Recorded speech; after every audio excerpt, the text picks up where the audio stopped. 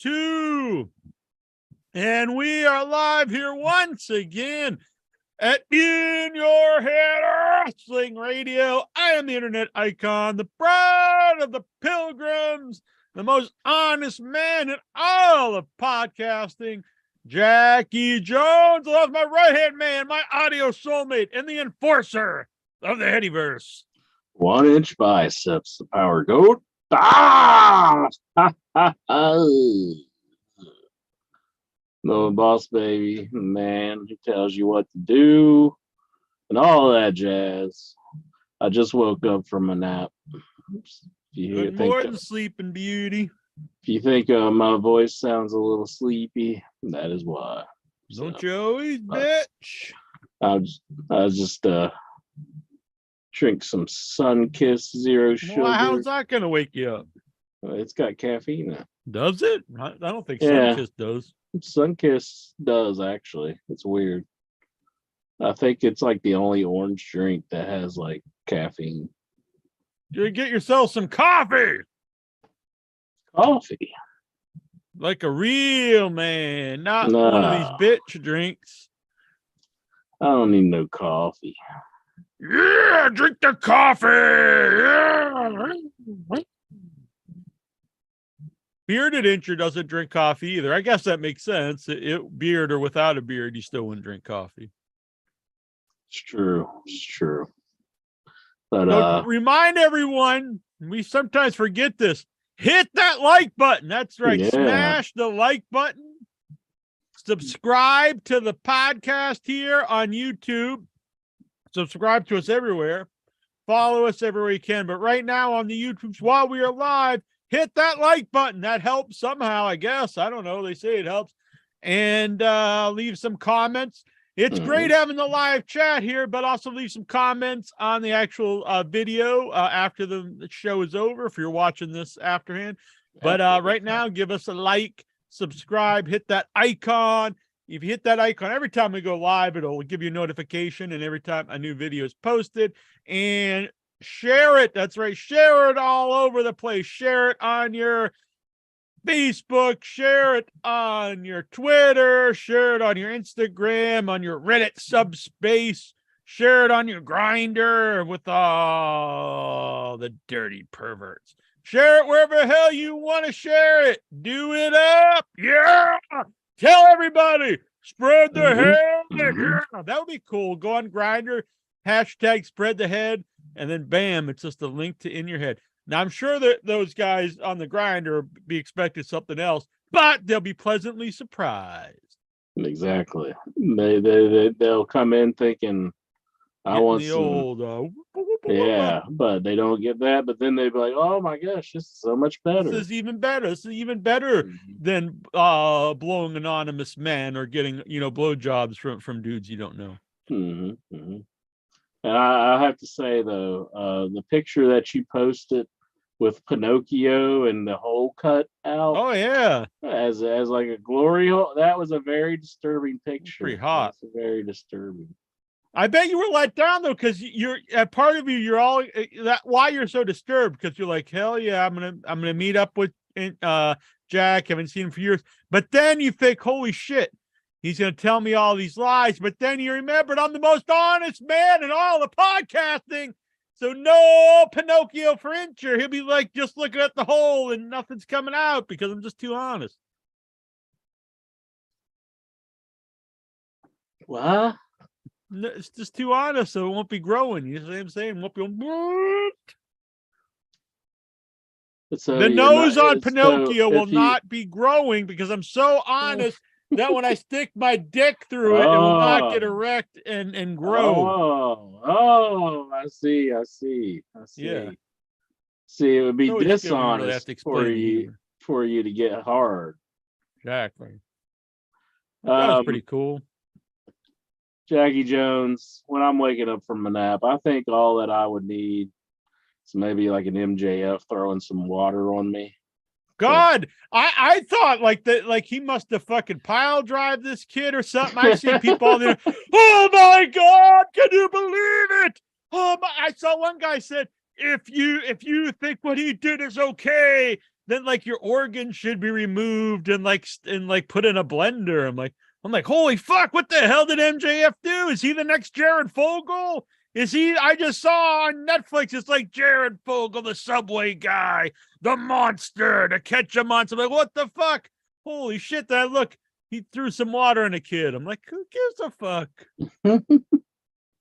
Well, it's pretty rough, but I think that kid, they can That's take it rough. away that they were at the Probably AEW loved it. show, and the champion threw some water on him. So Who they gives can a live with fuck? that, with All you wrestling fans out there who kind of a cry badge like of honor. bitches, tell me bring back the Attitude Era. Love ECW.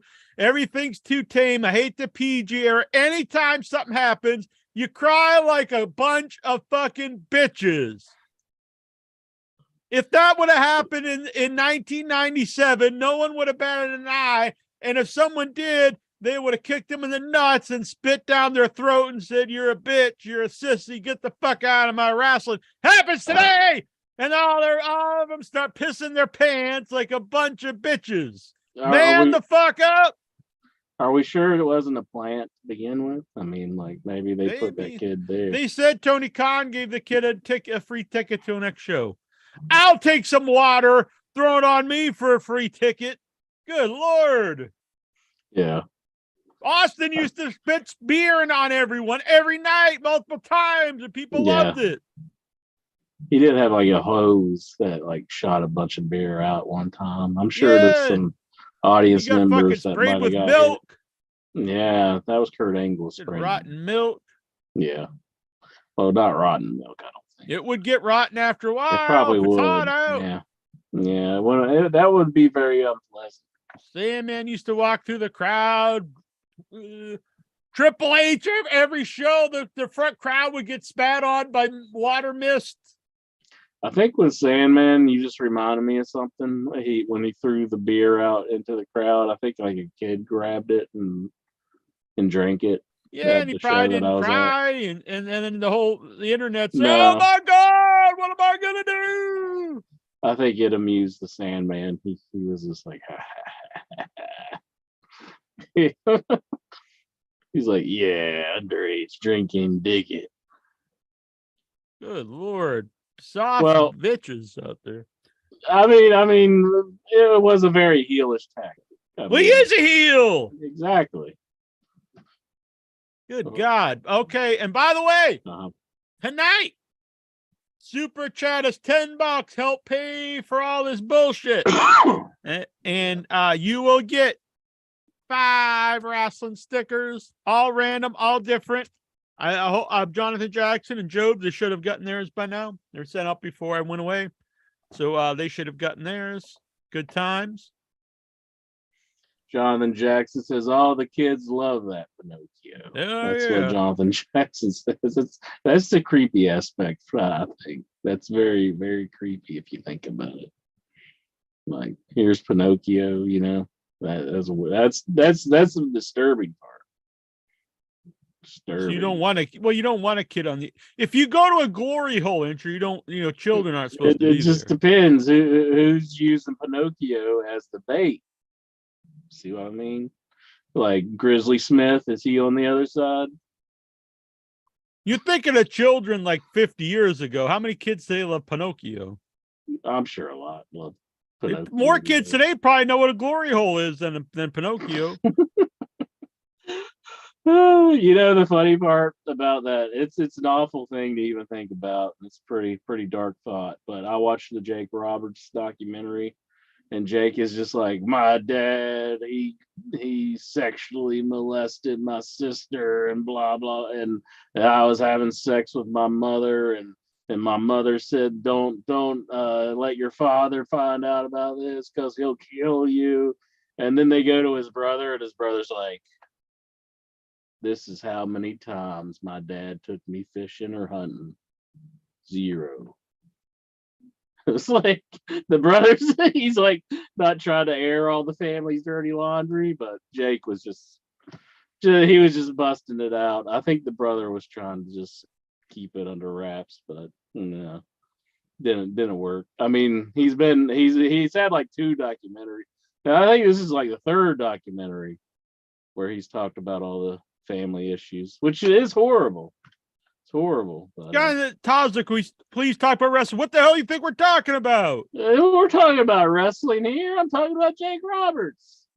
I watched the A&E documentary, and I'm letting everybody know that his brother said this Grizzly Smith didn't take him fishing. Tazo just wants you to talk about Maki Sakara and Tojo Yamamoto and Haki Sakamaka in the Tokyo Dome. You know what? Everyone just they don't even want to hear us. I say let's just quit. No one in the chat wants to hear us talk. Let's just quit. I say a live quit, the end of the show, and let's just get out of here. Oh my goodness. You can't do that. Can't go out like that. I vote end the show. Your vote's in? Yeah. Just end it. Oh my. Nah, we're here. We're you go back to sleep. Well, I understand that, but I'll be fine once we get going. I'll be as smooth as silk. But we gotta talk some AEW. They don't want to hear it. They just want to hear the Raw report. We could Steven could go do the Raw report on their Facebook, and everybody will be happy. We don't have to waste our time and everyone else's. Steven could just do the show. Yeah, he could just go do it on Facebook, and everybody could go to sleep early and be happy. Let Mighty Lexar says, please don't quit. Please don't quit. He's chanting it in the chat room. So Revolution. I was all pumped. I was in Georgia for 4 or 5 days, a long trip. I fly home. I actually didn't even sleep Saturday night. I stayed up all night because it doesn't matter. I stayed up all night. We got on the plane. I slept very little on the plane. It's just a 2-hour flight. From Georgia to Boston. We got to Boston. But when I her way, I went my way. Get back home. I'm like, hell yeah, I'm home in time to watch AEW Revolution. I start watching it. Boom, the pre-show's on. They start the match, and I just fell right to sleep. Yeah. So I didn't see any of it. But I decided I'm going to bed because I know there's no way I'm going to stay up and watch all this. So I went to bed. Yeah. I got up. I avoided all spoilers. I couldn't believe it. Good job. I went and right away and I deleted my own post about the chat because I saw it had all these replies. I'm like, I don't want to see these, so I'm sorry everyone who was replying. I just deleted it because I didn't want to see any replies of what was happening on the pay-per-view. Delete. And then I sat down and I watched Revolution from beginning to end. And I gotta say, spoiler free and very good show. Spoiler free. It was an amazing show, I thought, and we'll get into it. One of the best, not one of this, in my opinion, the absolute best Iron Man match I've ever seen, and we will get to that. I will say this: I goofed because my mom was needing me to fix a watch. And I was like, I'm going to go to YouTube real quick and see how to get the damn back of this watch off real fast, and F4W popped up. I was like, and I goofed and I seen who won the main thing. And I was like, but that being said, I watched it and I still thoroughly enjoyed it. And I agree with you. It is one of the best Iron Man. The best, I think, Iron Man match. Yeah. I would say the best. Yeah, I mean, if you're going to compare it to any other one, I think the biggest other one is Brett and Shawn Michaels. And I would say it blows that match out of the water. I say no comparison. That match to me is not even good or entertaining. That match was boring as fuck. The crowd left during the show. Yeah. I think maybe the most overrated match in wrestling history. I think I liked it a little bit better than you did, but I didn't watch it live. I've always seen it on tapes. You know, I wasn't watching on the actual WrestleMania pay-per-view. But I would say this match was better than that one. But it was thoroughly enjoyed. I enjoyed it. Yeah, I have avoided all reviews of this. I normally, after the pay-per-view, I like to go and see what Davey Boy Meltzer thought. And I don't know what anyone else thought about this, Just going by my thoughts, I thought it was the best Iron Man match. I don't normally like Iron Man matches for lots of reasons. I think you don't pay attention to the last 10 minutes of the match. This match, I think they kind of knew that going in, and they laid out a perfect match. You were into it from beginning to end. It told anyone who says modern wrestling doesn't tell stories, has no psychology. This was a masterclass in psychology. It told a story from beginning to end. They booked both participants perfectly in the match. Bryan Danielson had this match because it benefited him, because he's the better technical wrestler, and everyone knows that. MJF is the heel who always sneaks his way to victory. So he was at the disadvantage, which made sense because it was Bryan Danielson who picked the match. So he's out wrestling MJF. MJF cheats a few times. A really smart one with the low blow. Goes out and he has the water breaks and stuff. Just told a great match. It played both people's benefits. They're, what they're better at. And MJF, to me, came off a way better than I always think he's good anyway, but I think a lot of people think of him as a great talker, the great promo, a great heel character, a fine in-ring wrestler. But I think he proved in this match he's a great all-around performer. Got himself, he's in the best shape he's ever been. I can't speak highly enough about this match. I think it's one of the best matches ever. It's one of my favorite matches. It was very good. I mean, because MJF, it was perfect for his character because, like you say, he was taking the water breaks and just, doing all the heelish things, kind of like showing like he was winded and he needed, he really is not doing it, but he's doing all these heelish things to keep on going. And it was just set up perfectly. Yeah.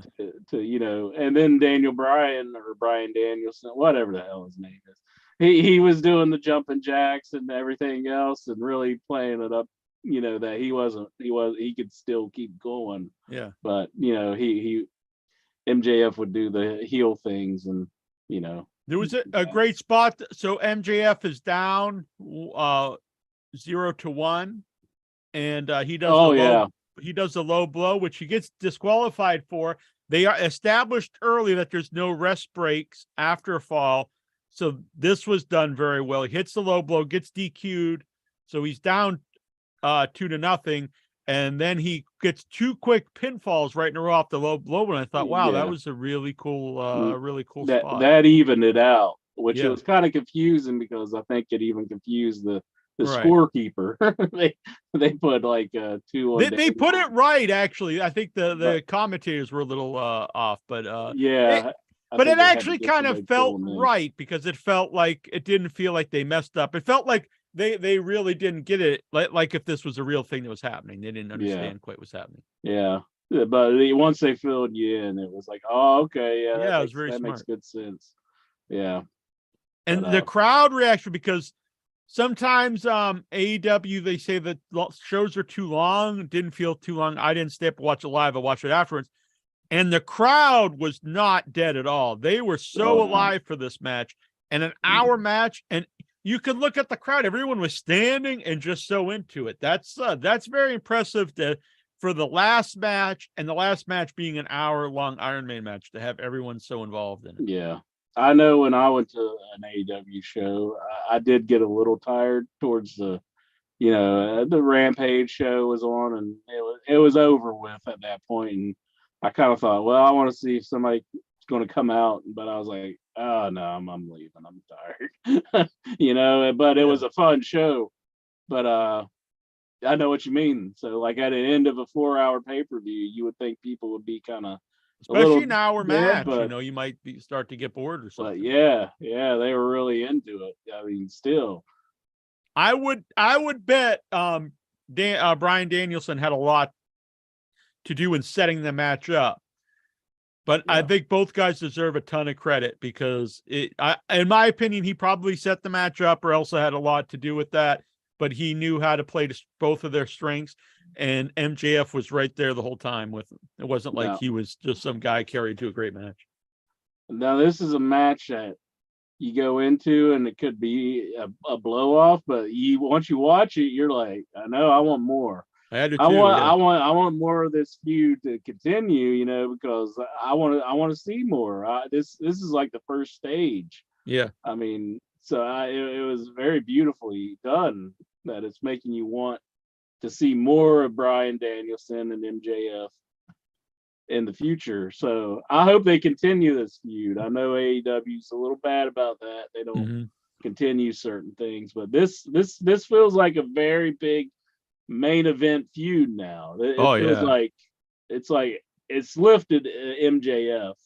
Yeah, that's what they need. This is how you use, I think, a big name like Bryan Danielson. So you don't have him come in and just destroy your homegrown guy, but you also don't have your homegrown guy just destroy him either. He did not come off weak at all. This really elevated MJF though, because like I said, people think of him as a great promo, and I've seen him have great matches, but having a really great hour-long match with Bryan Danielson, this to me, I think it elevated the character as not just the squirmy heel who sneaks by, but he can also go with someone. I mean, sort of like a Ric Flair back in the day. Yeah. So, and I mean, like,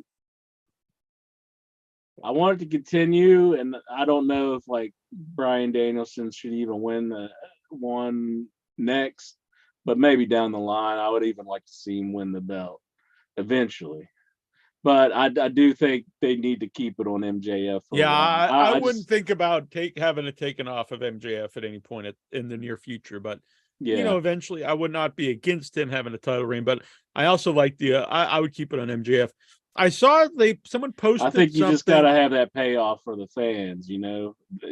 If they're going to be invested into Bryan Danielson, I personally would just never have him win it, but I understand what you're saying. But you don't want to let the fans down so much. I mean, you got to have him get it at some point, because he hasn't had it yet. I mean, he hasn't been the AEW champion. I guess I love MJF as champion for now.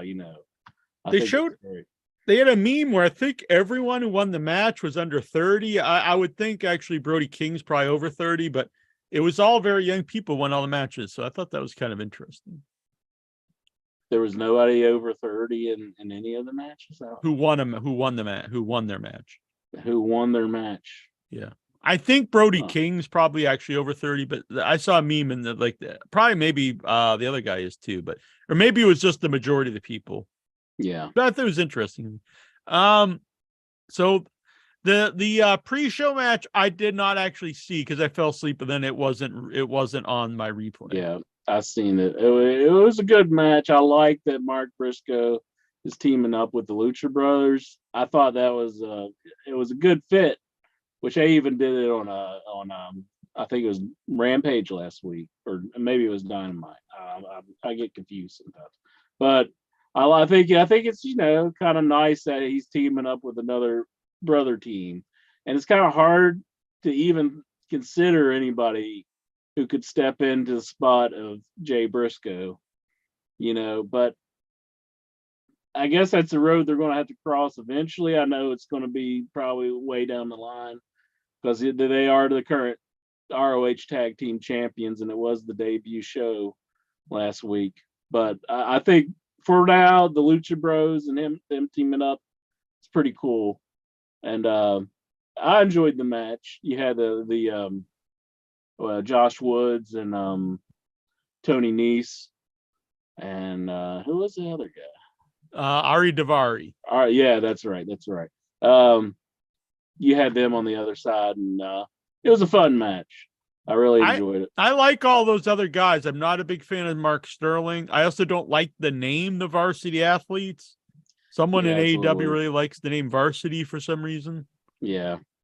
I don't think I think like really young, like people in college, when I hear that, I don't know. It doesn't do anything for me, but I really like Josh Woods, and I actually like Tony Nese, but Tony Nese is so devoid of charisma. It's too bad because he's a good wrestler. So I don't know what probably a tag team is probably the best use for him. Put him with someone who has a lot of charisma. Yeah. Very, very, very fun match. I enjoyed it. I like I like it. They By the found way, a spot for Mark. this is my R.I.P. the bad guy, Scott Hall shirt. Nice. I like it. It's actually purple, but with my weird lightings here, you might not be able to see. It looks a little bluish, yeah. Yeah, it's purple with yellow letter. But I'm trying to do cool lighting, so I'm all I get the cool vibes here. So we got our Jericho versus Ricky Starks to open the pay-per-view. I love both guys. Big fan of both guys. Ricky Starks, I just last show, I really thought they had like the main event superstar in the hands, and I do think they've kind of not dropped the ball, because I think he's still doing really well, and I think a win over Jericho is big, but I don't think they really captured the momentum that they had going with them there for a while. Yeah. And I love Ricky Starks. I definitely think he needs to be in the mix of the main event kind of appeal. But it's like you do have to kind of set some people aside if they're going to continue this Daniel Bryan MJF feud. But I like him wrestling Jericho, and I think Jericho is out to prove something that he's not there to bury people. I think that was a ridiculous claim anyhow. Yeah, I don't. That's one. I don't know how you can even honestly make that claim, because if you've just watched the show, I mean, he puts over almost everyone in now he can't just go out there and lose every match, because then when people beat him, it would mean absolutely nothing. That's stupid. But when he does lose it, it really means something. And I think most of his feuds he ends up losing. Like he lost the Orange Cassidy feud, and I think that really elevated him. So I don't get that at all. And I think when you watch him, it's clear he's really having fun. And obviously he's an older guy, but he gives it his all. Yeah, for sure. And it was good seeing them wrestle. Put the chat room over a little bit. Anthony Uberstar, he's agreeing. He's saying MJF Daniel Bryan is the best match he's seen in at least 10 years. I agree. I think it's the best modern. It's one of the best modern matches I can remember. I honestly think it's one of my favorite matches. Really, it was just great stuff. The crowd reaction adds a lot to it because they were so into it. Just all around, it was so well laid out. Both guys were really, the psychology of the match for both people, everything about it was great. And don't forget, guys, if you would like some stickers, donate $10 in the super chat. You will get 5 stickers. We'll pull them out live. What if you're to find out that the man who put this match together, none other than Bryan Cutler? Well, then I will applaud the man.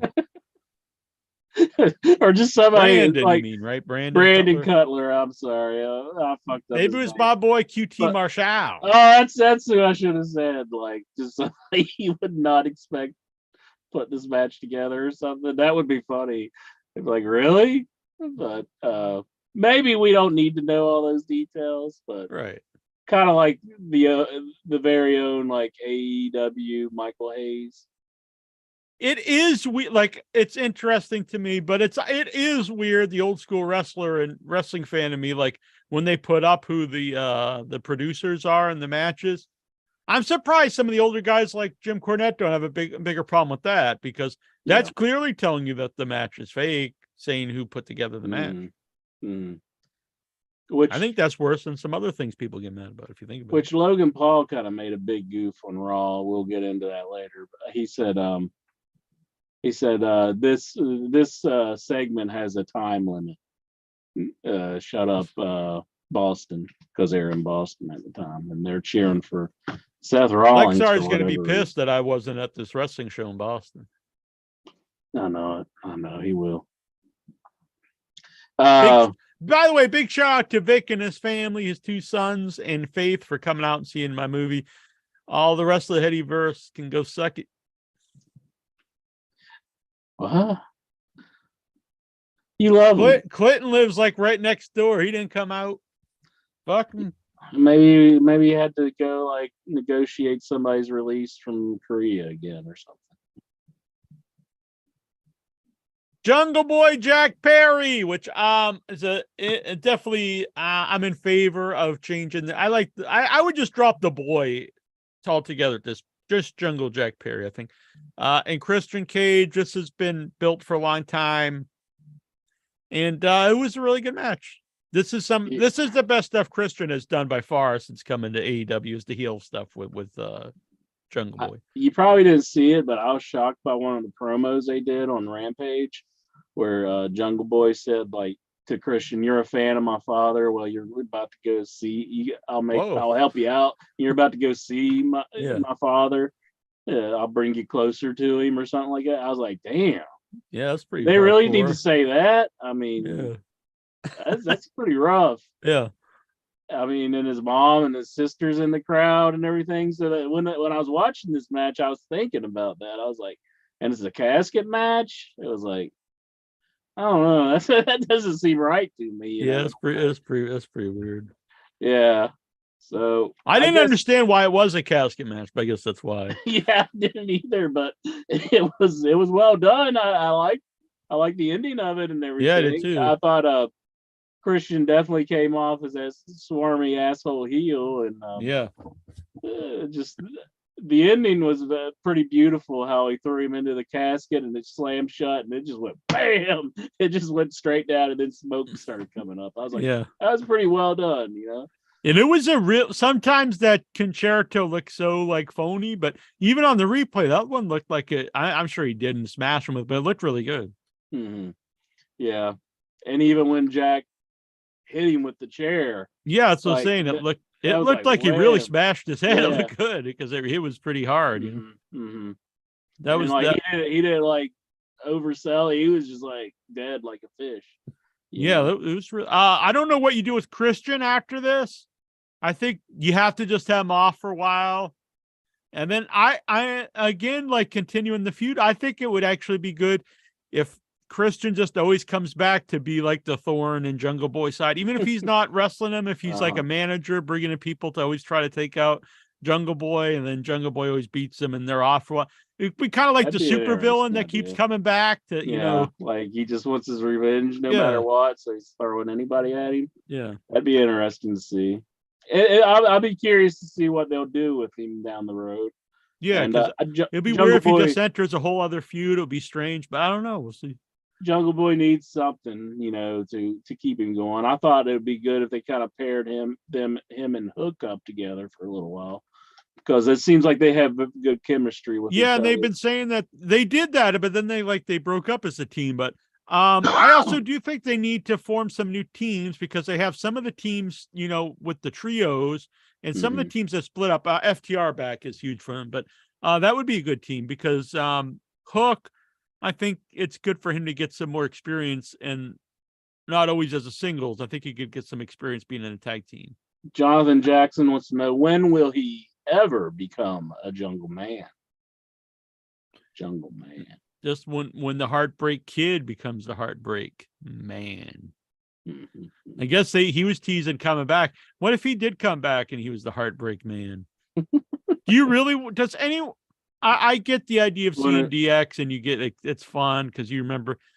At this point, don't you just feel kind of like DX is back? These two old men. I think it would be the Heartbreak Senior Citizen at this point. He gets the discounts. Wouldn't it, if these were real? If this was real, he always has the Boniva. Yeah, these two guys in there. One guy's like pushing 60. He's probably in his mid-50s. The other guy's drives 50. The grandma's wild. And they're out there like trying to recreate their past when they were like these like juvenile. Even at the time, they were like acting, younger than they were. Well, that was a good promo with the Hunter kind of stepping up. I didn't see it, so I don't know. In Gunther's face, and then he's like kind of giving that stare, and he's like, "I'm retired." And he kind of backed down. I thought that was kind of funny. I didn't see it, but I'm a big fan of Gunther, so that's good. Mm-hmm. Why do you think Shawn Michaels wants to come back at this point? Just to, I don't know. He can still go, or I mean, he wants to tarnish his legacy. The only thing I could think of, he does seem to, both him and Hunter seem to genuinely like teaching young guys and seeing them succeed. So maybe there's someone he sees there that he thinks like would benefit from wrestling him or something. I don't know. It's just maybe a theory that I can see. Yeah. Or maybe one of his kids is old enough now that they could see him. I know that came up before. Or maybe it's just he sees big money from the sheik, the prince of Saudi Arabia. You can think he gets some more blood money. Patrick Howell, he's putting Lexar on blast. He says he needs to stop being a jerk about Geraldine. Oh man. So that's what's going on in the chat room. But yeah, Patrick Howell, he's stand it up. With a good name, Geraldine. He's taking a stance. Was he even saying anything about her? I don't know. I'm not sure. Yeah, maybe Lexar wasn't even saying anything. I don't see anything. I looked over there. Yeah. This one actually surprised me, and I have a bad feeling that it could mean something here. The House of Black wins the trios belt from the Elite. I actually did not think that would happen. I was hoping it wouldn't happen for the possibility that one of the Elite or Kenny Omega that's what I'm thinking, leaving the company.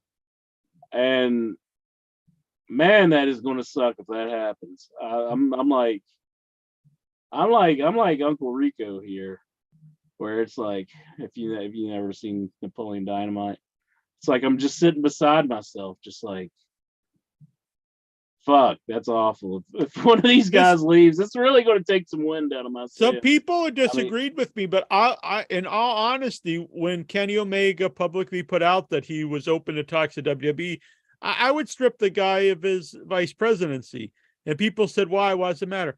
Because he's the executive vice president of the company and started the company and helps run the company. If he was just a wrestler on the show, I get it. But not one of your executive. You imagine in WWE if Triple H came out on Twitter or in an interview and said, "I'm open to talks. I'm open to talks about going to AEW." Yeah, you don't think anyone would be? Oh well, that's smart. That's a good thing to say. Of course not. I mean, I'm not going to talk bad about him because it hasn't happened. But I kind of did that with Cody. I honestly think even saying that is bad when you're executive vice president of the company. It is bad. I agree with you. And we've been, rah AEW.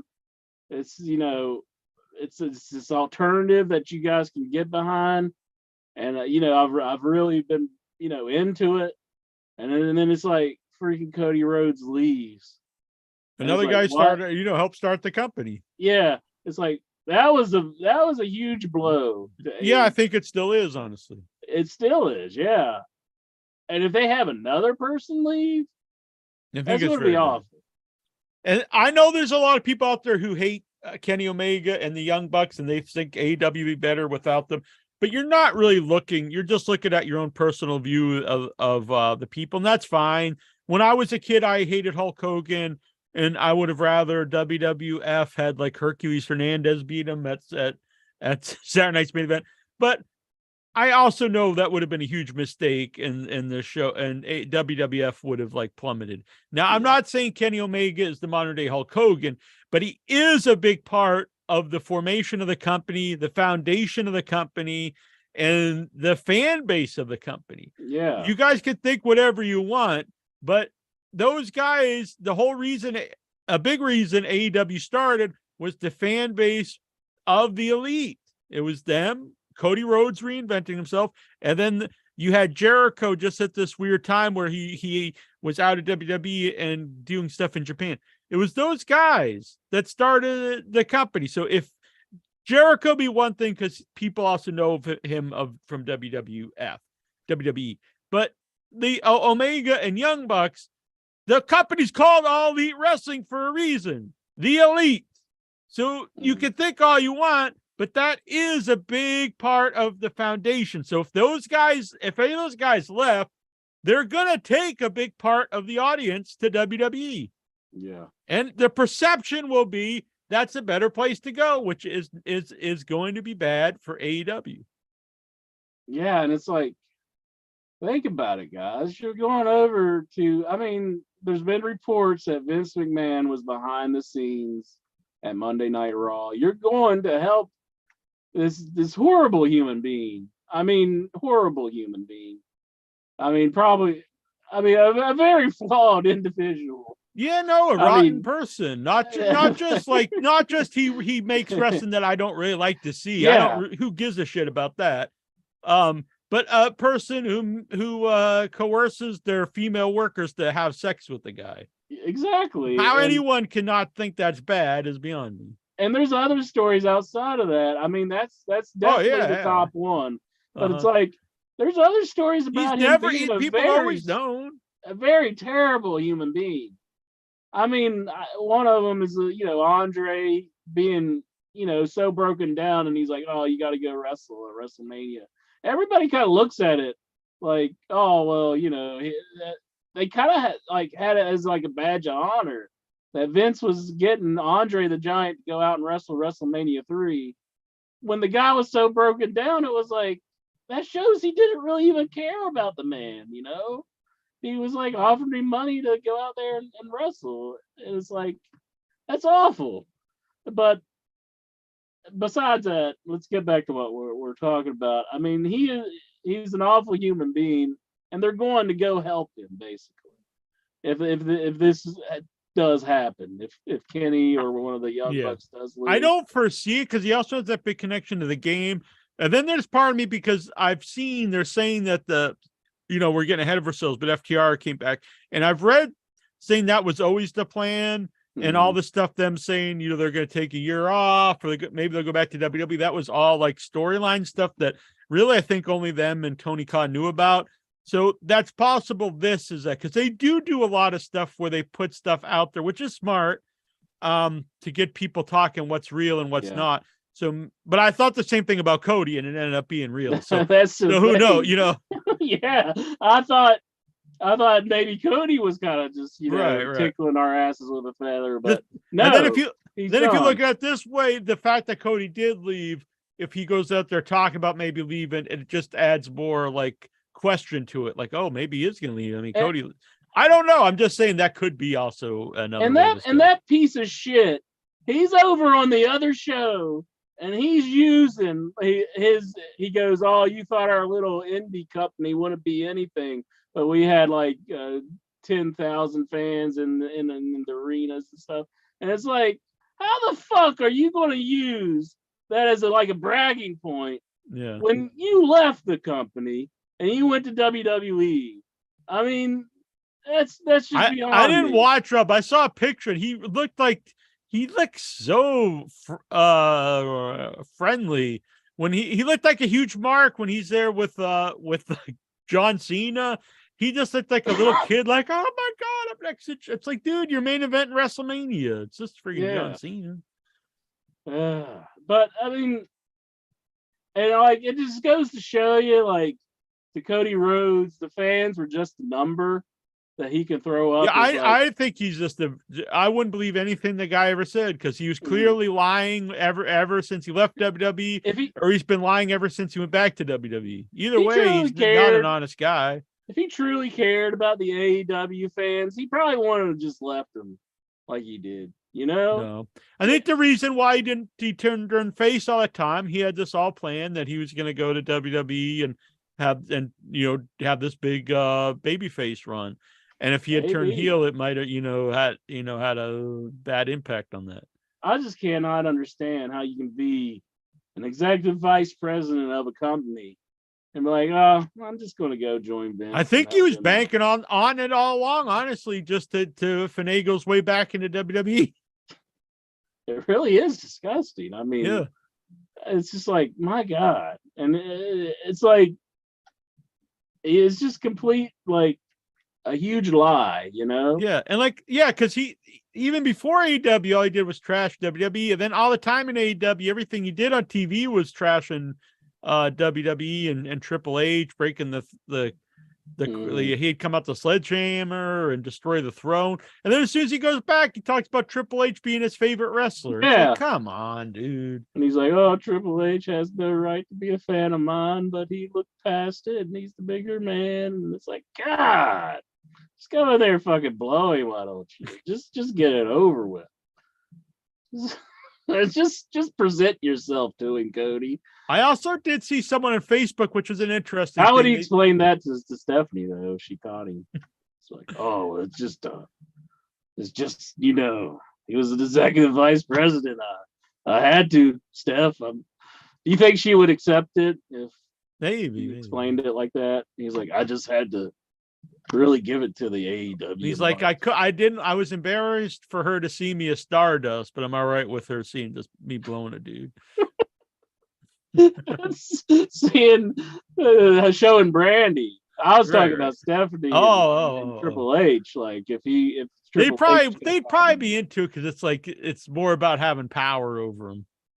And I think that's what I'm saying. That. Like that's the way he would it's present not it as a sexual way, just having the power over somebody. He's like, I'm this guy used to be the executive vice I could see even that with Vince. Like he might not be like Vince would come like up I want to have gay sex with this guy. I just want to make him, blow me because it just shows that I'm more powerful. Like, now are you going to pass him down to one of your executives?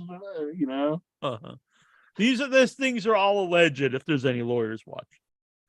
Allegedly, the whole thing. Yeah. So I also want to say, I did see someone on Facebook said something that I thought was interesting too. They said they thought that the Elite lost the titles, so Kenny Omega is freed up for singles and the possible next match versus MJF, which that's interesting too, because that would be another top guy for MJF to feud with would be Kenny Omega. And another guy to help cement MJF as a top guy if he's beating, one of the AEW originals and one of the guys that fan base sees as the best wrestler in the world, Kenny Omega. So that would be really interesting. And it's like, you're not going to go to WWE and have these New Japan matches, you're not going to be able to go do that. I know he enjoys that. Yeah. And like you said, the video game, so I'm not buying it, but it's like, fuck. Yeah, the Cody thing Cody does. Rhodes It's very odd. Yeah. It's like it really makes me concerned, And I know any Cornette fan could be watching this and be like, and grabbing their nipples. Yeah, but if you're just a Cornette pup, I'll be honest. There's nothing there's probably are, but one of the most cringe things to me is when people just quote the Jim Cornette like lines that everyone knows is from Jim Cornette. It's like, dude, we know where you got this from. We know where you're getting your shit from. Yeah. Have your own thought for once. Yeah. Steven Simmons, he has his own thought. He's here in the chat room and he says, I think Cody was pissed that he wasn't getting the Punk money. So he is going to use a WWE title run as leverage to make a big money AEW return. Oh, so he's just going to keep you. I would never bring him back personally. I'd say you're fucking dead to me. Yeah. Don't even fucking call me. Don't even beg to book ROH. I'll put QT fucking Marshall on it. QT Marshall, I like to call him. But House of Black though is a good choice for the trios champion since they are an established 6-man. Oh yeah, we were talking about that. Yeah. They are trios, and it makes sense that they would get the belts. And they're coming back. They had a little bit of, and I don't have as much of a problem with them wanting to go back to WWE, but fuck, if you're going to be the pillars of the company, you can't just leave, Yeah. So the thing with the House of Black guys, especially Malachi Black, I do feel that he's a guy, and I would also put Rusev in there and some other people that I think, I'm not saying they're a huge problem, but I do think they're more of the problem in their booking than it is the company. Because seems if you're not happy anywhere you ever go, it's probably more towards you than. And think about it, guys. Think about the report that just came out. Vince McMahon was in gorilla position all night on Raw. He's not gone. Omos and fucking Brock Lesnar are going to have a singles match at WrestleMania. Do you think Triple H booked that shit? No.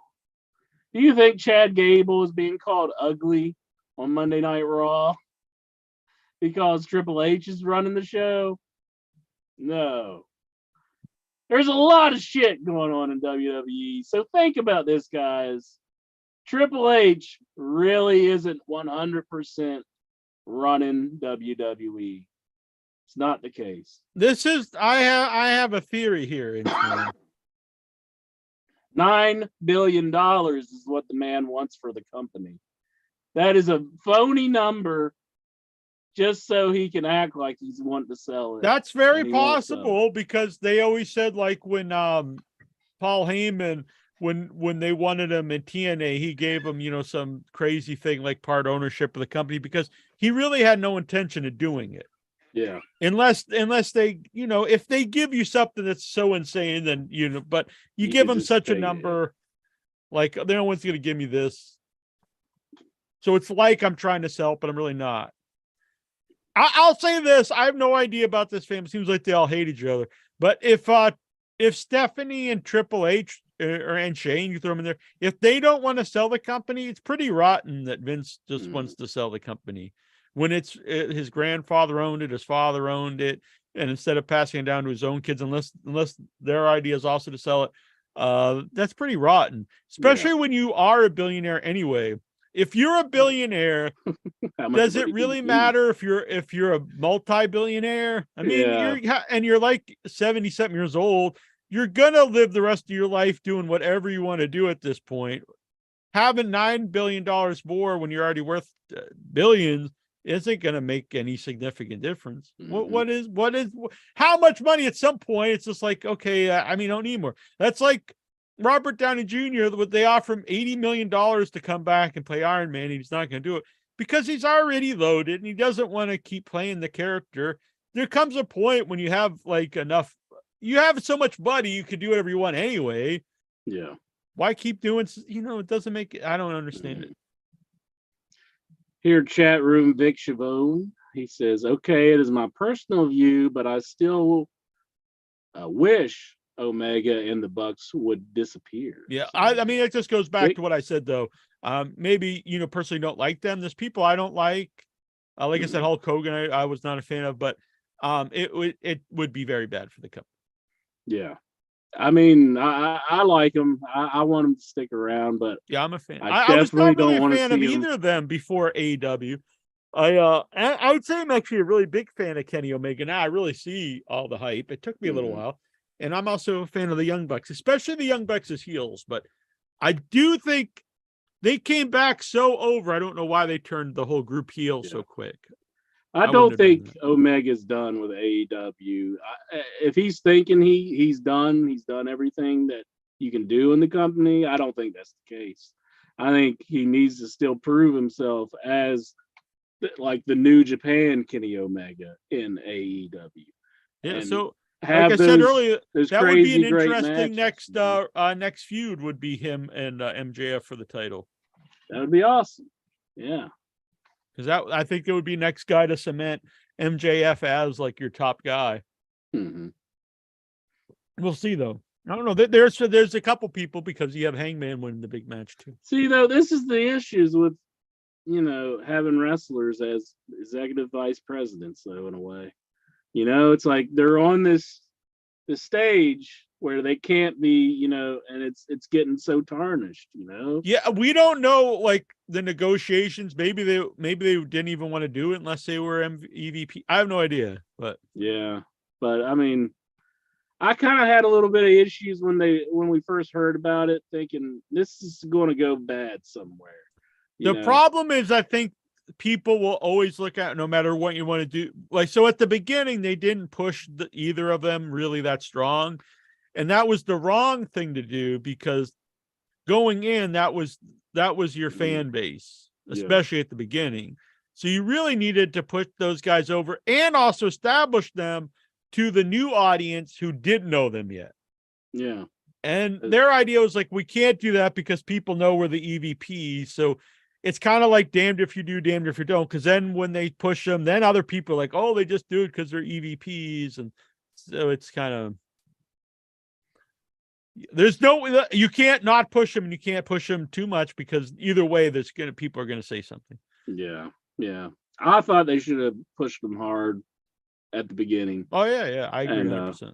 But Jonathan Jackson, he says, let's not forget Vince didn't inherit the WWF. He bought it from his dad. Yeah, all that's just a bunch of horseshit. He bought it like as like people off of the money that he acts like his dad never talked to him. Vince was the commentator in WWF under his father for years. Yeah. I mean, he was definitely trying to get. I know he's playing along. I'm just saying, there's people who buy into this shit. Jamie Hayter defeated Saraya and Ruby Soho by pinfall. I thought this was pretty good. Saraya has not been very good, I don't think, since she came back. She wasn't too bad here. I think she's getting it. She's getting back to where she needs to be. I think I don't think they should have rushed her into big matches right away. They should have probably kept her in some tags and stuff before she had like some singles matches. I mean, I think she's just rusty, and it's taking her a while to work some of that out. But I think she's getting there. I mean, hopefully she gets over the hump, and she's the old Page. I'm not a big fan of it's kind of like the poor man's NWO with the spray paint, the big L. And they also always have spray paint that totally sucks, and they can't ever spray paint. It just looks like they're spraying stuff that does nothing. You can't even see the L. Maybe they should get it like a black or something. But they have to tell you it's an L because you never even see it. Tony did use it on the some guy that was doing the pre-show who I thought was awful. I don't know what he was or where he's from, but don't use him again. But she did spray his back a big L, and I think it came across pretty well there. But when Ruby used it on the other two girls after she turned on them, I thought that didn't look so hot either. No, it normally even looks worse, I think, on the match. I enjoyed Ruby turning heel. I don't know if that's necessarily where they had to go. It was a shock in a way. I think if you, I would rather her face, but if you set it up that it's the people coming in from who aren't homegrown, you have to have her in that group, or otherwise it doesn't make sense. You know what I mean? Because she's not homegrown. Jonathan Jackson here, he says the guys from YouTube just like 90% of their roster. I don't think 90% of the roster is from YouTube, but I guess the guy who did the pre-show. But we're back to Ruby Soho. I just in a way it doesn't make sense that she was in a match with Saraya. I was gonna say this because the way, if she was gonna turn on them, if she was gonna join Saraya, she had to have done it in the match, because why would you be fighting her and then why would you let Jamie win the match? Yeah. You would have to have done it during the match. It doesn't make sense. That's probably one of the only things during this pay-per-view that I had a little issue with. It would have made more sense if she turned on her during the match. Yeah. If you were going to lay it out where you either had to have her just fight her right to begin with, which probably wouldn't make a lot of sense. Probably the best way is people had to tag in and out, so you only have two people in the ring at once. Mm-hmm. So you'd have Saraya and Jamie, let's say, in the ring, or Ruby and Jamie in the ring, whatever. And then, but never have Saraya and Ruby in the ring. Yeah. When they finally do, they just beat up Jamie and one of them pins her. Would have been the way to go. I was pretty surprised though to see Ruby Soho. Yeah. I think it might turn out the way to go. I think she's so over, it's kind of hard. But Jamie Hayter and Britt, I've been saying this for years, that's the people that the crowd really wants to cheer. And I think Statlander's coming back soon too, and that's another one that people really like. So if you had those three, I think that's a really over unit. Yeah, of the women's wrestlers. I'm a little concerned though about the big announcement that they made that Adam Cole and Britt Baker are going to be in a reality show, and I'm a little worried that might not be what you want to do with them. I mean, it might. Hopefully they come across better than Brandy and Cody. You know. That should not have been. I have no problem with the show itself, because I don't care, because I probably won't watch it. But to build that as a big announcement is a big mistake. Yeah, because you're starting to get your fans and non-fans, wrestling fans, making fun of any time you have a big announcement. That's not good.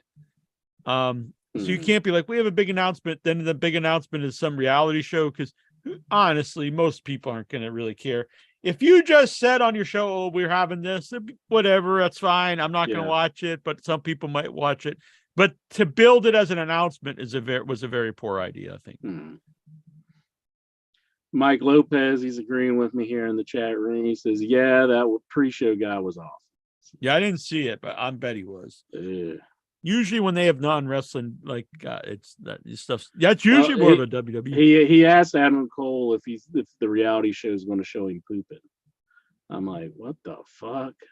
Was it Robert Budzinski? No. But it was like, he was like, it's a reality show. It's like, what the fuck, dude? Like, that's not like, that's not setting it up very well. Can't see Adam Cole just pooping. Yeah. I mean, he does do the squat, so maybe he's at a Japanese toilet or something. The hell if I know. The next match I saw some people they were not fans of because it's very bloody.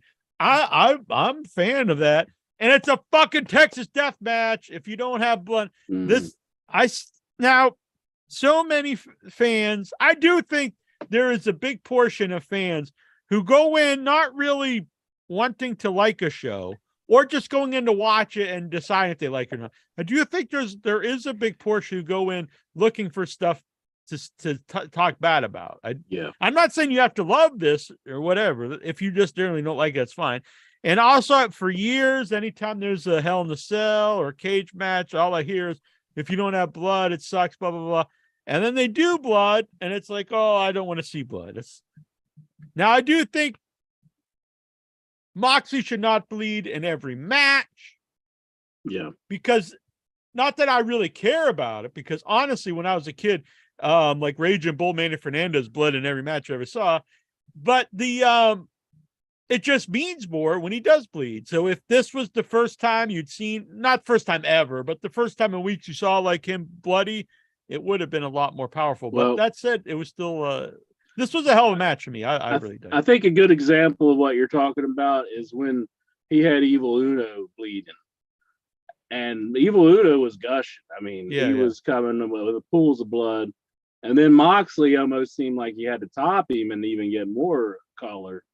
And I don't think Moxley needed to go with the collar there. He should just let Evil Uno have his moment. Yeah, if he made other people bleed leading to this, that makes perfect sense. But he shouldn't be the one bleeding leading to this. Now, if psychology wise, if the last 3 weeks or whatever, he made people bleed, and it's like, this is what I'm going to do to you, Adam Page. That actually makes sense. And it puts him over as being dangerous. Him bleeding in those matches doesn't make sense in the storytelling. And it was because he shouldn't bleed. He shouldn't be getting busted open by guys that are clearly less than him. Now, I actually kind of like Evil Uno, but that's clearly way down the card next to Moxley. So he should not be bleeding in that match. Well, it happened. I'm not sure at what point where it happened. It was towards the end of the match. I will give him props though, because he did cut a hell of a promo when he was gushing all that blood on the steps. I thought that was pretty great when he was like, "You are not in the same league as me," and and just talking about Adam Page. I thought that was really well done. People who had an issue with this match, I like the bloody stuff every now and then, Yeah, and especially in a feud. That's it wasn't just a random match for the hell of it. It was the Texas Death Match in the final match of their feud. I mean, I will agree. I do think John Moxley does enjoy that shit. I mean, he likes going out there and having a hardcore match. It's apparent, but I like seeing it sometimes. I mean, that when he took the fork to Page's head and he was kind of going back and forth, I was like, oh, that's horrendous. But I'm shocked, and it didn't get a reaction out of me, And what if you look at this card as a whole, it really, to me, helps this card because you have such a variety of stuff. So you have the hardcore match, you have a really fun comedy match, you've got like the women's match, you've got like technical wrestling matches. So that's what I like in a card. I like a variety of stuff. I don't want every match exactly the same because that's not very fun. So you had all these different things which appeals to different people. So I agree 100%. And I also saw people bitching about the fork spot. And the thing is, I've seen as old school wrestling fan, I've seen that for decades. So, and that's way less dangerous than going through all these tables or taking all these suplexes. The odds of you getting actually hurt with like someone sticking something in your head is almost nil. Now you might get scarred, but you're not going to get hurt. Taking a bunch of suplexes and going through tables and chairs, you do have a higher probability of getting hurt or broken down. But I just thought it was the longest match up until the main event, obviously, but just a wild, hardcore match. And I thought, especially as the culmination of their feud, someone should just sit down, Mox, and say, you can do these matches. That's cool, but save them for the pay-per-views. I mean, when they had the chair spot where they set the board of barbed wire on the chair, and Moxley, went into that. And Adam Page wrapped the barbed wire around him and did the flip onto Moxley. That was insane. I mean, yeah, it was great. And it was. This really helped Adam Page because I think he's been kind of dwindling for a while. Yeah, I did not expect him to win the match, honestly, and he did pull this one out. So I think he needed a match like this where he isn't just the kind of whiny cowboy guy. Like he's a tough, hardcore dude. You like his new music? I did actually. Yeah, that's his old music was whatever, but I like the real music in the show. Ghost Riders in the Sky. Yeah. So I think the real music is a big plus in AEW, honestly. Taking it back to Ruby Soho, Jonathan Jackson here in the chat room. He says, I think the real question is her destination unknown? Destination unknown. Ruby Soho. By the way, Jonathan Jackson, you already got some, but if you want some more and anyone out there, $10, get yourself. And if you just want to do $5, I'll send you 2 stickers. $10, you'll get 5. So you get a bonus sticker at $10. Moxley is all right in my book. He idolizes the greatest performer in wrestling today, Nick Gage. From Jonathan Jackson. I think I gigged myself for that. Just would you? How much would people? You know what? I'm gonna think about. Am I bleeding? Am I? Would we get kicked off YouTube if I actually gigged myself, like for like a $500 super chat? I think I got some razor blades around here. I think they have a no mutilation rule. Actually, I have a huge straight razor up here, so I have one too upstairs. Easily, I don't know if you should be gigging some of the straight razor. Just all freaking skull comes out of my head. Just scalp yourself. It's like, yeah, you're doing it wrong, kid. You don't do it like that. Oh, let's see here. It's like a skeleton sitting here. Did I do it right, Jack? Let's see. And by the way, you're not just buying the stickers, you're helping support the show. I got to pay for these lights. That's true. Hangman. Honestly, there's a lot of money involved in the programs to do all this too. But anyway, we'll still keep doing the show, so you don't think you have to do it. Wardlow versus Samoa Joe, and Wardlow knocks Joe out with his own move. Surprised to see that, in a way, I mean, I know Wardlow probably needed the victory more so than Samoa Joe, but I kind of like that Samoa Joe was back. He had some belts. I was kind of digging Samoa Joe back, because it's been a while. He hasn't been Samoa Joe of old, but it's kind of seemed like it was a resurgence of that. So I'm kind of sad to see him go. I hope it carries over to Ring of Honor. Yeah, well, I think it's the right decision, and I would I would keep the Ring of Honor champions on Ring of Honor. It sucks because they don't have actual television show. I also don't think it really hurts Joe. He's so established with this audience. And I think another loss would really hurt Wardlow at this point. I'm really surprised to see that already on Dynamite, they're doing the Wardlow Hobbs match, Powerhouse Hobbs match. Well, I really thought they would. That way. Huh? When he got the ring, they scheduled it for he would get the match on the following Seems Dynamite. That would be a match which they don't do very often. I would actually do it like a double DQ or something, because I think that's one you should keep for a big match. Yeah, it's like you're saying, you're going into this feud. Both guys are trying to get some momentum. They put them together.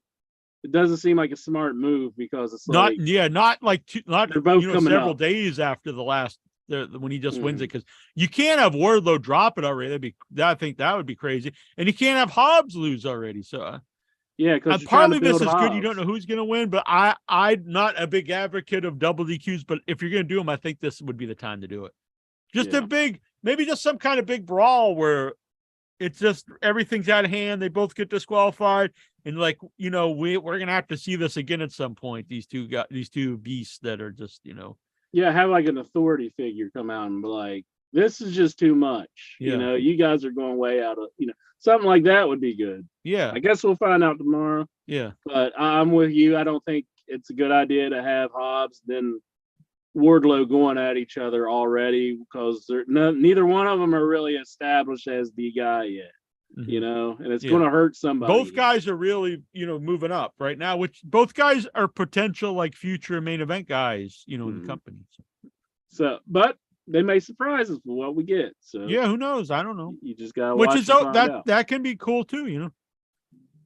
Mighty Lexar says use a knife incher, but I don't really want to cut myself. I'm not no Mark. I'm not a Mark. I'm not going to do that. I was going to suggest Lexar do that when he zooms in, but I don't want to say it because he might do it. Yeah, we don't want that, fellas. I know. Yeah, we don't want that. The guns. How about like a tape dispenser? I just use this and kind of bust myself open with some 3-in Scotch mailing tape. Never seen that before. There you go, John Moxley. Yeah. It's a free one from me. The guns defending their belts versus the Acclaim versus Lethal. Do you think John Moxley could gig himself off like a plushie? Like just take a plushie doll and just like rub it against his head. And if he's got so much scar tissue, just busts open. Just like, I'm bloody mess right now.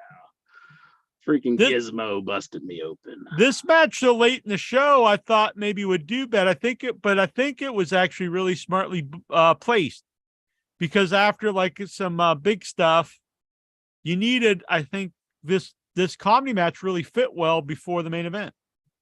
Mm-hmm. And it really got over. Everyone involved is very over. I was against Jeff Jarrett coming in, but my hats off to him. I think he's doing great. Yeah. I like this whole group. It seems like it wouldn't work, but they totally work. You had It is strange. Yeah. I like all 4 guys. It is strange how they are making it work. Yeah. Like Jay Lethal. I mean, you kind of picture him as a guy who should be higher up in the card, but yet him with Jarrett is kind of an interesting dynamic. Yeah, it works for some reason. And Jarrett's very fun, I'll admit. I think Sanjay is really underrated as a manager. I think he's fantastic. Mm-hmm. Very funny. And, he had the whole outfit on, and then his pencil got broken, and that was, really good spots with the whole thing with the Giant, the low blows, and then you had the famous and the Giant. I also really like Satnam Singh. I'm normally not big on these Giant dudes, but he's got a weird charisma to him. He's got some personality, and he's used well. He's the muscle. He doesn't really do matches, so I don't have to sit through like a horrendous, match with the guy. He's getting the 911 push almost, like just the big guy there, and they're works. using him right. Yeah, I mean, they're not putting him out there and having him wrestle a whole match. That's something Vince McMahon would do. They're using him correctly, Yeah, it works. And then when he did take the bump, it was after, multiple low blows and stuff. So that was fine.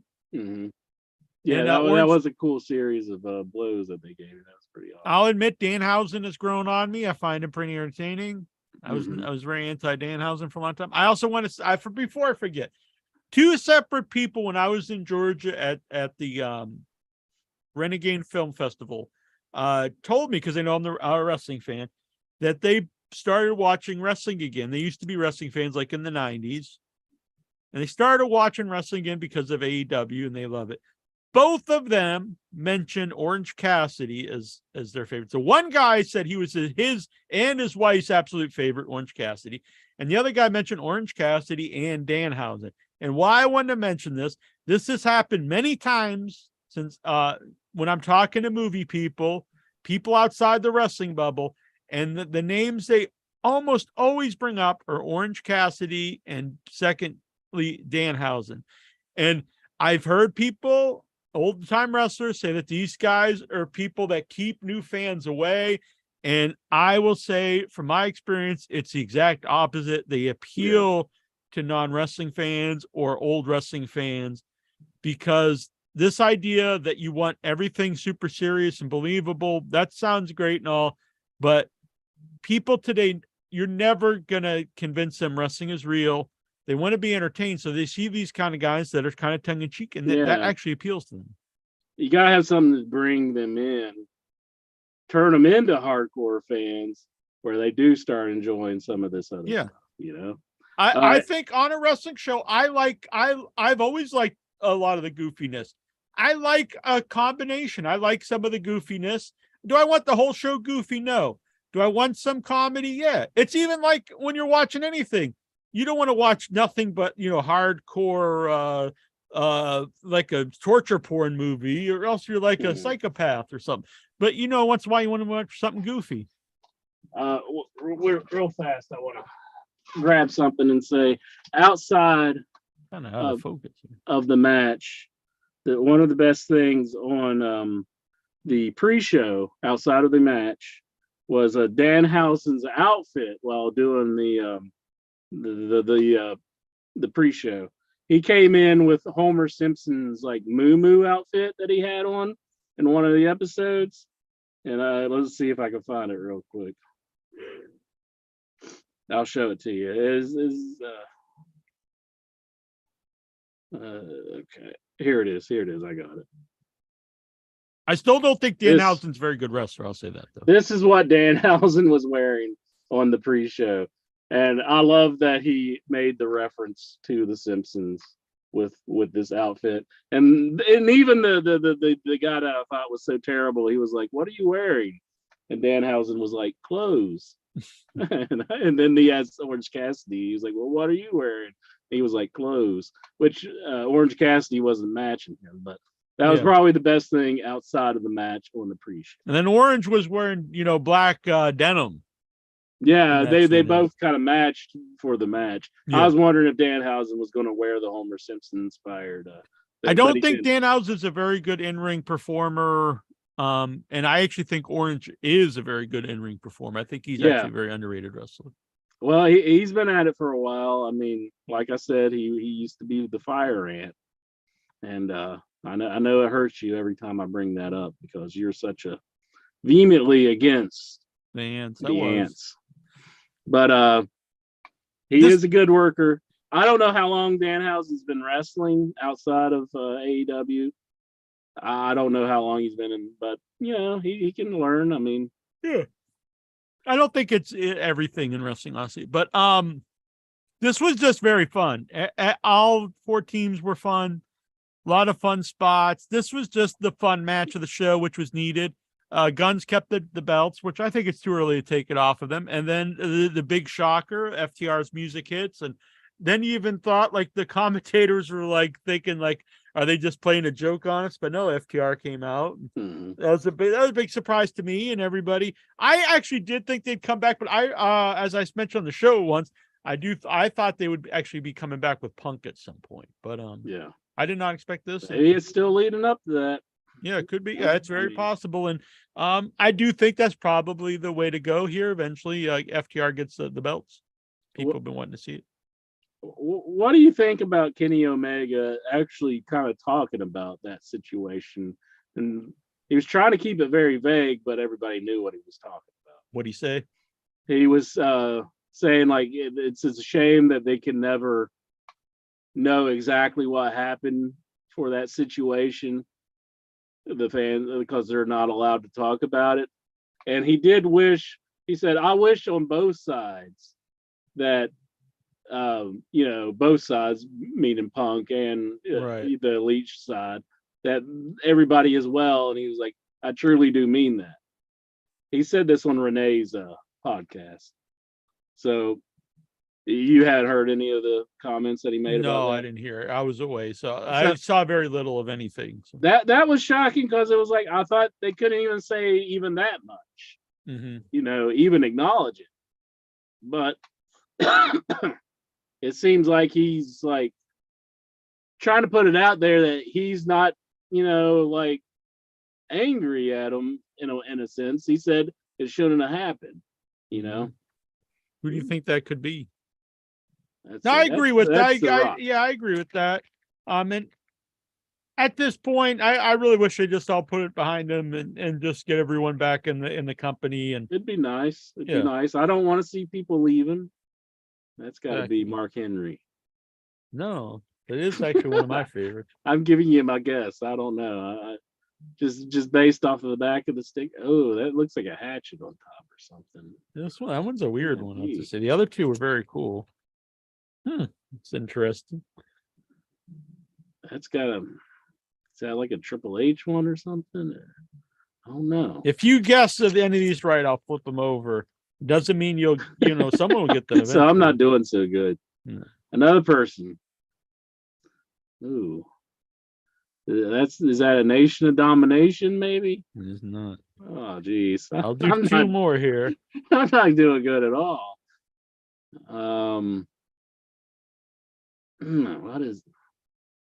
could that be? Geez. I don't think you'll ever guess this one. I'd be shocked if I did either.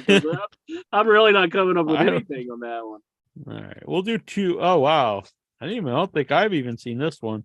I kind of just want to keep it for myself, but I bet that's CM Punk. No, but it is a very cool one. All right, but there's very cool ones in here, fellas.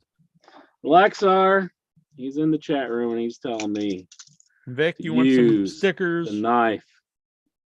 Oh, the stickers, yes. No, go on. Use the knife, but I think Lexar is using the knife here in the chat room. He's sticking it in Patrick Howe and he's turning it. Damn. He's turning it because he says Patrick Howe should give up. Geraldine isn't going to sleep with him. Whoa! Listen to Lexar. Patrick Howe, he just wanted to take her down to the malt shop. Jeez, Patrick Howe wasn't saying that. He wasn't thinking all this dirty stuff. Exactly. He was saying, I'm a man. I got my needs. Yeah, we were just. They were going to have a nice time together. Yeah. Go see a film. Go see a movie. Eat some popcorn. But the green-eyed monster of jealousy has consumed Lexar. Damn. And he's like, Patrick Howe, she's not going to sleep with you. She's going to sleep with me, pal. Why'd Lexar turn into Vince McMahon? I don't know. Hey. Yeah.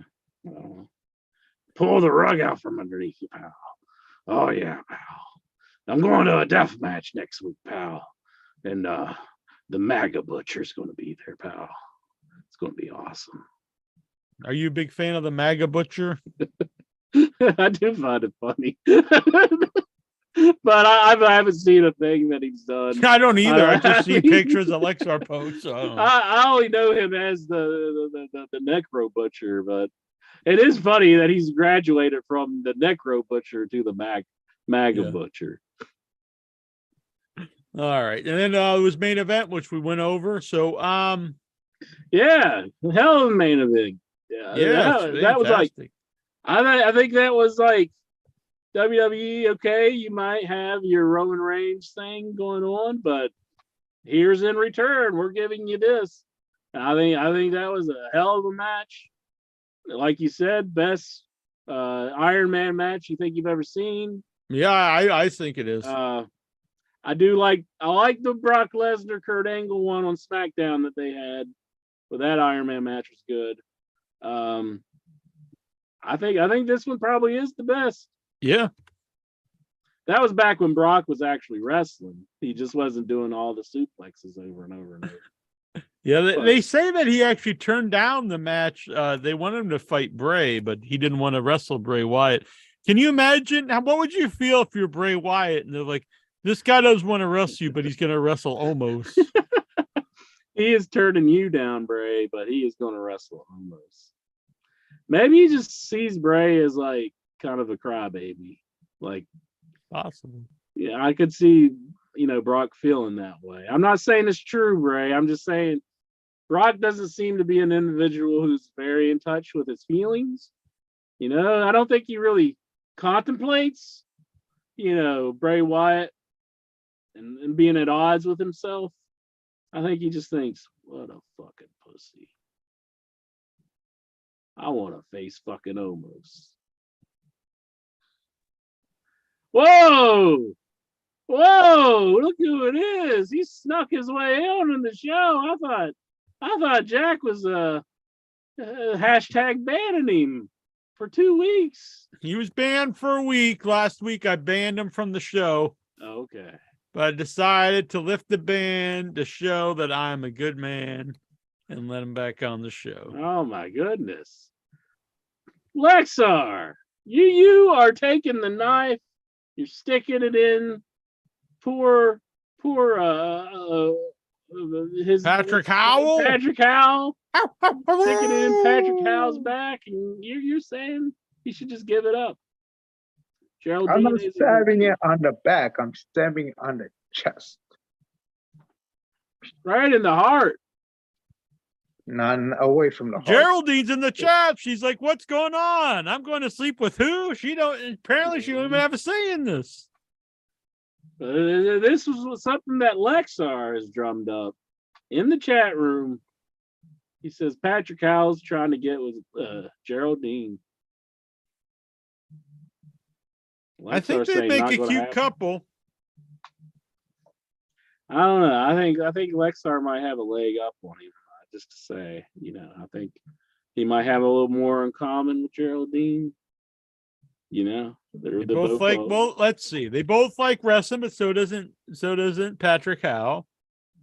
Is that true? Well, me and Geraldine. Has Patrick Howell even talked wrestling in the chat room? But Lexar, he likes The View, and I think Geraldine is very anti these effeminate talk shows. That much these days. I didn't think about it. Now he's even saying he doesn't watch The View now. He's trying to. You're trying to change your ways to impress Geraldine. He's kicking The View to the curb. It's just extreme propaganda, left wing garbage that I don't want to watch anymore. You want to watch the MAGA Butcher. Yes, exactly. MAGA Butcher talking about wrestling, beating up the opponent, and Donald Trump. But mostly, you love it if the MAGA Butcher just took on Lexar and had him in his corner for all of his matches. Lexar's the young boy of the MAGA Butcher. That'd be pretty awesome. Carrying the MAGA Butcher's bags. Mm-hmm. Now they have a flag there with the United States on it, so I just flying to. You ever point to the crowd and go USA? You ever do that one? Making it great again. All right. So, what is on your mind, Lexi Flexi, in the world of professional wrestling? Goose! Goosey, goosey, goosey, goosey, goosey, goosey. The future Mr. WrestleMania. Goosey. Hell yeah. What? Is Goosey going to WrestleMania? He's going to wrestle there. He's going to wrestle? At this point, might as well. I mean, yeah. What, you got another match booked or something? No. It might be a lot more entertaining than the card they got now. Well, that's a good answer. Lexar's pumped, aren't you, Lexar? I'm sorry. Geraldine, how you doing? I am watching the show on my TV, and I hear you guys mentioning me, so I have to fucking join. It What's was going Lexar. on? Good. It's It good was to see you. Lexar. Yeah, I don't know what's going on. The chat room there. Apparently, you don't have any say in it. They're just saying like who you own or well sleep. I with. am like, what the fuck is going on? Yeah, see, you have to tune into in your head to find out who you're romantically involved with. You know, No. I haven't joined because I am working on my computer, so I'm watching it on the TV. And when you guys start talking shit about me, I'm like, what the fuck? I've never We're talked talking shit shit. about you. You know, Wasn't I've never us. talked shit about you. Wasn't us. I'm It's like, all what the fuck is Lexar. going on? It wasn't God me either. goddamn Geraldine. Oh wait, Jonathan Jackson. what? That was I didn't say anything. What? And we got Son of a- Bruce's ghost too. He's here. He's checking us Hey, out. by the way, Geraldine, looks like I may be in Buffalo later this year. When? I'm not positive, but it looks like I can't say. I'm not supposed to say. Look at that sweet shirt. I just say it. Backwards Bob, yeah, backwards Bob. Boo, boo, boo. Are you gonna be for the that movie thing they do here? Yes. I'm not supposed to say, 'cause, Possibly. but Yeah, you yes. say it anyways. Allegedly. Backwards Bob, we had we screened. This is the first. By the way, so Renegade Film Festival, we won the Indie Spirit Award, which is an award presented to the movie that encompasses the independent movie filmmaking spirit, the do-it-yourself attitude, that was very cool to win. Also Catherine Capazzi won for best score for End Zone 2, which has Backwards Bomb it, so it was very cool. And this was the first time, because all the other screenings we kept it up to the audience if End Zone 2 was a real movie made in 1970 or what, but this was the first time that we talked openly about it and about me playing Backwards Bob, so that was very cool. And my boy Jason Minton recorded the Q&A, and I'm going to give a brief spoiler. So Dana Nofke in the crowd, she accurately said, I could see some of Ed Neal in your performance as Backwards Bob. Is that true? And I said, yes. The performance was it was partly the Hitchhiker from Texas Chainsaw Massacre 2, some Chop Top, and John Howard, my co-host from West Virginia, which got a huge pop from Jason Minton, and probably everyone else in the audience was like, who the hell is he talking about? But I had to get a in joke in the Q&A in front of the audience, because I know it's being recorded, and I thought it would be pretty awesome. Well, thank you, sir, You're very welcome. for basing me off of your backwoods hillbilly character. Yeah. And How the does host it- of the Q&A, how does he it even feel to be presented, he said, famous? the heart of the movie, Backwards Bob. I'm sorry, Geraldine, what were you saying? How do you Like- feel now that you're famous? It's kind of like I'm the Very real good, Kramer very good. or something, like Kramer was based off of Right. Larry right. David, wasn't he? Was it Yeah, Larry maybe you David? could start doing appearances at shows as the real Backwards Bob. Yeah. And make a spin-off, Curb Your Incher. Curb your incher. Vic Schiavone and his family came out. That was very cool. The first time I Oh. met Vic before, but it was the first time meeting Faith, and the first time meeting his sons, Faith's brothers. Wow. Very large guys, so there was no, Is that their legal names? Face Brothers? yes, the big brothers, Vic's kids. Well, it's great that That they was came cool. out too. The night before, we're gonna go over in detail all this on Without Your Head this week, so if you want to check that out. But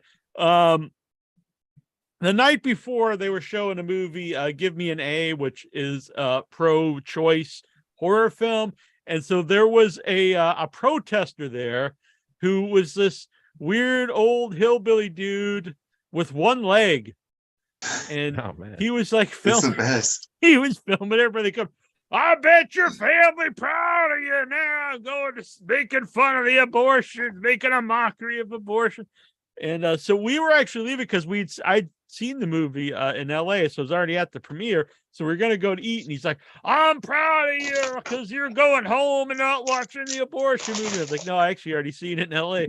And he was like, think abortions are funny. And then my friend Michael was like, it's not really about that. It's about women having autonomy of their bodies. But and then he started going, he's like, have you ever seen an abortion video? And my friend Michael's like, yes, I watch them all the time. I love them. And he was just like, what the fuck? And then we walked away.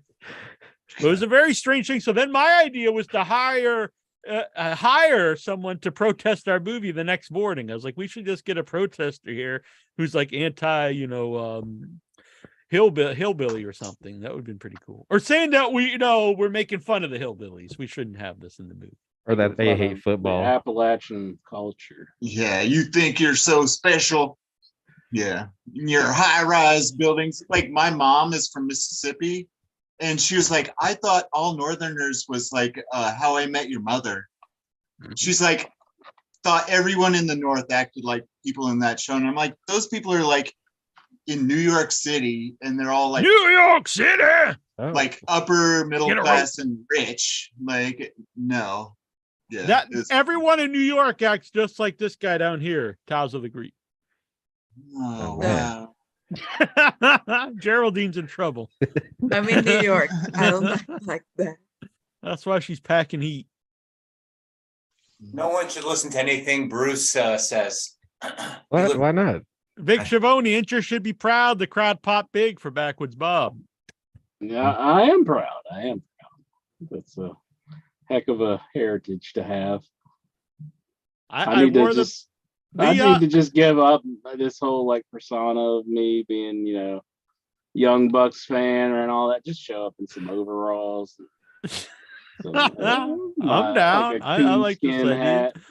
I didn't bring my overalls. I kind of wish I did. I did bring the hat though. The guy who ran the Q&A did ask me if I wanted to do the Q&A as Backwoods Bob, which was tempting, but I've never actually done a Q&A even openly talking about Bob as a character I played. So I really want to actually. You shouldn't have broke kayfabe. You should have came out like with some aged makeup on your face and pretended like. Well, it is from 1970, so that's you're older than you are. So there we are at Renegade Film Festival. Why does the director look like Tazo? What? Up here? Yeah, he is from New York He originally. looks a little like Tazo. How did Jack wearing a bomber hat in about 80-degree weather? Like, is that your brother, Tazo? That's my Backwoods Bob hat. It looks like Malachi Black's retarded brother. Man. Oh my goodness. Ay, Dios mío. I keep it on the He's about left. to tell me a euro or something. Hey, it's Ricky Shane Page in the purple. Hey, look, it's Incher. What's up, Incher? Bearded Well, Itcher over here. Oh, wait. It's clone Incher. Holy shit. Yeah, where'd he get that hair from? He was wearing a Quig. Catherine Capazzi or I can't even see Poser. myself. Wait a minute. Can I move? I got to move these boxes. Okay. The Jeff woman Ball. next to- He's also in the movie. Actually, he plays the security guard. The woman next to Jack reminds me of that bartender from Cheers. Actually, yeah, I could see that. Actually, nice. Reference. Let's see. Here's our Rita Perlman, right? yeah. That's her it. name. Yeah. Is that Ron Perlman's wife or something? She was married to Danny DeVito for a while. There's I don't our think they're married award. anymore. It's very cool. It's like an axe. Yeah. Painted fingernails. It's pretty cool. Oh yeah, that's a cool looking award. Are they gonna? Do you got one? You gonna put one on your shelf? No, they kept the award. I was kind of What? They're not even going to send it to you later on? I don't think so. Can I make you one? I may have been had some experience with that, maybe. Here's with a fan of the movie. Oh yeah.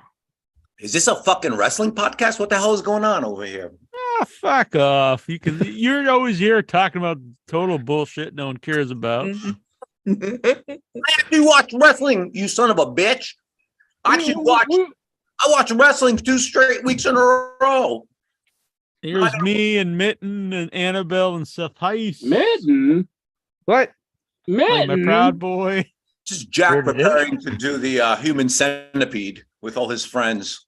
Oh man. Jesus Christ on a cross. Man, he's a really angry dude here, isn't he? What Well, happened? his hat does say it all. Oh, here's the one I was looking for. Here's the Vic Schiavone family.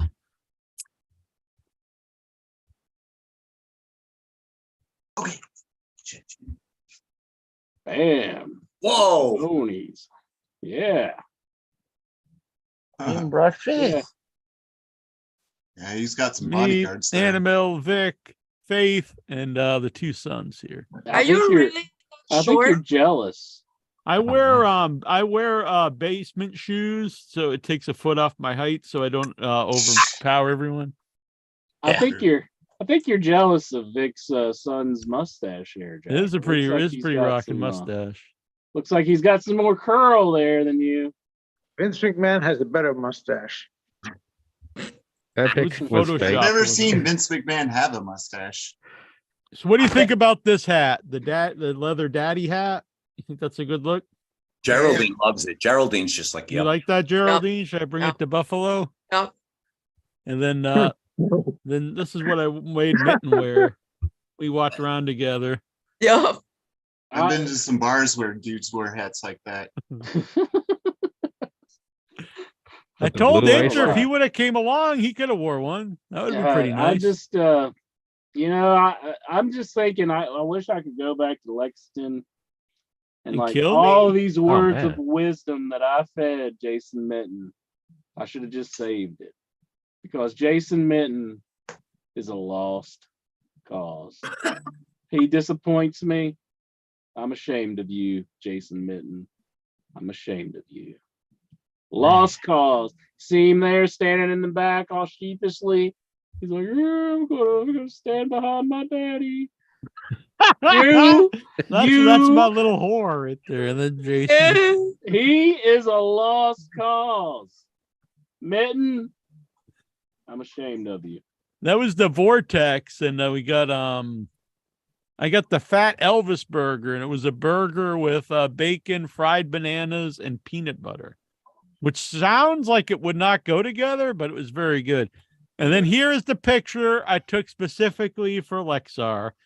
Outside, we went to a soul food restaurant, and outside behind us was the pink pony, and I was like, we need to get a picture here for Lexar. There you go, Lex. Should have went in. You should went to Magic City too. Magic City. There used to be a pink pony up in Charleston. I think. I'm starting to think that, you know what? I think Jason Minton is secretly evil Uno, because here he is. He's doing the Dark Order gesture. That is the Dark Order gesture. Do you think, like, you put a mask on, that could be evil Uno? Did you notice any gig marks? Because that would have been still fresh. Well, that's true. Well, he had the curls should've over looked. the head, so maybe he's trying to hide it. Maybe, yeah. Or I have maybe a that lot was more like his- pictures. I haven't posted them all yet. Mhm, mhm. It was a good time. Oh, just real quick too. So when we're on the plane, I stopped and got snacks. And have you ever heard of these, Incher? So they're potato chips, but I guess for people who don't want to eat potatoes, so they're made out of chicken meat. Yeah, Strange. What? I've They're- seen those. Chicken. Uh, Yeah, they're like chicken meat chips. They're like chips made keto out or of chicken something. meat. That's the first time How I've do heard they something taste? like this. I thought you said tasted- chicken feet. I was like, what the fuck? They were chicken and waffle flavored chicken chips. It was very bizarre. Yeah. Mm, But they have less carbs than a potato chip. huh. Were they Lots any of good? protein. They were good, Would honestly. you give them your seal of approval? Yeah, I thought they were good. Annabelle was not a big fan. She thought the consistency was odd. They kind of turned like Yeah. when you bite into them, they taste like a chip, but then it's like kind of a mealy, like because it's chicken meat. Oh. It's very bizarre. Do you know back in the day there was a candy bar that exists known as the Chicken Dinner? Really, Chicken Dinner candy bar. winner, This is winner, back. chicken dinner. Exactly. Maybe that's where he got it from. Maybe that's where he got it from. Yeah. Possible. Now that's in PUBG when you win a video Oh, is game. it? At the end, when you win, it's like chicken Oh. dinner or It something. says winner, chicken dinner. Something like that, I think. It's been a while since I played that one. My played it old once or roommate, twice. my old roommate had like a huge computer, and he was like hardcore about it. Mhm. Jonathan Jackson has a huge computer. Whoa! I Put it thought you were going together. somewhere else with that. Whoa, come on. Well, I now. do have a huge. Wait a minute. Yeah, I'm not going to talk about it, but I do want to talk about these stickers that I got. Hell yeah! Boom! Let's see them. Let me go ahead and grab them over here real quick. Just Anybody else want to help out the All right, show? here it is. $5. You can get Um, yourself 2 stickers. $10. You'll get 5 stickers. The big thing is you're helping out the show, and you'll get a little open bonus. this here. Lots of cool stuff and here. look. Look at all these. Wait. Look, well, that's just Is that beeping? Ah! what the hell? Oh wait, what happened? Fuck. God damn! Why are you That- trying to blow up Jonathan Jackson, Jack? What the hell's the matter with you? He supported the show, and you're trying to blow him up. It's probably the mailman. They probably delivered the wrong package. Why are you the Unabomber? I didn't know I was doing a show with the Unabomber. Ted Kaczynski. He was pretty cool. I could see that. Tazo's ears lit up. That's like a hero of his, Ted Kaczynski. What the hell was that? Tazo's respect for you just increased to the moon. He loves you so much now. Boom, $10. You can also get yourself some stickers. Yeah. And a bomb, I guess. That's just an added bonus. Wow. That was just meant for Jonathan Envelope. Jackson. I don't think he's going to send anybody else a bomb. I like to keep him on his toes. Filled with gunpowder or something. Yeah. He was just Filled so with excited love. to open it. It manifested itself. That's true. All right. So you're gonna show these stickers? Or? Of course. Here's everyone's favorite, Vin Diesel. I mean, The Rock. Oh, yeah. There That he was is. pretty Rock. cool. The Rock, The Rock and Rock. Here's a stone cold Texas rattlesnake. Hell yeah. Yeah. Out And of the focus. sticker itself is not blurry. It's just that. Out of Looks like he's focus, got just like me. sunglasses. There we it is. go. Look at that. Look at that. That's pretty There it is. rocking. Yeah. Mhm. We got everyone's favorite, the Heartbreak Man. Oh man, Uh-oh, it's he's- even Even that, red. that is an Pretty cool, amazing actually. sticker. Can you I know, imagine right? the It's all effects clear on that How's it doing sticker? that? We got the Shield. Come on, if it zooms in, it will. Now, just think about how important that faction was to professional wrestling. How the landscape of wrestling as we know it today, how that would be affected if the Shield did not exist. That's true. Bruce Makes you Briscoe, think. he's saying, "Where's my stickers? Did he donate?" He's in Canada. It'll take a little while to get there. Yeah, it does take a while to get to Canada. I mean, Eat, sleep, wrestle, repeat. Oh, yeah, No time for shitting. exactly. That should have been the added one. No Yeah. time for shit. No time for shitting. That'll be a good one. We got the bloodline tat just to guarantee you a spot. Hell yeah. Boom. yeah. I'm gonna tape that. I'm gonna put that right Hell there. yeah. I'm gonna get that tattoo And we got the man of the Hell yeah. hour, I guess. right next to my Geraldine and a heart tattoo. Baby, Adam Cole. It's all about the boom. Boom. One of my favorites, Boom. baby. New All right, very good. reality star. We will not reality keep you on pin here the whole show, so you won't feel nervous. Ah, See, you got to keep a bucket near your What the computer. hell? Times just like one This inch bucket? biceps. Mhm, Right. mhm. a piss bucket. That's a shit bucket. Are you shitting in that bucket? Get this side Here's my up bucket. in your Tazo head. and Bruce are shitting in a bucket. Right here, man. So I can play pinball all night long. Pinball. Yeah, but see, Intra doesn't use the bucket. He just does the WV. He just Hard. This is my catch-up bucket, by the way. I feel out of place. I do not have a bucket. I call mine a trash can, but I'll call it a bucket from now on. I do have some buckets down here, but not like right around. Intra, you got a bucket? Bucket. Yeah. There once was an incher from Nantucket I got it. who sat around in a bucket. I got the gopher. And shat in a bucket. Whoa. Oh, man. Damn. That could reach Is all that the way like out some the kind of window. sex so toy? just like toss it out. What? What? that like what a riding a fucking simulator? gopher is? What's an animal? Yeah, it's a rodent. I don't know. It looked like some kind of weird sex toy to me. Everything sex toy with you. Well, everything can be if you try hard enough. Yeah. If you stretch hard, stretch more. I mean, What's on your mind, Tazo? Nothing. Now, like I said, man, where did I go? I disappeared. I watched some wrestling these last couple of weeks. Now that I have my Who'd you torrent- watch? Mamamito Samakana. I actually did watch some Stardom, but that lasted about 2 matches. And then Tatsuki Hikamaka. exactly, I had to bail out, man. I can't watch 13-year-olds female Japanese women wrestle. It's just not that interesting anymore. What the hell? They What too the old hell? for you? Huh? And then I Are they watched too some, old for you?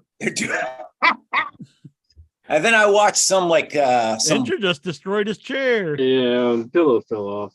He almost fell over when I said 13-year-old. He's like, Then I watched some weird some like hardcore wrestling thing with like, and the main event was that guy Schlack. that's Lexar's hero. That's all I remember because it was like kind of a fan cam. I haven't seen a fan cam like wrestling thing since like 1990 whatever. What did you think of this Schlack guy? Lexar's like, he's like throwing babies in the air over the man. No, I like Schlack. I've seen his, like, I've seen him a bunch of times. I can't say I'm gonna go sit and watch a Schlack match, like, really like pay attention to that. But I did watch some of the AEW matches, but I did not see this MJF Danielson match. And now I regret it because I don't want to watch this. I want to watch Schlack. Yeah, I watched the Christian Cage match with Jungle Jack, Jungle Boy. Barry. Yeah, that was all right. And then I watched that Jericho match with Ricky Starr. Actually pretty good, but that was it. So so that's it. I just watched some wrestling. So That's cool. Thanks. Yeah. You're looking pretty good. You're not looking like you're hitting the crack pipe or anything. No more crack for me, buddy. That's good. Yeah. Crack is whack. I'm gonna What's be on very your tame this- mind, Geraldine, the lovely, the seductive, the sensational. Geraldine, besides these young men fighting over your hand. That's really crazy. I am like watching you guys on my TV. And like I hear my name and I'm like, what the fuck is going on? You're coming to kick some ass now. Yeah. I'm like, you guys talking shit about me. I'm here now. Yeah, so Yeah, When look, they I'm all all shut quiet up. now. yeah, Lexar, say something now, Lexar. Yeah, Say say something something. dirty. Yeah, No, who's she that's sleeping with? the- Didn't you put her say in you the wanted her to butterfly. gig you or something? She's Big like rolling the around in Cardi mud. B of the Headyverse. Say what? He said you're like the Cardi B of the Headyverse. The Cardi B. The Wow. Cardi That's what B. he's saying, yeah. She's dirty. Oh, I don't know if that's necessarily a compliment. that's not a compliment. Yeah. No. He's just got strippers on the brain. That's all. Yeah, Yeah. pretty much. You been to the strip club lately, Lexar? Yep. Do you just like live there? Is that your He's like, second "Yup." home? There's a confident. Yep. He has Oh, a residency. Michelle Carlisle is here too. Hello, Michelle Carlisle. I found out recently, intro, the last time, I don't think you were here, but Michelle Carlisle is Anime Angel, one of the Oh, yeah. Headyverse originals from back in the day. The last from the past. That's Yeah. very cool. It's good to have originals back. Exactly. We What's remember. on your We mind, remember. Double J Jonathan Jackson? I mean, I tried to watch some modern wrestling. I watched some of the pay-per-view. I was up commenting, then I just fell asleep. Then when I woke up, I saw the spoilers and said, "Oh well, I know what happened." Yeah. The spoilers does make it hard to go and watch a show after the fact, but But I mean, it was good up to the point where I fell asleep, and I might go Mhm. back and just watch the replay. but I mean, I should know this because I've sent you things several times, but whereabouts are you in the world? Because there are some screenings coming up. in the world, I am in Central America. I'll say that. I'd say closer to the Central Chicago area. America. All right. I'll let you know. I'll let everyone know where we're coming up in the near future. I don't think I'm supposed to really say any of them quite yet. Yeah, fuck it. Mhm. All righty. What's on your name? What's on your night? Goosey, what is on your mind? Well, I did see that MJF is getting all the heat because he threw. Yeah, I said this earlier. What a bunch of losers out there crying over some water on a kid. So apparently, it's come out now that WWE planned the same segment for last night on Raw, and then it got scrapped at the last minute. Well, now I'm in favor that MJF did it. He messed up Raw on their plan. Wait, what was going to Normally happen? they just go ahead with They it. were just going to throw water on some kids. According to Fightful, was going to have a segment where Rhea Ripley was going to go in the crowd and throw a drink in a kid's face. Hell yeah. What the And the hell? I'm kid in was- favor of this because, as Intra said, I said back in the day, fuck the kids. I like Inter the did not wrestling make that brainy up. people. That was. I don't think you 100% necessarily make things fact. up. I think you dream I up think- things that never I happen. think if I didn't As have in, like, you're delusional. the only people who can vouch for me there is a man who's wearing a whore hat. So that Maybe doesn't I mean he's would have dishonest to just because you're a whore. Just because Jason Mitten is He's- my dirty whore a does not dishonest mean that he's whore. dishonest or you can't believe the Dishonest man. Whore. Cannot You'd trust be him. one of those guys in court, Cannot and the trust young woman would come up and they'd be testifying. You'd be, she's a dirty whore. You can't believe that slut. Now that's Damn. slut shaming. That's- How that's- dare you slut shame Jason Mitten? That's the Jerry Lawler defense, isn't it? But Jason Mitten can't trust Good a word man. he said. He won't drove us back all me up. around. I get to say, Atlanta, everywhere you go, all of a sudden, don't bring your gun, even in the fucking airport. You're standing. Usually, if you're standing in line, there's these things. Make sure you dump your water. Atlanta airport. Make sure you don't have your loaded handgun on you.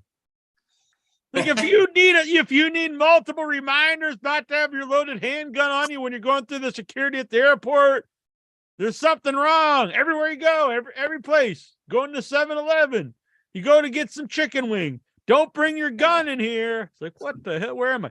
But we were mostly in Marietta, which was a very nice place. It was very kind of an artsy town. Lots of cool little shops. I dug Marietta. We also even walked through Cobb County, and then I started singing, if you ever take a trip down to Cobb County, Georgia, you better read the signs, obey law and order. Oh, yeah. And no one else Keep your knew what it was. guns inside. Oh wait, Big boss, man. That would be Intra, though. He'd be going there with his loaded shotgun and his handgun, trying to get on the plane. they mentioned loaded, so if you take the bullets out, is everything fine? I don't think so. Yeah, I don't think that'll work. I also never see. So on the way up, we flew JetBlue, which was really nice. On the way back, we flew Spirit. And as soon as we landed, everyone just honestly, like 50% plane jumped up and ran to the front. I was like, what the hell are you doing? Like pushing people around. And you can't get off the plane. So they just like pushed their way just to stand there for like 20 minutes. I was like, what the hell's wrong with these people? Somebody probably let off a nice one in the back. Juicy, what are you drinking there? I haven't seen like a bottom on a bottle like that in years. I have developed a soda stream. Oh, very show the cool. bottom how it has the little like. Got the little if you can't see, Yeah, that's like I haven't seen like a little cap on the bottom of a bottle. but like it doesn't twist off. 80s. Weird stuff. Yeah. Like Yeah, I those remember little those. caps they used to put on the bottom of bottles, and they just said, "Why are we bothering with this? Yep. They're not there anymore." Sorry, Yep. I had to find that out, Jack. This is important things. What flavor is it? He's making his own soda. I understand, but what flavor did he make? root Chicken. beer. Root beer. Rudy T. You know what? We actually made our own root beer in math class. I forget what type of math it was. It wasn't geometry. I It was forget what it was, but thugonomics. what? Thugonomics. Thugonomics. We made root beer because you had to measure out they just made some stupid reason for us to make root beer and say it was Calculus or math-related. some shit like that. It was I think it was algebra, honestly. You use some algebraic formula to come up with. To make root beer. It really was just some dumb excuse for the math teacher to make us have. We made root beer and made our own labels, which that's definitely not math related. But I remember one of was our fun. teachers made a thing where like she incorporated M&Ms with like a lesson in school, and all I could think about was like, give me those fucking M&Ms. Want to eat them. Then we finally get to eat them at the end, and I was like, that was the best part of this lesson. That's Did all it I make really you remember. learn? Well, I do remember her saying something about like the dots on the M&M packaging tells you what day of the week they were made or something like that. So, something like that. I think I you had just some made M&Ms it and up. I could show you. Yeah, is the that real? dots. I don't Square know. root beer, Mikey B says. What is the square root of root beer? In Mississippi, I grew up right next to the Barks root beer, like Barks has bite. factory where it's like has caffeine, which like is Yeah. the bite. Yeah, Most of Barks them don't. does have caffeine. By the way, The only this will root beer come up that in a later question, so I'm going to Far let as you I know, Intro. Wednesday. This may be illegal, so I probably shouldn't bring it up, but somebody in our group brought over some edibles for me into Georgia from another state. And I had the worst experience I've ever had on any type of THC, marijuana, whatever. And so for hours, I was like fucked out of my mind. Like the person who brought him said, only do a quarter because this is going to knock you on your ass. And I was like, a quarter, come on. And holy fuck I didn't know what the hell. I mean, I knew it was going, but whoa, I was out of it. So it kind of ruined the whole night because we couldn't do anything after that because I was high as could be. And so I decided, no more marijuana, okay. no more THC. I was like, when I seen your post, I was like, that he got really fucked up. Yeah, it was bad. It was a very bad experience. That would be one shitty way to go out, though, is if a fucking gummy bear took you out of the world. I ate a gummy bear and I'm dead. I will say the same person. I think there's something to this. So Texas and it was the year I thought about quitting, but a little bit later I actually quit drinking. In Texas, the same person brought me a whole bunch of booze, and I drank so much liquor. I woke up in my room not knowing how I got there. It's the only time that ever happened in my life, and then it led to me quit drinking. And so this month is 4 years since I ever drank. I never drank it. The same person brought me these edibles. I'm thinking there's something to this. He's either trying to murder me or he's trying to scare me straight. He's like, I'm going to scare this guy out of the booze and I'm going to scare him off the THC. If he did this to you before, why did you eat him? He may be my whore. If you've seen the pictures earlier on, I'll just Or maybe he's trying to like drug you so you're out of. Yeah. And he's like, I'll show you who's the whore. Take advantage of you. Mm-hmm. Good thing Annabelle was there to look. And then you wake up with more than just toes in your mouth. Oh, I've never had. I never had it. It was reversed. But he's trying to get some comeuppance.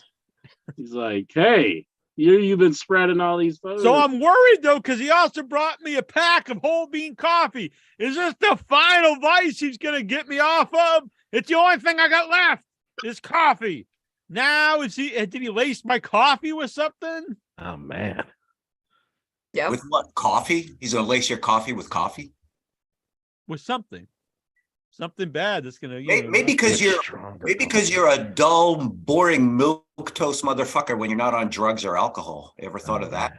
I think it's true. I've been saying people think I'm really boring since I quit drinking, and no drink, no booze, no pain pills for 4 years this month.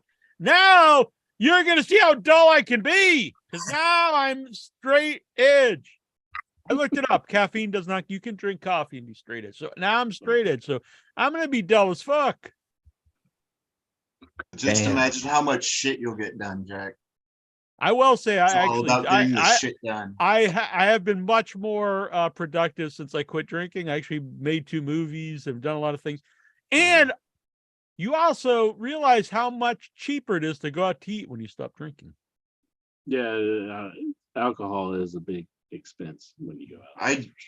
I drank for like 20 years from when I was like 21. I was in treatment and clean from 15 till 20 and all through high school. But then I was like, fuck it. And I drank for 20 years straight. And then I'm 40.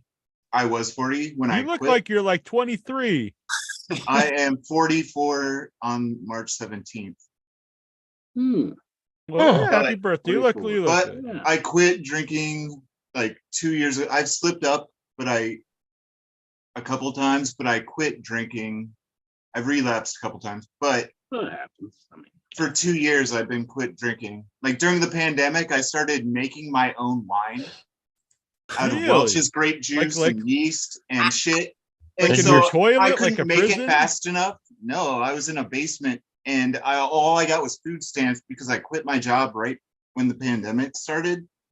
So I got food stamps and I got Welch's grape juice, big bag of sugar, and a whole bunch of yeast. Made wine because I didn't have money. And I was like, what the fuck am I doing? yeah. This is fucked. This is pretty bad. So I started going to AA, and there was like this 80-year-old man there. And I just kept going there to talk to that dude. Well, And good. I'm glad that, Yeah. we No, went- but I we got went so much shit, I made more some shit done. jokes here and stuff, but it was not good times for me at various points. So I'm glad to see you safe and healthy here. but I still do weed. But drinking is bad. Yeah, I had no problems until Wednesday. It was bad Yeah. time. So I've decided enough of that. But no, I'm not here to tell anyone not to do whatever they want to do. Well, even the weed anymore. Don't they cut it with a lot of other stuff now? Yeah, I don't know what the I hell buy is the in legal this shit. stuff that Minton got. Don't be a bunch of morons saying they cut weed with stuff. You freaking This was an edible. over here, dude. You don't have a high tolerance, and you're eating freaking edibles that are probably very. Edibles are just bad. The Like, you bottle can't said tell. 3,500 milligrams. There's no way they were that, because I think I just died. But I Just assume smoke that some, was for the whole bottle. just Was it smoke like some Delta flour, 9? bro. Just smoke some flour and take. You mean I'm just- crack? I'm not even drinking coffee right now. I'm drinking chai tea. This is how low I am. I'm just not low. This is how weak I've become. I'm just drinking the chai tea. Bumbo I ain't clock, black coffee here. Irie. Bomba clock. All right, forget all this. What is on the mind? Who have we missed? What is the mind of Brucey in the world of professional wrestling? I've been watching more like Raw. I'm gonna start stealing all the programs just so I can watch the whole thing. But I've been What? watching all the clips of like SmackDown and Raw and Yeah. stuff, like just to get it without watching Having like to a rundown. So I watch can watch 3 the actual- hours. 3 hours of a show. Yeah. Don't do it. No, I do it because I don't have cable. Yeah. Okay. So, but I'm gonna steal it now. I don't No. care. Watch it. But If anyone I in the don't know. Heavyverse can help out the Bruce here and watching the wrestling, let With them some legal sources. keep it Yeah, off the just- group. I don't want to see it on the group, but you could text it to Brucey or message it. sure, Instant yeah, messenger. onto my thing, yeah, onto my page. That'd be cool. But otherwise, I've been building a character online, trying to freak Tazo out, kind of. Like a little That's bit. gonna be hard to. Well, I was gonna say it's hard, but I think it's kind of easy. It's. Yes, I but mean, he like, can be freaked out by anything. He thinks everyone, I don't know. you know. Like, I don't even want to say what I It's think, like what he little thinks, things, because they'll but probably get kicked off. anyway, Let but- him. Let. By the way, Tazo's called me out because I had a big ass Greek platter of food, and then he's trying to act all smart and say, "Oh, it does have this," and then he calls it gyro. The supposed Greek doesn't even know how to pronounce gyro. Gyro. You don't even know how to pronounce hero. He's talking like he's like a middle-aged white woman in the suburbs. You don't know what the hell he's talking about. Don't give him that gyro. He's not even Greek. You son of a bitch. You're trying to culturally appropriate my culture, you son of a bitch. Now that what did they do, man? They threw they were like throwing tomatoes at you? What was that? Can't they put the tomatoes and some cucumber and some onions in a bowl? He's like, hey, you are like the Greek god here. That's exactly how the waiter talked. He brought me first of all, comes out with a bowl of Greek lemon chicken soup. And I was like, whoa, what? So I'm like, okay, cool. Then it comes out with a big ass plat. Like, I'm not even joking. It's bigger than I can even show here. Did you shit your pants? And the whole thing. So it was Greek salad on the bottom. So it was tomatoes and cucumbers and onions and olives and feta cheese and chopped up stuffed grape leaves. A mountain of vegetables. Then they covered that whole thing with like 2 pounds of gyro meat. Then they put on top of that grilled potatoes and 8 slices of pita bread. And then to top that off, it had 5 lamb chops. And then it had like multiple sauces. I was like, what the hell? Jesus they should put like this serves like 5 people. How the hell am I supposed to eat all this? And it was only $5.99. It was huge. It was very good, but there's no way I could eat it all. And it was like $30. I thought it probably should have cost like $90 or something. That was like, just $30. $30. Holy shit! I seen your picture. It couldn't be that big for $30 because lamb chops are expensive. It was a lot of food. Yeah, they saw this guy. They look at this Americano. He come into our restaurant, okay, and then like just throw all the food on a fucking pizza fucking thing and then give it to him. He doesn't know. He was all excited. He brought out. He's like, you're like the Greek god here, and I was like, oh, yeah. He's like, this malaka over here. Just throw some food at it. He doesn't know what they. It was very good food too. It was really good. I would have split it with you, Geraldine. I tried to offer it to other people there, and they're all chicken. I'll be honest, I ate all 5 lamb chops because I'm like, I can't throw away these lamb chops. That's some good stuff. Oh, yeah. But I still had like mountains of everything else. I was the gyro. It was very good. The gyro. It also had tzatziki sauce on the side. What was that green shit though? Wait a minute, time out. What was that green? Is mint jelly, which is what I eat on my lamb. I was very happy that it came out. I mean, that's retarded, dude. That is what traditionally is served with lamb. No. You said give me the tzatziki sauce, and you get some feta cheese, and you cut the feta cheese into these nice thick slices. Okay, so your mouth is dry as you're crumbling. You're popping. I don't know what I don't know. I actually don't know what the yellow sauce was. It wasn't mustard. It tasted good, but I wasn't sure what it was. Can you just take it home? Take it home in that doggy bag. Bring it. I wasn't going home. I was in Marietta, Georgia. Just carry it around in a fucking. It sucks to like have food in a hotel. Yeah, put it in my luggage and.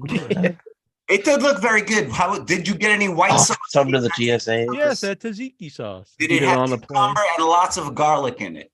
It was good tzatziki sauce. Okay, very good. Then that's it. If the tzatziki is good, then everything's good. There you go. I agree. All right. And the gyro was good too. They had all kinds of not that anyway, it's a 24-hour diner. I didn't expect them to have a big fucking platter of food at 3 a.m. in the morning, but what the everyone else got like a waffle and like a burger, and I get this fucking platter of food. It's big. Yeah. And Seth got chicken tenders, would have made Incher happy. Just be honest, you were doing a mukbang. You were doing a mukbang on one of your secret podcasts. Mukbang. I don't know what the fuck are you talking about? That's like where you go. Mukbang. What? Food. Who knows about mukbang? Lexar, what's on your mind? Well, aside from all the food and teriyaki, gumbo, whatever it was. Teriyaki gumbo. News online. I did have soul food though. Actually, I had a southern fried catfish. That was. Who cares? There's some. I care, bitch. I know you were gonna tell me about watching The View. No, it's wrestling. And Rachel Ray. Speaking of that, her show is coming off the air. But Who nonetheless, gives a Did you fuck? cry? yeah, I cried tears of. Are you intrigued? I mean, I'm very intrigued. But nonetheless, Major League Wrestling, a wrestling promotion nobody talks about here on this panel, this No one's podcast. stopping you. They're Cordy trying to Courtbauer. I sue actually believe Geraldine has WWE mentioned it in the past. If you pay They're attention and trying not to just Yeah. think of her as a sexual object. for Yeah. If you pay Screw- attention, I screw- That's how you that get to Geraldine's heart. promotion You pay all the attention time. and know she's more than just a sexual Piece of object. She's meat. got a mind there. She's talking about the wrestling. If you pay attention, Yeah, Yeah. she's definitely I'm not talking sleeping about with the Lexar. wrestling. You don't even No. want to talk about. I just Major said she's League mentioned it. Wrestling You is don't trying even. to sue WWE because they're on Reels, and Reels network got a contract with Peacock, but once their show airs on Reels television, the Peacock stream version gets cut off. So that's what Major League Wrestling is trying to sue WWE for. Are you And pissed? Because they- you're the big WWE mark. So are you pissed at Major League Wrestling? I never heard, I heard of MLW, but I never knew it Now existed. you were just giving us shit saying that we're a bunch of losers, and then you said, "I've never even heard of it." Exactly. Oh, you I don't mention talk it about it. all the time. Yes, Geraldine's talked about it lots of times. Yeah, I know of You're it. barely on Actually, here. NJF Bauer, ever started hear of Yeah, there. that's where the Yeah. original. A lot of the guys were originally there. Yeah. Steve Carino was pretty heavily involved with it at Yeah, Well, one guess point. Brian what? Pillman Steve Jr. Corino's MJF in is fucking WWE. was their champion for a while. He's in WWE now. Steve Corino. He's a head coach Yeah. at the Performance Center. But that's like when I heard of His it. jacket. Wait, who? Steve Carino. You know what It's I Kobe think? Carino. I He think gotta it's try time out. for the Raw report. Exactly. Raw report. Well, we never got what was on Steven's mind Yeah. about the world. Steven! Yeah. Steven! And then we'll get to the Raw. Steven What is on your Boutala. mind, my buddy, my pal, my amigo, my compadre? Hello. Steven. Drunken Hello. Stevie. Well, I found it quite surprising. Well, I wasn't surprised when MJF used that oxygen thing to knock out or to whack Bryan with it. Mhm. I thought he was going to win. I thought, oh, okay, here comes the pin, and he didn't. But when he put his own move on him, I was surprised that Bryan tapped out to it. But still, I thought that was one hell of a Iron A Man. little insult to injury. He beat him with his own move. It's like when I beat Intra at pinball. Never happened, bitch. Never. But Next time I had interest, I'm gonna go and get the high score on all his pinball machines. Impossible. What would you be pissed though if you looked at and everyone it was NLJ or JEG, JEJ, Can't NL happen. Jones, Can't Lucky happen. Jones. It would not What would happen. you do? Would you just like commit Harry Carey, or would you pull just up reset them Benoit? all, or would you try to beat them all like legit? He would try to beat I'd them. beat him. Just stay I'd up beat him. all night. Would you pull a Benoit? and just start I killing? would be, as the kids say nowadays, try hard, and then I would try to beat them all. So, I would coach you. I would coach you 1-inch biceps. I would bring you your Mountain you, Dew sir. in a little bottle, with a Mhm. squirty thing, and I'd throw towels over your Mhm. head, like wipe you down. You'd be like that, Rocky like yeah, a guy in Apocalypse Now. you'd be like a crackhead Mickey. The horror, the Whoa. horror. holy shit, Look at that, Tazo. Is that any respect on you, crackhead? zero Never hear me respect. say something like that. You Oh, just wait. threw me under the bus. I'm just kidding, Dazo. We know you're a good man. You're all on the up and No. up. I mean, let's not go overboard. Let me tell you something. I hold a grudge. So, all right. Anyway, All right. Robert, what's on your shirt, by the way, Steven? Oh, Odisseo. The hell is that? Oh, Oh, it was a show I took my mother-in-law to Wow, years that's ago. very nice. Okay. Well, the organization is called Cavalia. It's so like this horse show that that they put on. They were A horse show. That's not one of those things that Tauza goes to in like the shady parts of Brooklyn. The Mexican donkey show? What? No, that's cool though. Horse show. What the I'm hell? sorry. I didn't want to. I'm Oh. sorry if I've like offended you. I think I've offended Steven. I'm sorry. I didn't mean to. No. That's very cool. That's very cool. Jeez. All right. Raw report time.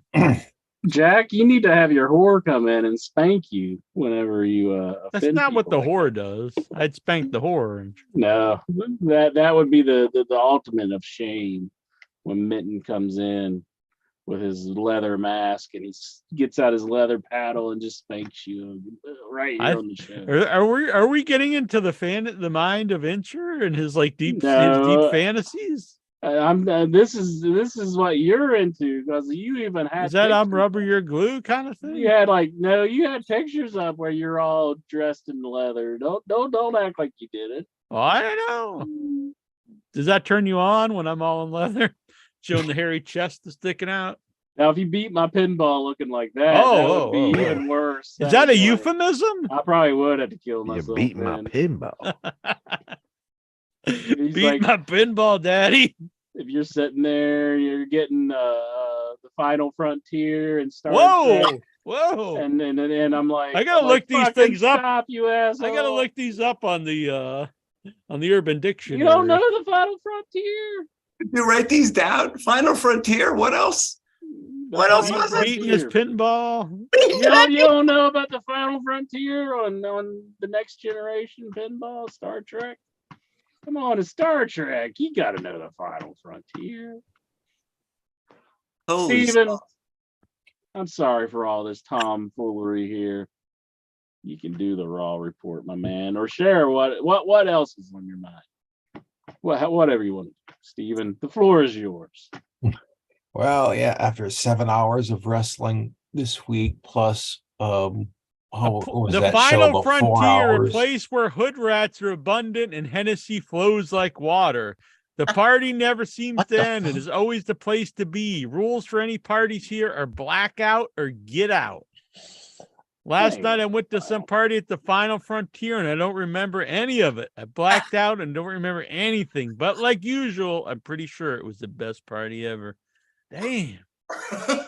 Intra's pretending he's all straight edge and he's going to these Final Frontier Why are you parties. interrupting Steven with this bullshit? What? Steven? I forgot. he's here. You're the one who brought it up. I was going to Steven. All And right. you're looking stuff up on that garbage website of yours. Why? Just because it's got the real meaning of the It has WB? no real definitions of anything. It's just What the hell are you talking about? You can't just add anything here. It Assholes goes making through all stuff kinds up. of stuff. That's what it is. They should say it should change its name to assholesmakingthingsup.com. No, these are real slang. No Urban Dictionary, just assholes making things up. Pinball, the act of fingering two girls at the same time. See? See? Ay, Dios mío. I guess it's it's like boop, boop, boop, boop, boop, boop. Ever since I was a young boy, I played the silver ball. From Soho down to Brighton. I must have played them all. But I ain't seen nothing like him in any amusement hall. That deaf, dumb, and blind kid sure plays the main pinball. Do, do, do, do, do. How do you think he does Raw it? report. Raw report. Raw report. Geraldine's keeping the show in line. What makes it? Oh, okay, raw report. Okay. Monday Night Raw, folks. Let's get to the Raw report. Monday Now, Night Raw comes from Steven, I've only watched half of Raw, but don't be fucking us around here. I can double check you if you're lying towards the end. So If so you're don't- lying, you're dying.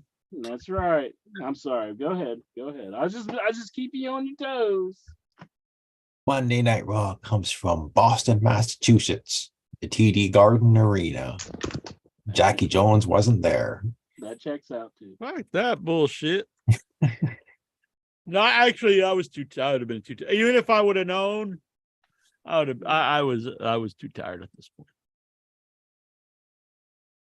So the show begins with Paul Heyman, Solo Sikoa, and Jimmy Uso.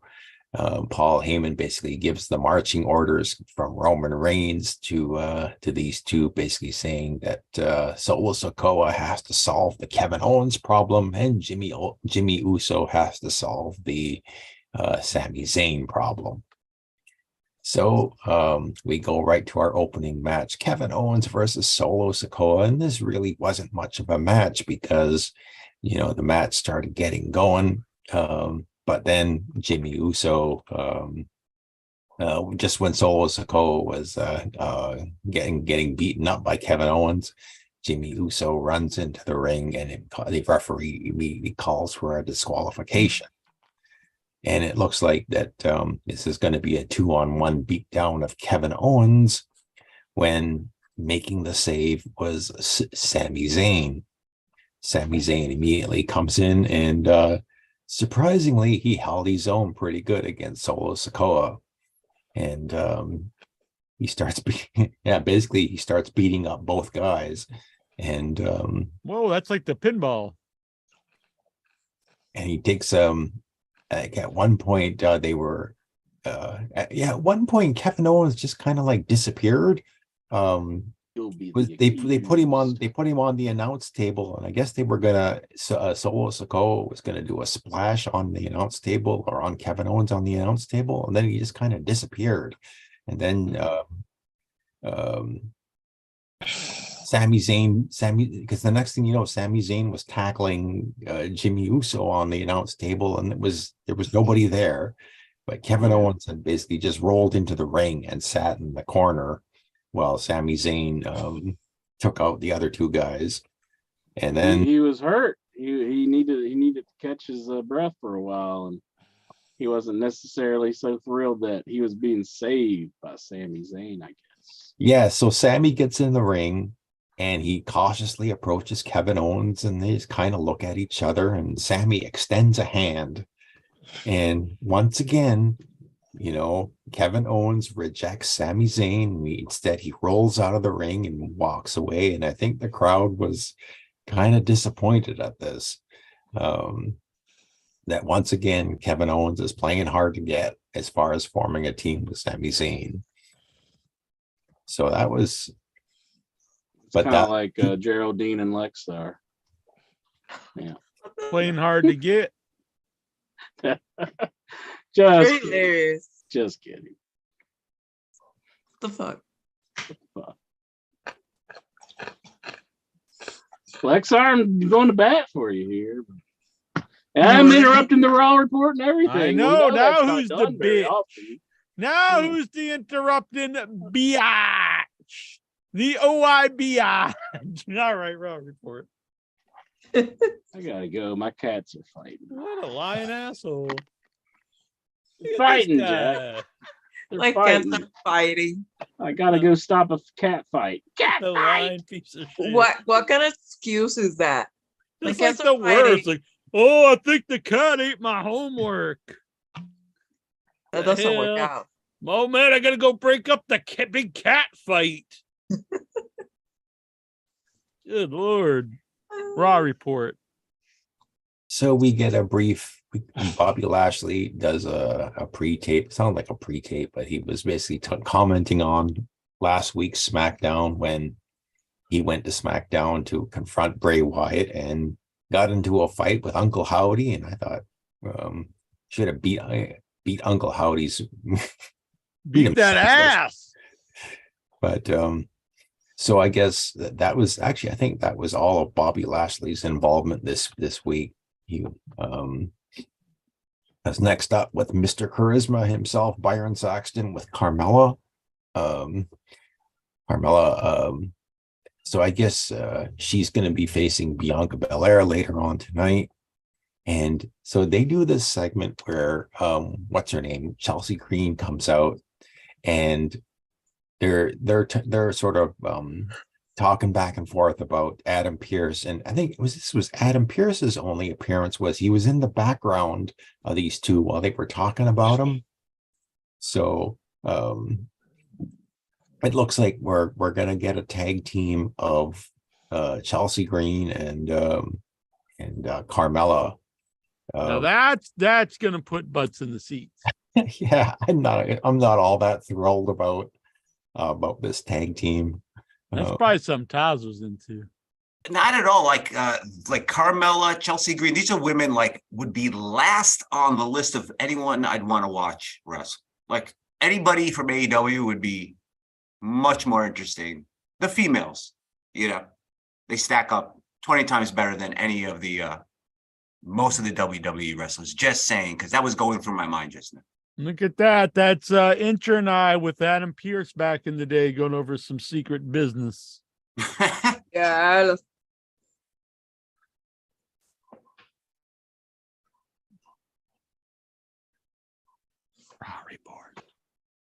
So let's get up to the next match. Bianca Belair non-title against Carmella, with Chelsea Green at ringside, and this was okay.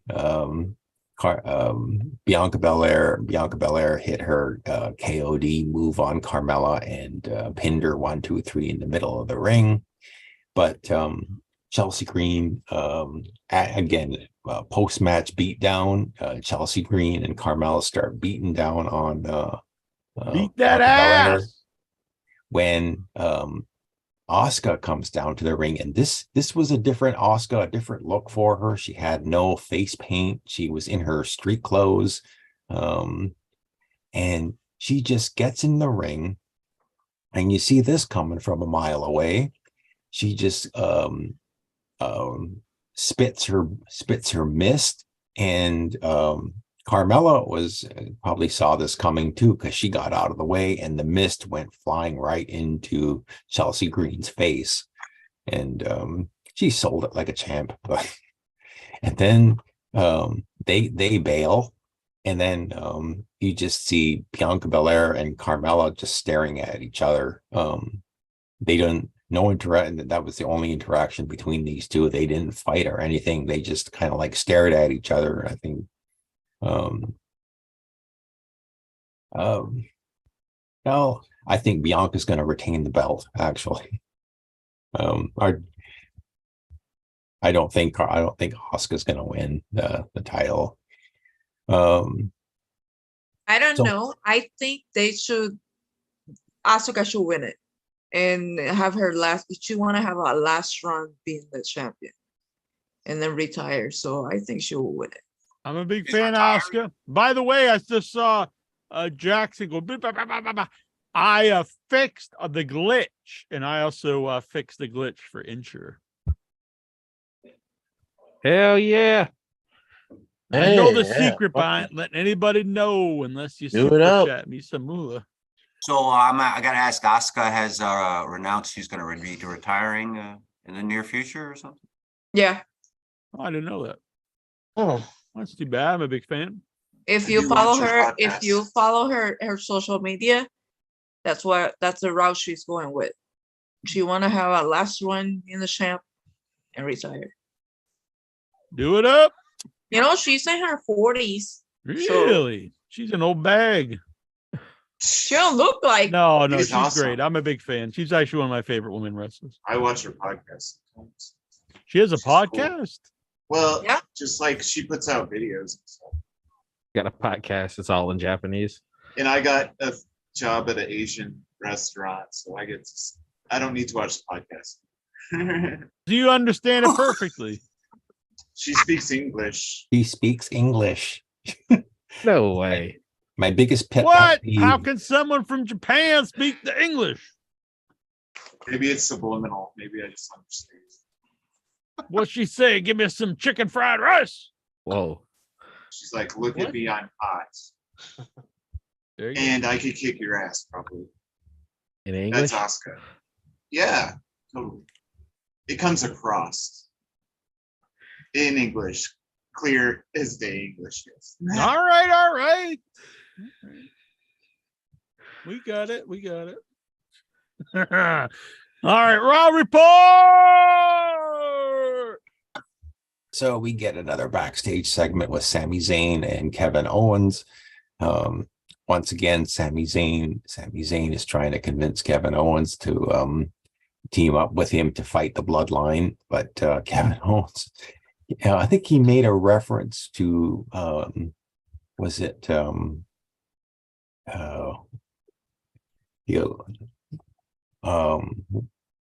in Boston, that this was the same building where the Bloodline took him out while Sami Zayn just stood there and didn't do anything. But once again, Todd's excited. Yeah, he's been fighting the Bloodline for 8 months, and he wants to continue fighting them by himself. And so once again, Sami Zayn is kind of left by himself again. Poor Sami Zayn should have been main event in WrestleMania. Now he's just getting the shaft. Well, I think that's because all the attention is on Cody and building up to WrestleMania. Fuck that, Mark. I have a question for Stephen Butler, if I may. On a recent doing? Observer Building news a Ford or something. Go on, Stazo, sorry. Yeah, so no worries, man. So on the recent February 27th Observer newsletter 2022 awards issue, best on interviews, number 4, Sami Zayn, Stephen Butler. You watch a lot of Raw. What's up with that? I agree with this. Sami Zayn's one of the best people in all of wrestling at the moment. One of the only good things to me in the WWE. Okay. Thought I'd ask. No, seriously, no. The Bloodline story with him involved has been tremendous. Well, yeah, I'm more invested. I was thinking I'm more invested in the Sami Zayn storyline than I am in the Cody one. I really would like to see. I think it's what the fans want to see too. Yeah, eventually, like how he convinces Kevin Owens to team up with him, and but I guess it's going to go right down to right before WrestleMania. I mean, he's always entertaining. I'll say that. And even when he was on the mic, when he was in the Bloodline and he would get on the mic and start talking, he'd be the most entertaining person in the ring. So I kind of understand that. Yeah, 100%. Yeah. 100%. So next up we get The Miz. Cosmo thinks the Golden Greek John Tolis should be number 1. He would know how to pronounce Euro though. I used to watch both him and his brother back in the 70s. Damn. Back when you were in your mid 40s? No. Oh my God. He hasn't aged. He's a Dracula of fucking Toronto. He's got a painting in the closet. Yeah. Nosferatu. Hey. Dalton Steven again. He's insane. I'm gonna find all of them. All them Draculas. Go on, I'm sorry. So The Miz is in the ring, and he's kind of moderate this face to face. Logan Paul is there. He comes out, and then Seth Rollins comes out, and with all the theme music and the singing from the fans, and Logan Paul. While all this is going on, Logan Paul actually tells the fans to shut up. And whoa, the fans just hated Logan Paul. It's about the Boston fans. They just couldn't stand this guy. I kind of agreed with Logan Paul though. It was like I did want the fans to just shut up because they're doing the Seth Rollins thing, and I cannot stand that Seth Rollins character. They were all laughing like maniacs. They were they're doing the whoa thing, and I was just like, Even Miz, who did his when my hand goes up, your mouth goes shut bit, couldn't stop him. So yeah, I thought the Miz was like on the outs with Logan Paul, but they're acting like they're all buddies now. It's like, didn't they just have a storyline where Logan Paul and the Miz feud it? I mean, what the hell, WWE? You know, WWE doesn't care about storylines. I know. I don't even know why I bring it up. So once again, Logan Paul brings up that he dumped Rollins out with Rumble and stomped him at the Elimination Chamber. But he says, "Oh, I embarrassed you, Seth Rollins, and I've done more in 1 year than you've done in 20." Oh yeah, I don't know if you picked this up in the crowd, but I think a "fuck you, Logan" chant began in the crowd. Yeah, they were definitely saying "fuck you, Logan," so it's pretty funny. He kind of deserves it. Yeah, for his life he's lived. Anyway. Yeah, I mean he's done some pretty messed up things. I mean, yes, as far as his YouTube channel goes, which makes him perfect. I'll be for honest, WWE. he might be like athletic and stuff, but I could not give a fuck about Logan Paul. But I'm not a millennial, so I don't watch this guy. I don't know anything about the man. You should have asked Faith while she was so. Yeah, I was about to say he's backed by the Schiavone family. I don't want to bring it up because then the brothers might just beat my ass. They're like, "Don't talk to our sister like that," and just start pounding me. Well, are you scared? I don't want to. I'm scared. Say I'm a lover, not a fighter. And sure, my fighting days are behind me. No more drinking. No more doing the wacky tobacco. No more fighting. No. Just a man of peace. The Paul brothers are going to beat up podcast boy over here for internet clout. Whoa. For a couple of fucking clicks. Oh, they might give me like the doomsday device or something. The big guy puts me up on his shoulders. The other dude climbs up on top of the theater screen and just dives off the clothesline.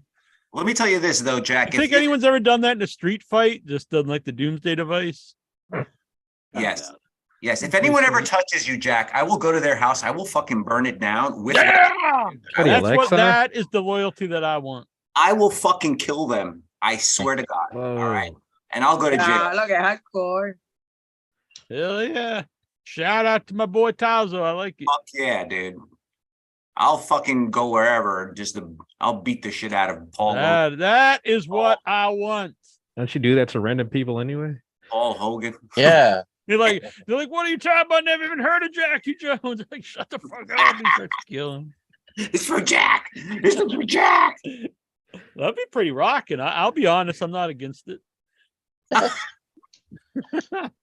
I mean, allegedly.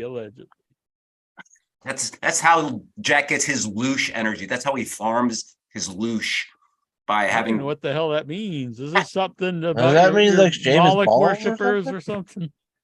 Some kind of energy, man. You know, you psychic vampire. You ask Stephen Ball. You bring up some whacked ups. I love you, Tazo, but when you start going down the rabbit hole of Moloch and like all this crazy talk, I don't know what the hell's going on. Nothing What crazy. the hell is that? I like it. This was in my dentist office. Why does everyone have to throw their ethnicity into everything? You know, You're the guy called Tazo the Greek. That's true. Got you there, hypocrisy. Tazo. The hypocrisy is the worst. In your name. You're a jerk, man. I thought the raping was the worst. Oh, wait a minute. Oh, It's an in joke. I knew what Tazo was going for here. Stephen Butler. I approve, Steve. I approve, Tazo. Right. Raw report. So Seth Rollins makes a Shakespearean reference and says he wants his pound of flesh. Look it up. Do a Google search, folks. And he takes off his jacket and he's ready to fight. But Logan Paul says, no. You got to pay me. You got to pay me to fight. You got to make sure the check's right. And Miz interjects, he says, I can make the match. He says, you can go and talk to Adam Pearce. You can fight. So Seth Rollins just basically throws Miz out of the ring. Pound of Flesh is a Jean-Claude Van Damme movie. There you go. I Google searched it. where he just pound recites interest Shakespeare and flesh if you kicks get ass. my drift. Ooh. Here's louche. Incher. Someone with louche taste is decadent and flashy. It's one thing to wear gold around your neck as jewelry, but louche to have all of your teeth capped in the precious metal just for the heck of it. I'm Definitely. talking the Nazareth freaking lines. I'm talking reptilians, and you're talking Oh, freaking. good Lord, I Tazo. just like Jewelry. Googled it. I just Googled it. I don't know. Come what you're on, talking about, Tazo. buddy. We haven't lost you that far. It just talked about lose and no hope for Mitten. Mitten at least doesn't believe in reptilians and stuff. I didn't say I believe in it. I'm just telling you what's up, what's out there, bro. You don't believe it, but you just think it's out there. Yeah, just like religion and God, dude. Please, come on. If you had to say one of us on this panel right now is a reptilian, which one would it be, Tazo? The reptilian on this panel would probably be Stephen Butler. What? Not really a Well, he reptilian. is like in his mid 80s, and He's more like one of those vampires that survived over the centuries, you know? I can see that. Like only lovers Absolutely. left alive kind of deal going on. Yeah. It's quite possible. He could be Nephilim. He could be an Anunnaki. I have no fucking idea. I'm just reporting the facts as I've been told them. It doesn't mean that they're fucking true, but there's a little lick of truth to everything, you know? Bruce Briscoe wants to know who has more teddy bears in their room, Incher or Bruce?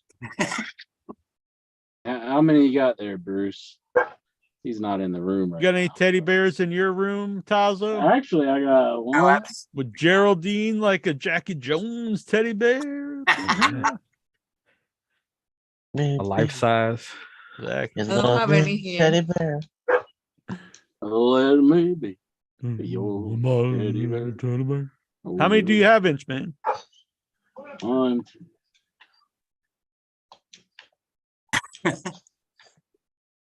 Got like 80 Have you teddy caught on bears? any plushie? Like any All the plushie or plushies. like an actual Just teddy bear? just say you're not a man. Let's get back to the Raw report. I don't care. I like Sonic. I like Freddy. I like Jason. Did you Goofy. insert a fleshlight in any of them? I Whoa. like Whoa. Mario, Wow. which is his day going to be coming up Oh pretty soon. man, on the 10th. I'm gonna break the rules and get you DK, wet after midnight, Gizmo. Donkey Kong. Yeah. You ain't let Incher's fucking Paddington Bear over here.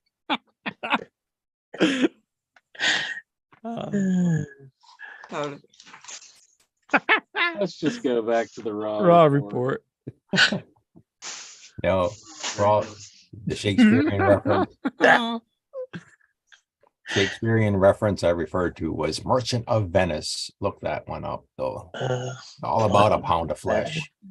So Logan Paul and Seth Rollins start getting into it. Seth Rollins backs Logan Paul into the Merchant corner. of Venice is a Steven Seagal movie. No. Just kidding. I made that one up. But Miz comes up and Seth Rollins starts, I think he super kicked Miz. Then when he went back to Logan Paul just I think one punch knockout, and Seth Rollins just drops to the mat, knocked out completely. And Logan Paul ends the segment standing tall. Standing tall, Logan Paul. Yeah.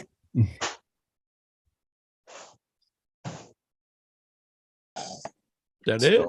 So now next up was the bathroom break match, Omos versus Dolph Ziggler. So you had Hell yeah, that sounds like the match of the night to me. I know, right?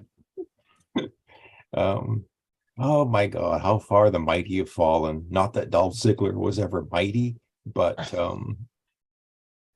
basically a 2-minute match. Dolph Ziggler, What he tried to put Omos. He had a hard time just trying to climb up Omos's back.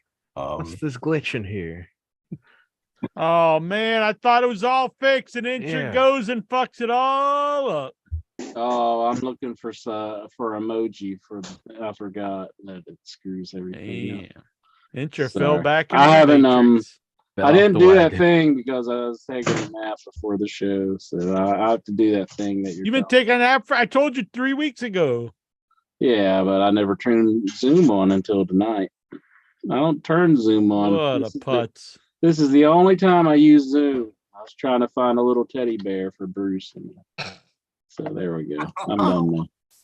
What fucking I was giving Bruce a teddy bear emoji in the. I think Bruce left the building. Going to make some toilet wine. Oh, what is he? He's dropping Wow. the mic and leaving. He's like, stomping the grapes. oh, you mean Bruce's ghost? Oh, okay. What the hell? Who are you even talking? Oh, Bruce. Oh, yeah, we got Briscoe. multiple. Someone's got to change your name. Too many Bruce. Bruces. Uh-oh. Yeah, well, who are you, Vince McMahon? Exactly. My boy. You know what? The AEW pay-per-view is so hot. They're like, what do we got to do? We got to bring back the big man, Vincent Kennedy McMahon. No, he was back before that. The Put a real mustache genius of wrestling. There's that whole Stephanie. My Reed boy, and Company thing. BKM, Vincent Kennedy McMahon. Yeah. Raw report. So Omos just picks up Ziggler, picks him up, choke slams him, Hell yeah, tree slams him, chokeslam that pins him, ass. and poor Ziggler. Most entertaining thing of this was Mustafa Ali was standing in the crowd cheering Ziggler on. That's me in the corner. REM That's me. And that'd be a hell of In a the theme for spot, someone. to have a losing ring my to. wrestling fandom. Well, we got to let Bruce respond to the Thanks to crap that Mustafa Ali. the chat room's giving us crap for having teddy bears. I don't know, man. I had my original one until I was like 18, and I gave it to one of my girlfriends, and I never saw it again after we broke up. But so I went online and bought the same teddy bear that I had when I was a kid. And yeah, it's cool. That's cool. Yeah. Yeah. They're awesome. I am like, hey, watch my house for me because I don't have like a cat. Yes. Mm-hmm. See? Thank you, Jack. That's I do talk to it actually. Mm-hmm. Yeah. But yeah, the speaking backwards thing, that was just more to fuck with like people. No. Oh, or is it? White people. I love it. Steven's doing the bat. Yeah. What the? He was doing the bat dance. Doing the butt. Good. What in the butt? I have like 20 stuffed animals. People call them plushies now, but it's fucking Yeah, that's what Yeah. Intro is trying to. He's trying to act all cool and be like, I got actually the prefer the stuffed I got animals, the but plushies. I was trying to appeal to the kids. I prefer Definitely. stuffed animals. I'm trying to get him into your van. Oh man. hell yeah, just a trail of like just animal. What? All right, Raw report. Enough of the shenanigans. Yeah. Raw report. So Thank you. next up, Maxine Dupree is there with Massey and Mansoir. Mhm.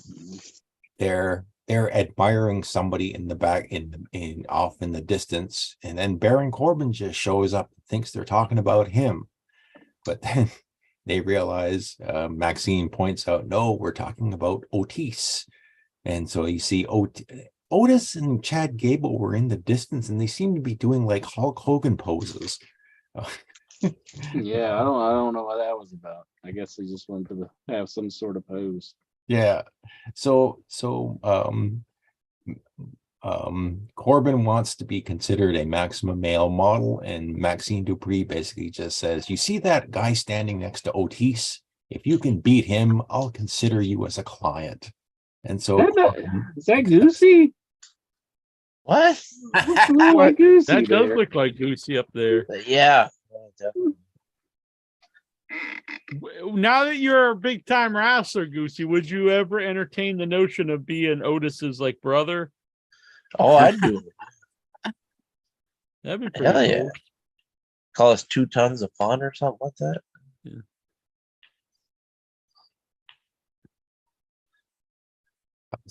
Here he is without his beard. Tell me that's not Goosey. Does. Looks more like you than anything. Does look kind of like you, and you're honestly, They should just make him smile. I don't have hair, Jack. I don't have hair. The total absence of hair. Kind of looks like a cross between bearded incher and incher, doesn't it? It does, yeah. That's kind of like the in between incher. Yeah, if they fucked and had a kid. Yeah, it's incher when he grows his hair out and shaves the beard. Called docking. Whoa. He's docking. What? Oh, You say when docking? two men love each other. Like Don Dockin? Yeah, I love Like that band. the band docking. You ever Hair. do any docking, Taza? It kind of seems like something they do back in like Sorry. I'm about to dock the with this village guy or right here. wherever you This are. guy's sitting next to me right here. This guy. See this Whoa. guy? back in the Bowery. Who was that sicko?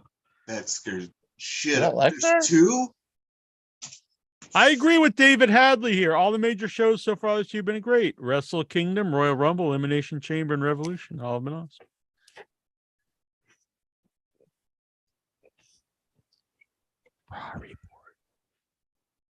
Means WrestleMania is gonna suck. Yeah, probably. Next up, there was a brief segment with Heyman and Solo Sikoa and Jimmy Uso, hyping up the main event, Sami Zayn and Jimmy Uso later on tonight. Next up, we get Finn Balor comes out with Priest and Dominic and Rhea, and he's going to take on Johnny Gargano. And Johnny Gargano has Dexter Lumis in his corner. So these guys are this was a pretty good match. I mean, two evenly matched, actually two small guys actually, but evenly matched. And Gargano, I kind of enjoy watching Johnny Gargano wrestle against these other guys. This is one crazy sticker. Yeah, you like Johnny Gargano? I like Johnny Gargano. He showed up on NXT too, by the way. Apparently, he's got a match against Grayson Waller. Yeah, Grayson Waller. Yeah. At stand-in Ricochet, Shawn Michaels won't come out of retirement. Is that Scottish dude? Australian or something like that. Australian or something? Probably guess what that is. That's the pipe. belt. Crack plate. Oh, his name is Grayson, so he's probably a douchebag. That's a telephone. Have everything being awesome isn't a jinx. They have the cards and the talent for the 2 nights of WrestleMania to be all timer this year.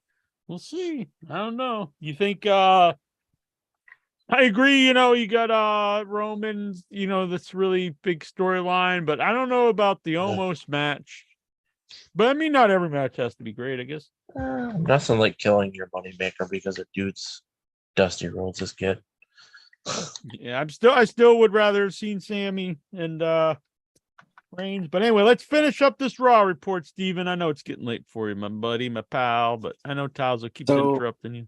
Okay, so anyway, the Judgment Day starts to interfere in this match, and so cue the music, and Edge comes out, and he starts. He actually helps. I was surprised at this. He helps Johnny Gargano win the match. He takes out. I think he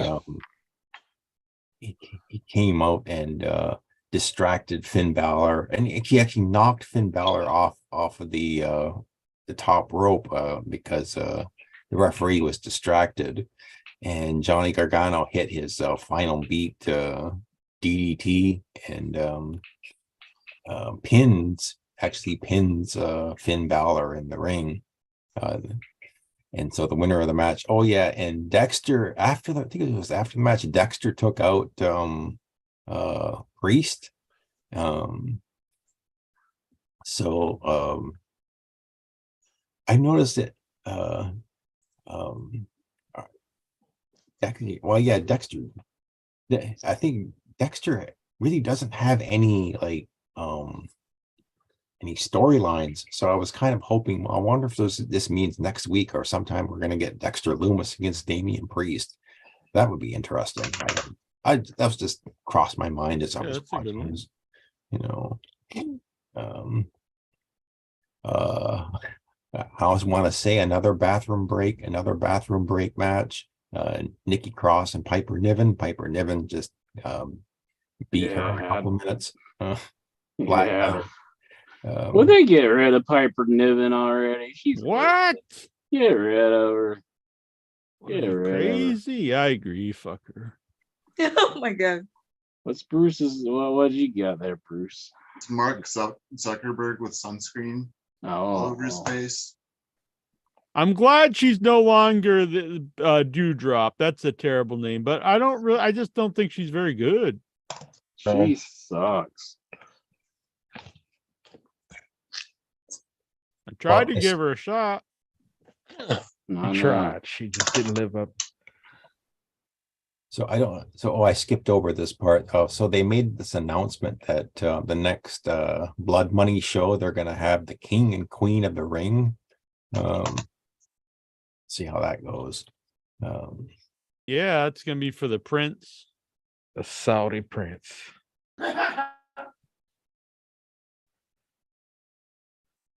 So there's another backstage, a lot of backstage segments here. Backstage segment with Rick Boogs and Incher. Well, no, not Incher, Elias. So Elias is trying to mentor Rick Boogs, I guess, and he basically tells Rick Boogs to go up to some guy and some guy who turned out to be Bronson Reed and says, "I want to fight you." So Boogs goes up to Bronson Reed, I guess, and says, "Elias wants to fight you." So Bronson Reed comes up to Elias and says, "All right, next week on Raw, we'll have a match." So, next up was this big, long segment, a very long segment with John Cena returning to Monday Night Raw. And he comes out, he's themed, and basically this was just Cena and Austin Theory came out afterwards. Just Cena and Theory talking back and forth. Cena mentioning, you've got the perfect name because your name is Austin and you're a Theory. And basically says that, Austin Theory, you're me from about 20 years ago.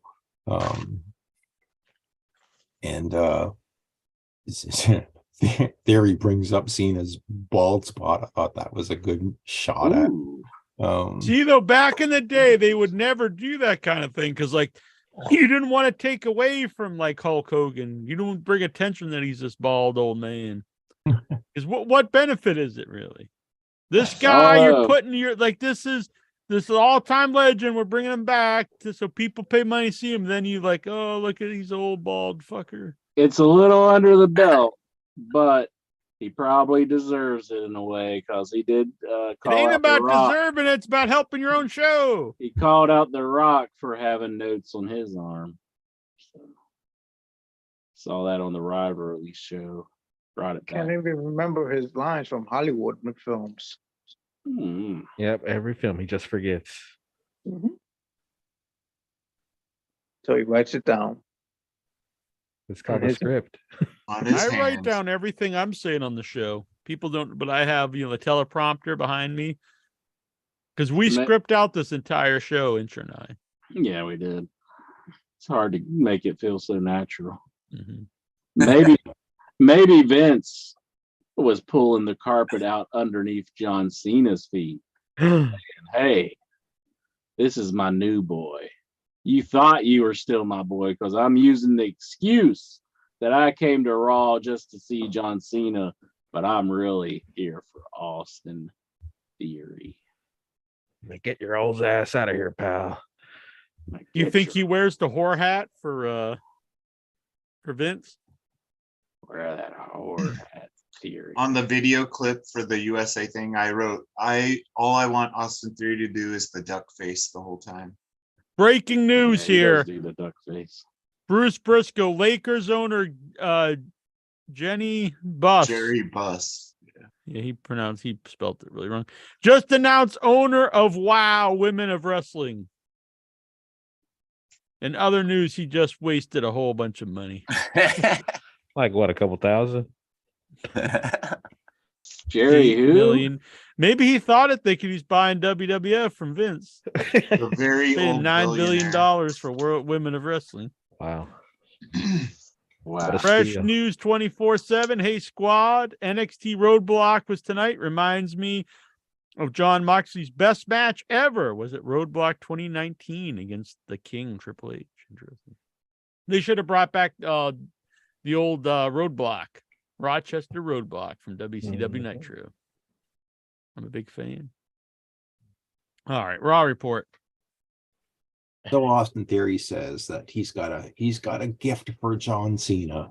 That gift is a WrestleMania match against him, Austin Theory, for the United States title. But at first, John Cena, much like Kevin Owens, John Cena decides he's going to play hard to get, and he says no. He says, Theory, I'm not interested in your gift because you don't have the right to give it. And then he just, I don't know if you guys watch this, think that I don't think Cena was burying Austin Theory with his promo. Yes, he was.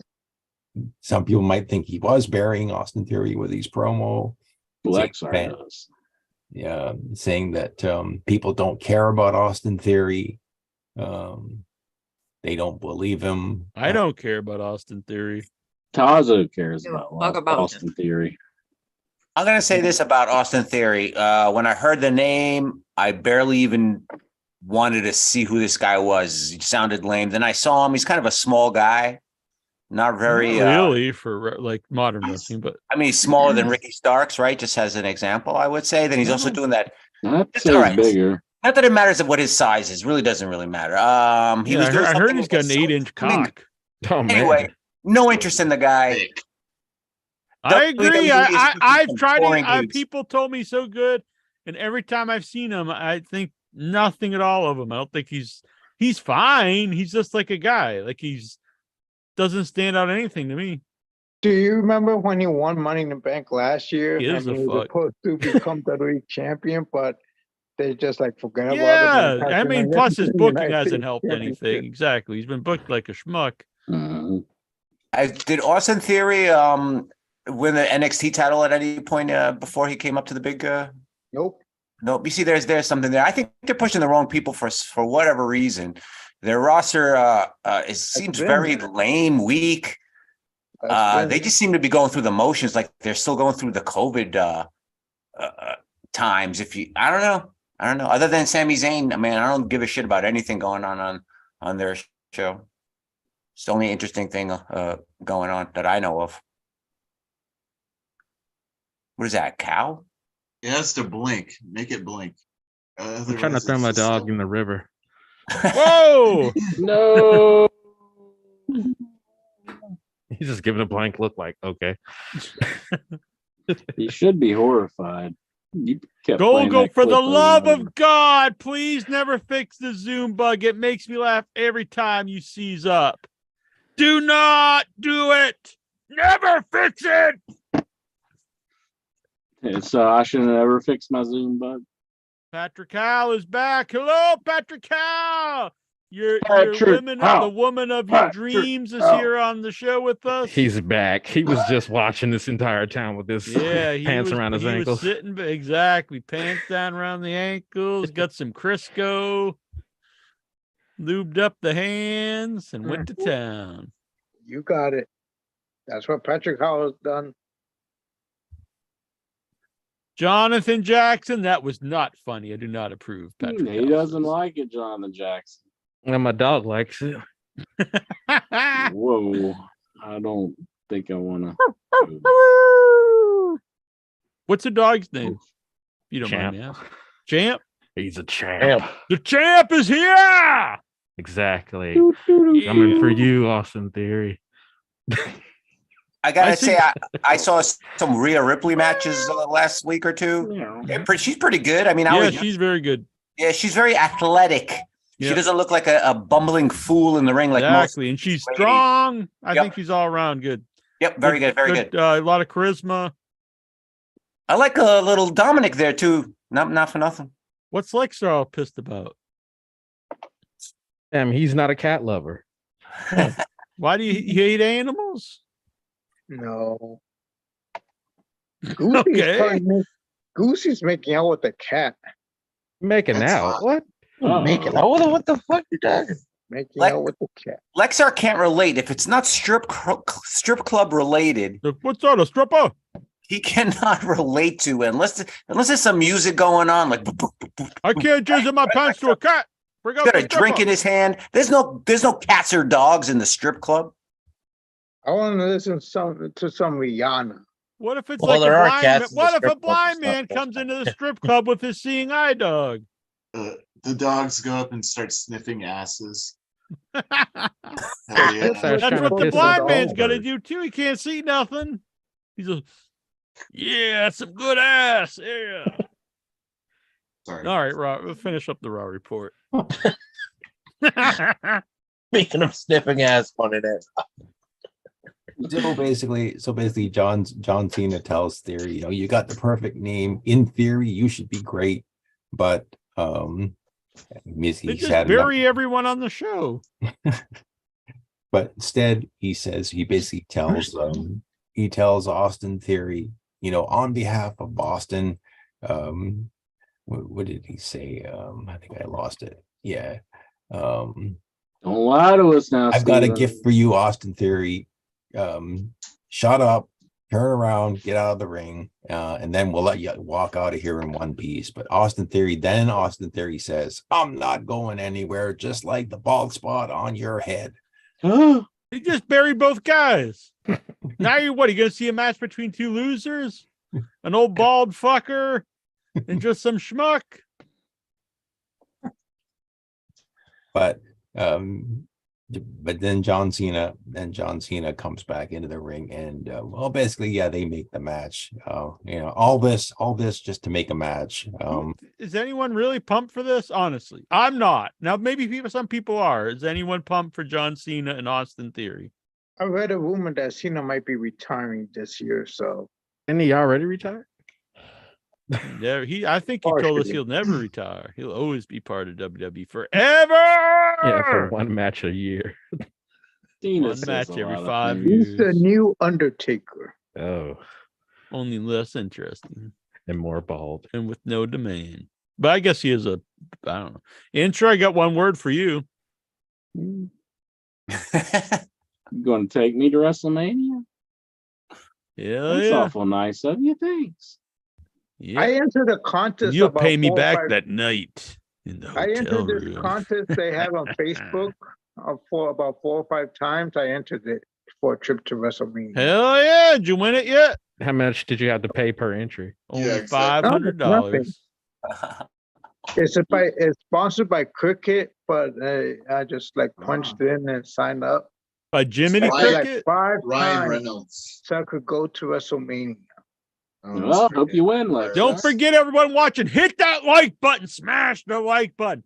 Hit the bell icon. You'll get a notification every time we're live, every time the new video comes up. Leave some comment. Share it for all your friends on your social media page. Subscribe here to the channel. And if you're up for it, help support the channel. Donate $5. I'll send you 2 stickers. Donate 10. I'll send you 5. You're not buying the stickers. You're donating to help pay for all the expenses. And I'm throwing you a little bonus to say thank you. Back to the Well, road. report.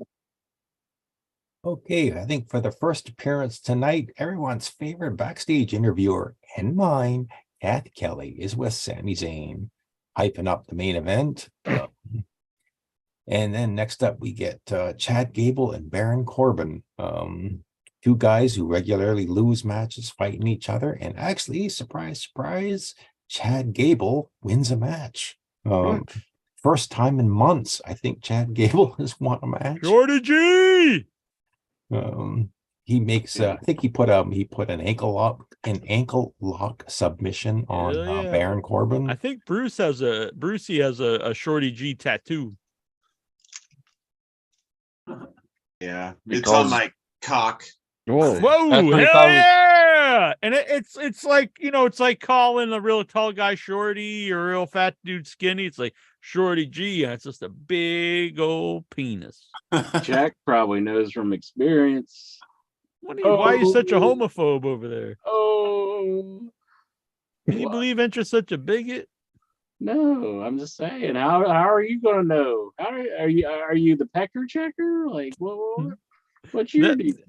I'm I'm not a bigot. I'm not the homophobe. I'll look Oh, at everyone's ding dong. Whatever. You make 1,000 gay jokes a show, and then you're just like, you get one. I think Served it's up time. to I you. think it's time you Nice get with the times. and Into this is cold. 2023. And then You got to Jack start saw looking Mr. at Woke. the dick. He's You like, got to "Now start, I'm Mr. Woke, and dropping I'm all the hitting you up homophobia. saying, oh, you shouldn't be like that, Andrew, just because he got one served.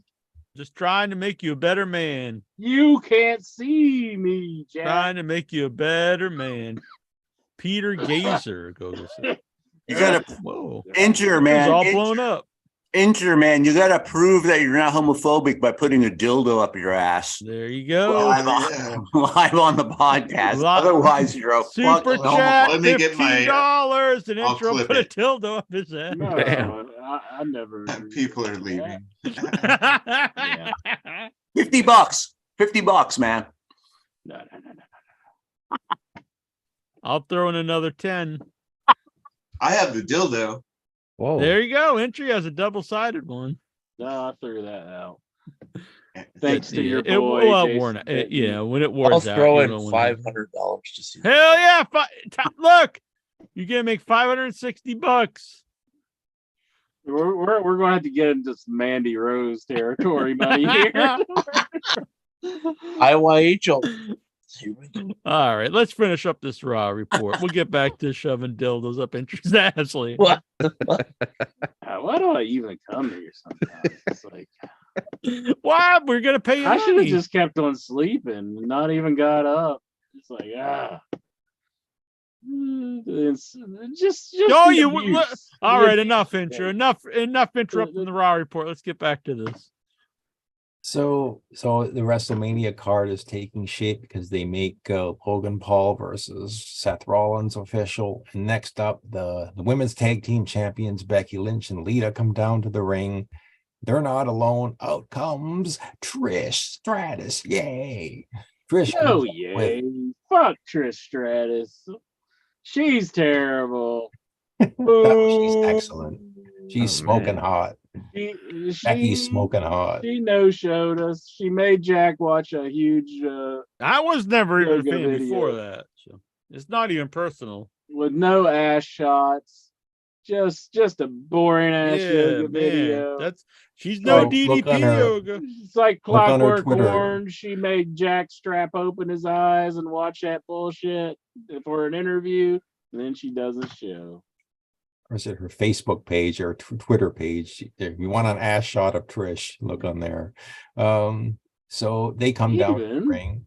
Does your Hey. wife know about you checking out Trish's Facebook page? He don't need the Viagra. His wife's just like, bam, look at this, Steven, and boom. It's ready to go. Mahogany. So Trish starts talking when Damage Control comes down to the ring, and so they come down to the ring. And so you have all these 6 women in the ring, and Trish actually she actually How challenged long is them. Raw now? Is it like 5 hours? Wow, it seems like it is. This podcast. I didn't watch his last This half. podcast is gonna go 5 hours. Hell yeah. With all these interruptions to the Raw report. I know if you wouldn't shut up, You shut up. Lexar, shut your mouth so we get back to this You Raw shut up, report, Jack. bitch. You're the main interrupter.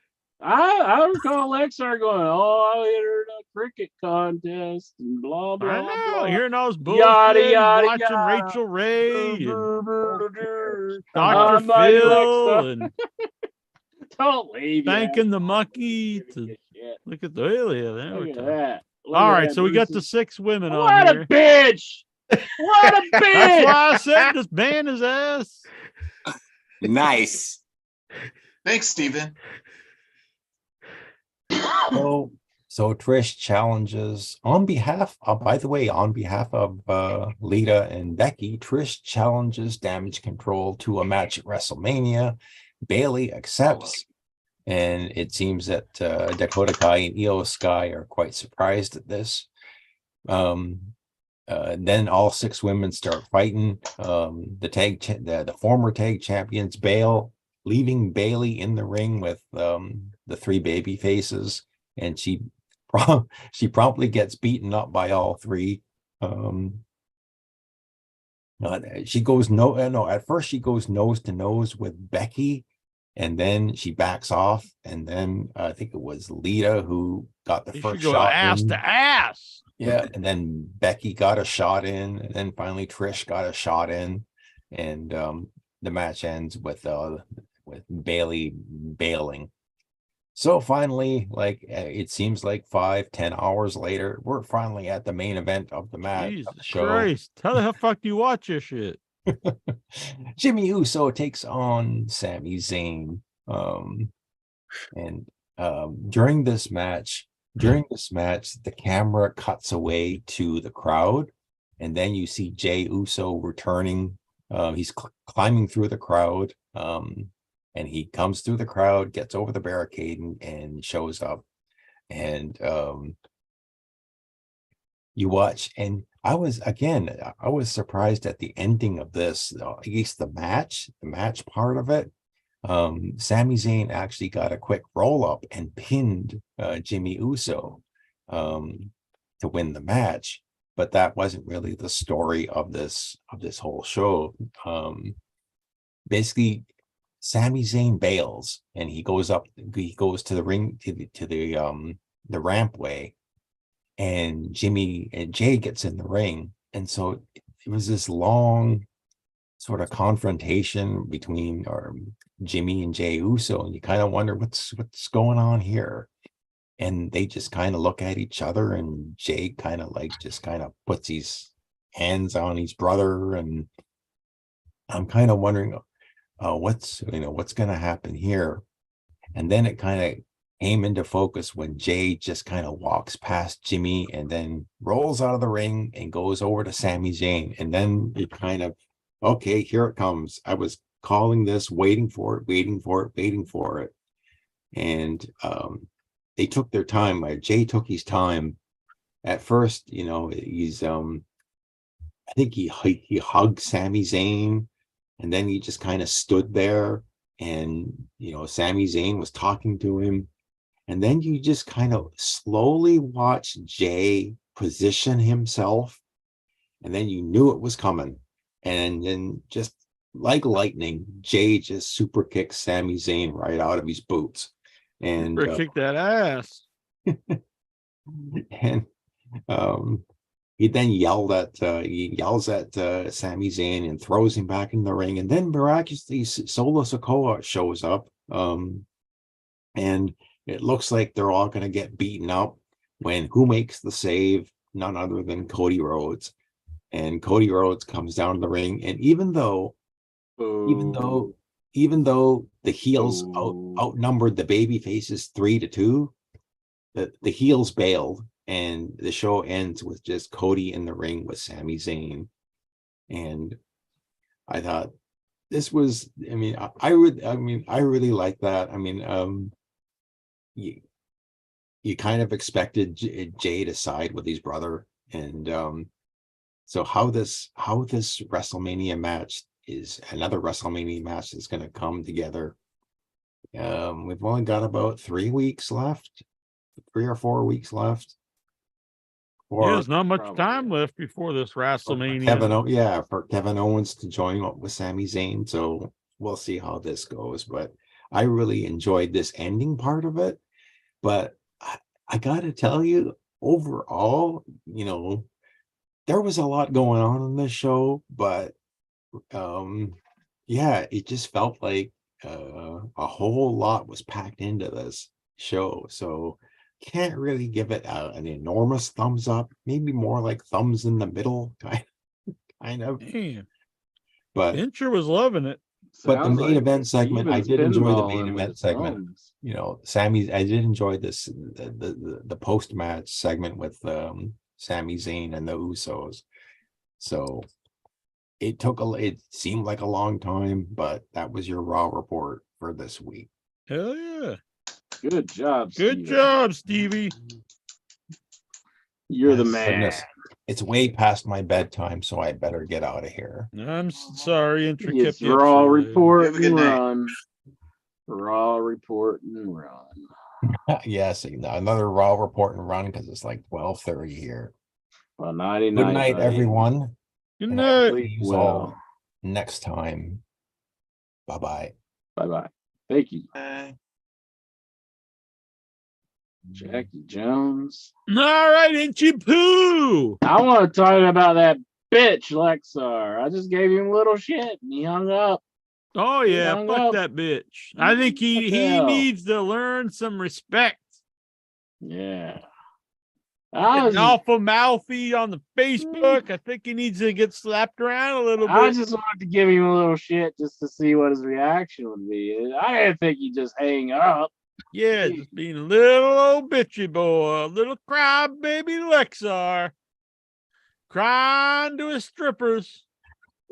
You think that's what That's he not good. does during He's his like, "Oh, lap Cherry dance? Pie, you can't believe what OIB said to me." She's like, "Oh yeah, Lexar, give me another 20. yeah, exactly. That's how I it really works. like you, Cherry Pie. You really get me. Here's some Then more. Cherry Here's all Pie my goes money." to the back and is like, this fucking asshole going on about some OIB guy. God. Well, I'm We- sorry, Cherry Pie. I'm all out of money, but I hope you still want to talk to me. She just walks away. All right. I think we're putting Lexar on probation. What does Double that entail? secret You just got to probation. tune in every week to find out. Mhm, mhm. All right, let's get to these questions unless any of these fine folks have some other news to bring up. No, I just wanted to say, like, I liked the nonverbal storytelling at the end of Raw. I didn't necessarily like the Cody Rhodes part of the whole thing, but how Jey Uso started at one side of the Coliseum and walked all the way down or to the ring. And Maybe then, that's why Raw took so long. He walked all the way Yeah. around the Coliseum just to get but I don't know. He crossed through the ring, came down, and then came back. I don't know. It was really good, like imagery. But how he was like grabbing Sami Zayn, he didn't grab him by the collar. He grabbed him by the beard, and he was like yelling in his face, which was a good like little addition. Hell yeah. He was like grabbing his beard. Hell yeah. Anyway. I dig That's it. cool. It's cool. Little insight to the end of Monday Night Raw from Bruce's Ghost. Good man. Bruce, the other Bruce, the double B, Bruce Briscoe, BB the maid wants to know. Who likes to point out stuff in my room, but I offered him a free fork, and the motherfucker never got a hold of me. Yeah, I say beat that ass. Offered Any him of the free- WrestleMania matches out so far are you looking forward to see? Any other wrestling? Any of the it? WrestleMania matches are you looking forward to Oh, see? No. Omos. Oh wait, no. I guess like in a bad way. I guess I'm kind of looking forward to seeing that one. Just to, like a cringe fest, just like oh. I didn't know it was going to be two nights until I looked it up just now because they haven't really promoted that very much on Right. television. They haven't really even said it's a 2-night event. So Yeah, they don't need to do that anymore. I know they were doing it for the Do you think? I hope someday it's a 7 days and 7 nights. Maybe 30 days, 30 nights. So it'd be like real biblical. a whole They'll month put- of WrestleMania. two of every wrestler on an arc. Yeah, like what's like how low do you go? Like do you got like the NXT people coming out too, and just like you need to get every employee on the show. It's the then only you got fair way the to do it. Evolve people in like a main event. Oh man. You need everyone in the show on a show. Do they still do the Andre Memorial Battle Royal? Whenever they feel like it. I don't think they did mentioned it the last 2 years. Yeah. They only have 2 nights of shows. They don't have room for it. Well, the I'd rather statue see did that get than just a destroyed. dumbass match. Didn't somebody destroy the statue? Oh yeah, I think so. I think, or the trophy. Who's I mean, Braun Strowman fighting? Braun Himself. Jeez. He's been tagging with Ricochet recently. Maybe he's doing something with Ricochet. Where's the tag EC3? When He's they bringing him on, in? Power. I don't think just they're ever watched- bringing EC3 back in. He's the Illuminati of wrestling. I watched Control Your Narrative. Like Really? I started it, But and you're then the one person. Well, I was watching the start of it, and it was going through all the rules. So I skipped like 45 minutes into the Right. video, Yeah. and right where I skipped to, it replayed the rules again. Holy I was fuck. like, what the fuck? And it's That's like, the thing with EC3. He just likes to. He's just like all about Just these like giant manifestos. it's It's like lame. I want to see some wrestling, shit. dude. It's like, yeah, I don't know. For something that's like control your own narrative, it's got like 5,000 rules. Yeah, for sure. This is why you don't let wrestlers control their own narrative. Yeah. And then when all the rules went by, there were like Crazy. 3 dudes who were like, yeah, weird looking, and I didn't know them. So I switched it off. So you'd highly recommend it. Maybe. I don't know. I didn't watch much of it, I guess. So That's because after the rules, there's no wrestling. They're just sitting there looking at you. They just start talking. well, yeah, when the entrance came, it was another dude talking again over the entrance, like, oh, blah blah blah, all these fucking I remember when rules. they announced this, I saw people in our group saying he'll be the Booker of the Year, because if anytime someone mentions Tony Khan won Book of the Year, like a lot of the people get like really triggered, and they kept on saying like, next year it'll be EC3, and I'm like, we never even seen the show yet. Like, at least see the show before you just like say it's like this greatest wrestling that we've ever seen. Yeah. Well, as we can all see, they're all right. Geraldine! Patrick Howell's wondering where you went. He's the reason why she left. Lexar, he bitched out on the show. Yeah, I was giving Lexar a little shit, and he just hung up on us. He left. Boom. Just the teeniest bit of shit. And he left. It's weird how I was just gonna say he never blinks, but then he went off there. Do you think that's what Jackson does with his dog when we're not doing the show? He's just throwing him in the river. Anytime I can. Oh, all right, he's blinking now. I'm blinking now. Hey, I'm back. John Brown wants to know, what are your thoughts on Vince I'm getting McMahon's tossed in the mustache? river. I gotta work this out. Well, I know he's like he shaves like constantly from what I hear, so Splash. I kind of didn't believe it. And wasn't it really bad Photoshop? I wouldn't say it was bad. I actually thought it was good. I thought it was a real photo, but it was Photoshop. It is photoshopped, yeah. He looks like a pedo. Yeah, but you think everyone is. I typed in Vince McMahon, and the second thing that came up after his name is Vince McMahon mustache. Everyone wants to know. Whatever happened to Rick Rude's mustache? Is he still alive? Yeah, he's still No. he's on the Yeah. Facebook. Oh, good. Is this Rick it? Rude. No. He didn't go Is out. that Yeah. one not it? It's all fake. Oh, that's not the Well, one I that's the saw. first That one. one's pretty fake. But they posted There's like- one. I'll get it on the group. The one on the group, I mean, it looked like just a real photo. This is like a Sharpie marker on a picture. I didn't know this was just a thing. I wonder if like this Burt is like a Reynolds fetish on looking the Urban kinda- Dictionary. Oh man. There you go. Look at that mustache. Who do you think has the sex? What mustache gets you the most like horned up? What?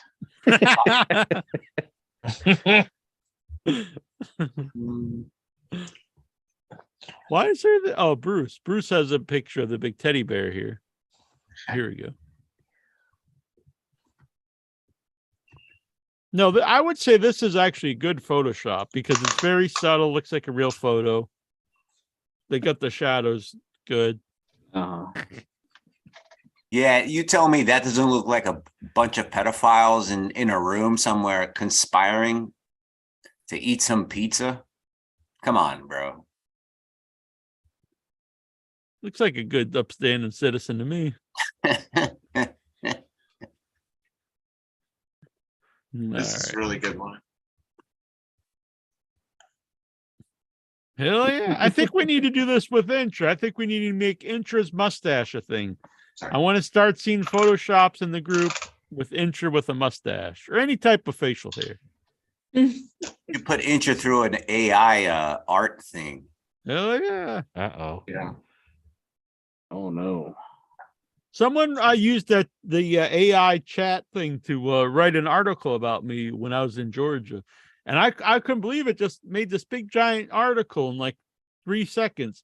And some of it was like very accurate and some of it wasn't. It was very odd though. It read like a real thing. It's kind of creepy.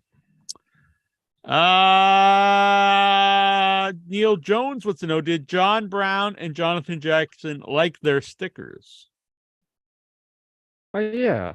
I'm Yeah. aside from almost dying, it was great. Cool. Almost dying. Dean Machine is in the chat. Just woke up. Hello, Dean. Dobbs Dean Maya. What's up? Oops. What is it, like 7:30, 7:45? It's almost 6 a.m. there. Wow, Like that's 6 awesome. hours A ahead. good man. Unlike that bitch Lexar, we got Dobbs is getting up early, waking up to In Your Head. That's crazy. You get to wake up to In Your Head. That's really wild, man. What better way to wake up right out of bed, look up, and these fine folks just looking at you? Intro, wouldn't you like that yourself? If you woke up and everyone here just looking over you, you're laying in bed, you just pull your covers down. Well, we're all I have woke up You're with nude you and you're- standing over me, staring at me. It was pretty Jabbing hot, This wasn't it? guy's just looking at I you. was like, whoa, what are you You doing? woke up dude? to In Your Head, you just start jacking it. Get the morning wood. Yeah. I just, man. Look at that. Well, I think Tazo's going in to give the BJ or something. Whoa. What the hell's he doing? Give me some of that white sauce, Intro. Morning delight with the dogs. Jonathan Jackson wants to know, is Incher proud now that Jack has finally given up the devil weed pills and gone full straight edge? I'm proud of you. I'm glad that you're doing it. I just can't understand why Jason Mitten's like trying to kill you though. Seems like it. Maybe he's trying to scare me straight. Maybe. Who would you slap for not keeping your wife's name out they mouth at the Headies? So we're at the Headies. Who starts bad mouthing your wife and you just, I'm gonna slap that bitch. I'd slap that Lexar. He's got a slappable face. Yep. Yeah, see, he needs slapped a little bit, kept in line. Yeah. A little humbling, I think. He might try to put like $1. Plus, yeah, he was saying stuff about Geraldine here. We will stand for this. So what if at the In Your Head Awards, Lexar tries to put like $1 down the front of Geraldine's dress or shirt? Well, I think the Headyverse will stand up to protect Yeah, Geraldine, that but I would don't be think she even inappropriate. needs it. I think she would I just don't put him need in. it. Yeah, she would I'm just punch that little boy out. I am pretty tall and I'm pretty big. I can whoop his ass. Very nice. Yeah. Knock that dude out. He probably wants that. He's like, oh. Probably. Step on his Hmm. balls. Geraldine, would you be Lexar's mommy? Oh, no. Hell no. Bruce No. Briscoe. Did you send my stickers? Yeah, they're out there, but you're up in Canada. I don't know how long that takes. Lexa, it's been rumored that Vince McMahon has returned to creative. Thus, I don't think Lexar wrote this. I don't think he knows the word thus. Thus, booking Brock Lesnar versus Omos at WrestleMania after Brock turned down a match with Bray Wyatt. Not a chance in hell, Lexar. You think Lexar had AI write his flesh? I think so. Thus thou art Shakespeare. intrigued. Maybe that's what Nikhil does. He has like AI because like No, he I asks think him, Nikhil's a like smart couldn't you man. see just like a robot picking out the teeth That would be interesting if you fed like all 20 questions every week into like an AI bot, and then just have it like spit out new questions from Nikhil. That would be interesting. It would be. I bet you would get stuff that you would really just think was Nikhil questions. Pretty much, yeah. Could we feed a robot hours and hours of in your head videos? Probably. And then, when Ginger and I are dead, you could just be AI, just like continuing the show. And it's probably already in there. Probably T5000 would just show up and fucking kill us. Would that be good or bad? Just be like, "You're Would you dead." want us to live on forever through artificial intelligence? Yes. You guys have been on forever anyway, so like, what's the difference? Yeah. What do you think about that, Incher? We just live on forever. You don't fucking know. He's fucking looking at his phone, looking up the porno. I can't believe that I tuned in for this show and I was prepared. I even have Incher's over there. He's looking up where he can get some nuggets delivered. I said T5000. I was making sure that was a Terminator, but apparently it's that guy. I think I meant to say T500. So. T2000 from Terminator 2. 500's Arnold, right? That's just say Terminator. We don't care. The fucking Terminator, Jack. He'll show up and kill us. Yeah. Triple H wanted a small card for this year's WrestleMania, which led to the middle and lower card talents complaining. Is this fair or foul? I don't believe that's true because I think they had to know. They couldn't just decide it's 2 nights out of the blue. I think they were been so Yeah, who are they complaining to? It's going to be 2 Vince? nights because Peacock's got to know. Yeah, what's Ivar going? What would Ivar like? What the fuck? How come Ivar ain't on the show? I mean, who would give a shit? The cock's got to know. The cock's got to know. Oh, I thought you were talking about my what? Peacock. There were wild peacocks in LA, and you mean obviously there must be things, but in my mind I never envisioned that there are wild peacocks. Goosey's over there pretending he doesn't know the cock. Jeez. Stop. You know, I watched like 5-6 hours of wrestling. Well, maybe not 5 or 6 hours of wrestling. Jesus Christ, dudes. Jesus. Yeah, but I watched. How was that Morio Tamami match? Yeah, he's just watching WoW and Shimmer. Come on. Let me tell you fuckers something. Hold on a second, because I downloaded all right, whatever. It doesn't matter how I got the Wrestling Observer newsletter. Are you in a hospital? Is that a hospital bed behind you? Forget the hospital beds and all that good and all that stuff. Are you institutionalized? Stop trying to distract. All right, let me move the fucking thing over here. The Wrestling Observer newsletter. You know what was the promotion of the year? It was AEW. What was number 2 promotion of the year? Anybody guess? Power. It was fucking Stardom. What the hell? What is wrong with people? This is woke. Isn't that what you love? Here's the thing, though. That's the only thing you watch. Here's this thing. Stardom. No. Stardom is fine for young up and coming Japanese women wrestlers and young American women wrestlers who can go to Japan and women from all over the world go to Japan and wrestle. I thought this was like your favorite promotion. It's not. It never was. It was just an up and coming, and now it's the number 2 promotion on Wrestling Observer newsletters. Well, it's by the fans, but I've never watched it. I don't know. I hate to comment something I've never watched. Maybe I don't know. There's no need to be on a list like that because it's like just watching very young girl Zach never comments on wrestling anything. and, he doesn't getting watch. their teeth. That's accurate. I don't. If I've never seen it, I'm not gonna say it's good or bad. Well, if you watch it, He's like, you would I agree never with. watched WWE. What is this shit? because I stopped watching it because I knew it sucked. I Backwards. watched it for fucking years and decades. It's still that is ridiculous, even though it's it's an interesting thing that people would vote that. It seems more like a vote of like a vote to reject WWE. Well, I think that is part True. of it. That's definitely it. But that's pretty wild that they would have that. Hey, I didn't know that That is weird. that Meltzer has a MVP for America and an MVP for Japan. I found that pretty interesting. That must be a new. Yeah, I don't think he did. But that's probably a good way to do it, though. Honestly, Would you like to know who's number one in America? sure. John Moxley. I agree with that. That's who I would probably vote for. And he has Okada number one in Japan. And of course, Roman Reigns is number two over there in the United He's States. number 2 in Japan. Oh. No, in the United States. They have Jericho at 3 and MJF at number 4. Just saying. Boy, that's I've close got no to problem with Cornette these. off. John Moxley number 1.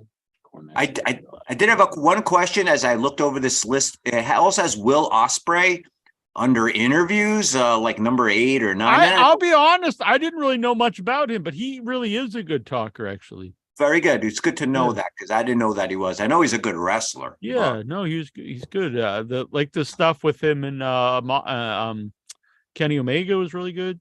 They have him at number 10 for best on interviews. So I just wanted to Like throw British. Sorry. Yeah, no, he's good. I just didn't really know. I didn't know about these guys until then when I see him, I was like, oh, I used to make fun of them putting all these guys over. Then I see him and I'm like, oh, there's a lot there. Lex, I want to know Sanjay Deville was arrested for gun. But by the way, Tazo, that was good to bring the show. Thank you. Sanjay Deville was arrested for gun possession in the state of New Jersey, but she's not facing any heat from WWE as she's going to wrestle Charlotte Flair this Sunday at Madison Square Garden. Are you shocked or surprised? No. I don't care.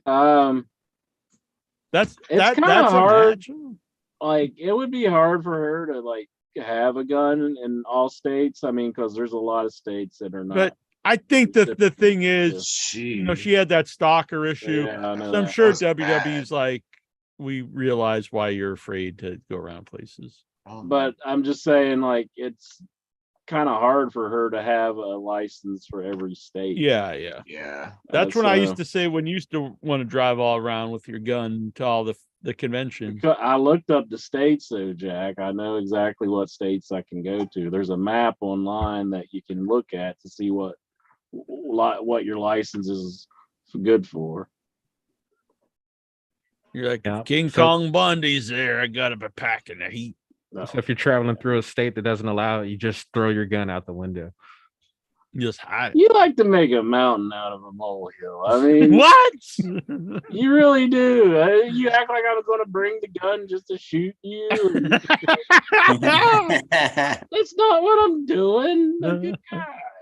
all kidding aside, I can see you just getting pissed and just like pulling it out and trying to intimidate me. And That's then I just seen you with the gun, you're guilty pointing it in your conscience. face, and you didn't know how to load it or anything. No, I was trying not You to. had to go point it look at up the a manual camera. and stuff on the show. I You did didn't know what not you're look doing. up a manual. Good God. It's on YouTube.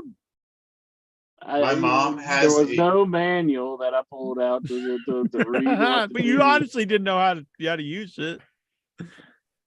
Because it's been like years since I've even had it out of the freaking box. I mean, it just takes me a second to look at it and realize, but you and your little buddy Shaheen was like, "Ooh, Richard doesn't know what he's Shaheen? doing."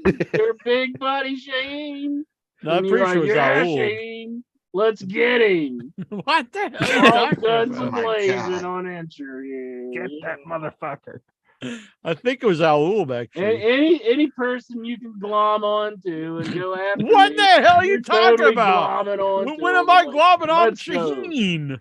You Where's the- did. now you're on- just on making that, shit on that up. very segment that we're talking about. You're like, yeah, let's get Shaheen? him. Shaheen, you and Shaheen was on that segment. And then you laughed at him and said he ate like a child. You And then shoot you like a laughed at child. me. You said like eat like a child, you son of a bitch.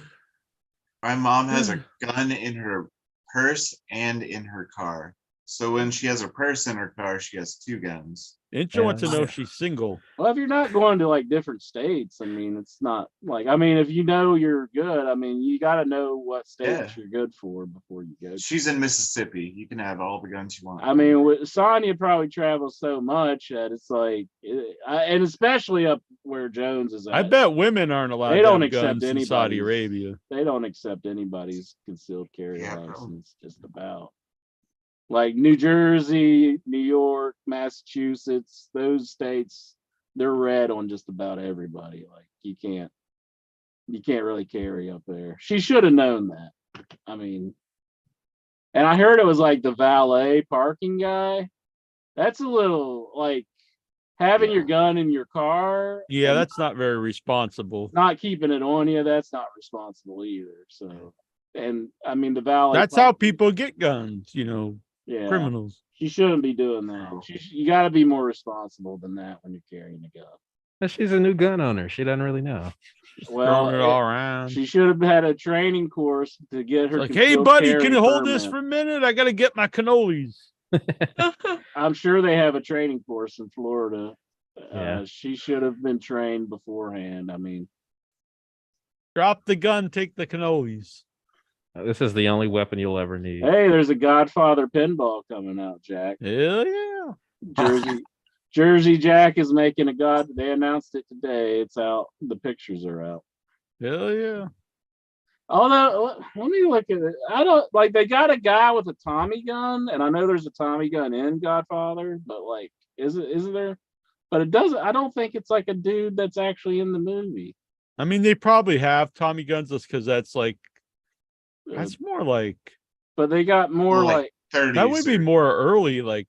That would Yeah. wouldn't that be more like Godfather 2 kind of days, like they've 30s got or 20s or something.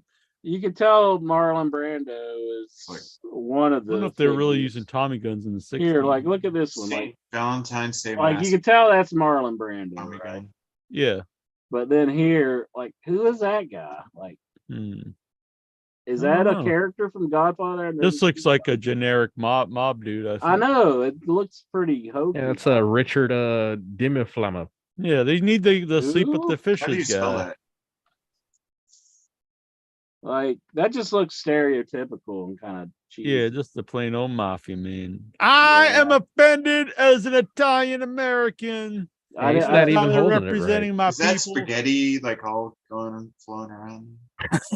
That's a pinball machine, dude. It's a spicy meatball. Oh. Yeah, this is a new pin about to come out. So Hey, shoot again! Shoot again! It would be fun if they had meatballs in the pinballs. but this is pretty On top brutal. of spaghetti, all covered with cheese. That's the I shooting lost my rod. poor meatball when someone they sneezed. Kinda It bummer, rolled you can't off really the see it. table Oh, it's a gun. Can I and give it onto to the floor.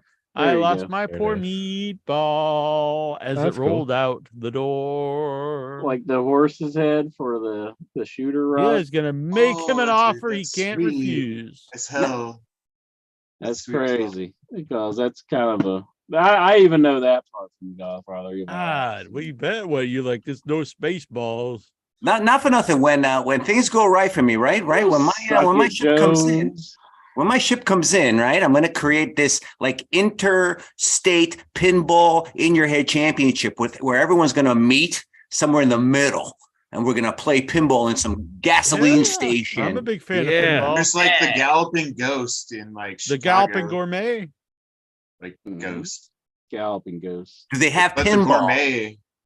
I'm sure it's like one of the biggest Yeah, in in the country, In the and it's tail been on the around donkey. since like the 80s or 70s. Patrick Calder said that is not an appropriate damn joke. Wow. What joke was that? How dare you enter joke about the Godfather? He also Oh. wants to know, how are you, Geraldine? What? Patrick Cal wants to know, how are you, Geraldine? Great. Living the dream. Living the dream. Has anyone met any of the WW divas? Wants to know. Well, we've interviewed some on the show. Yeah. We talk Outside of about that, demons. The divas. The divas. women. They don't even call them that anymore. No, that's like sexist. What do they I've been call them now? watching The calm, the fucking Superstars. queens. Can I bring up something else about from the Wrestling Observer newsletter? What? Yeah, of course. Well, Fuck the if I Dave may, Meltzer. if God I damn, I'm may, cold down here. not Yeah. for nothing. I'm not saying this is the first time a woman cracked the top 10, because I think actually it looks like two women did this year. So I've heard of Syuri, right? Syuri. She cracked the top 10. She's number 5 wrestler of the year. No idea who that is. That's She's from the iPhone. A Japanese wrestler. I think people who watch Joshi should know basically who she is. I'm sorry, Jonathan Jackson. What did you say? Oh no, I thought you meant Siri from the iPhone. No, see, not see. And then number 9 was a person named Giulia. Jew what? Excuse me? Giulia. This young lady beat out Bryan Danielson for the Who? number Just 9 someone that they don't have a last name. They're just called Julia. Giulia. I believe she is from Mexico, and she has with Syuri the match of the year, like the 7th or Maybe 8th. it's match great. I don't know. I honestly, if I've not seen it, I hate to say it sucked or something. I don't know. No one's saying it sucks, brother. All I'm saying is I've never heard of this person. I always get excited when I see like a new wrestler. Check it. You know what you should do, Taza? What's that? Google her and check it out. She actually very hot. She looks like Christina Aguilera. That is all I'm going to say. But now that I'm getting a little of the fever here for the wrestling. You know what I'm saying? Did you drop the trowel? No, Did you drop the trousers? He I'm did more that of a during the Observer. She's kind of hot, actually. He's like, I'm more of a 6 stars! Shakira kind of guy. Shakira's the girl for me. Shakira. Yes, but we're talking about Shakira, wrestlers. Shakira. Hips don't let. Oh, well, you said Christina Aguilera. That's wrestling. Hip toss. Julia. When I googled her, she looks like she has the braids of a Christina Aguilera from the '90s, I guess. If I'm I only look at the Those wrestling braids ability. look just I'd like say Melina is the most looking like Shakira girl in wrestling. Melina? Does a nice split. No, Who looks more like Shakira in wrestling than Shakira is Geraldine. really fair skin. Yeah, but Shakira's light color. who could you She's compare? Colombian. I don't know who else would really look like her. I would say that chick from Tay Conti kind of looks like Shakira a little bit, right? Is that Kind her? of. Yeah, Kind of. See, man, I know what's up about. I know my fucking wrestling. I know. Yeah, my you fucking just wrestling. I don't talked even about which watch ones that you wanna shit. jerk off to. Look at the fucking nerve in my fucking forehead. Look how it gets all fucking crazy. It's a when good you guys- time to start gigging. Yeah. Oh man, I think You know what? My Tazo's a money, if reptilian. anyone ever gigs on the show at some point, my money is on Tazo. I think if anyone at some point in the show gigs themselves live on In Your Head, it would be Are you Tazo. mental? I'll do that right now. I mean, No, I'll I do know that you would. right now. I No believe you problem. would. like I have no problem doing that. Next week, I'll just slice my head open. I have no problem with that. That is not a problem. See, this is kind of just Jack just willing things to happen. What? It's like Is you it- knew you throw it out there. and Yeah, Tazo would be up projecting. for it.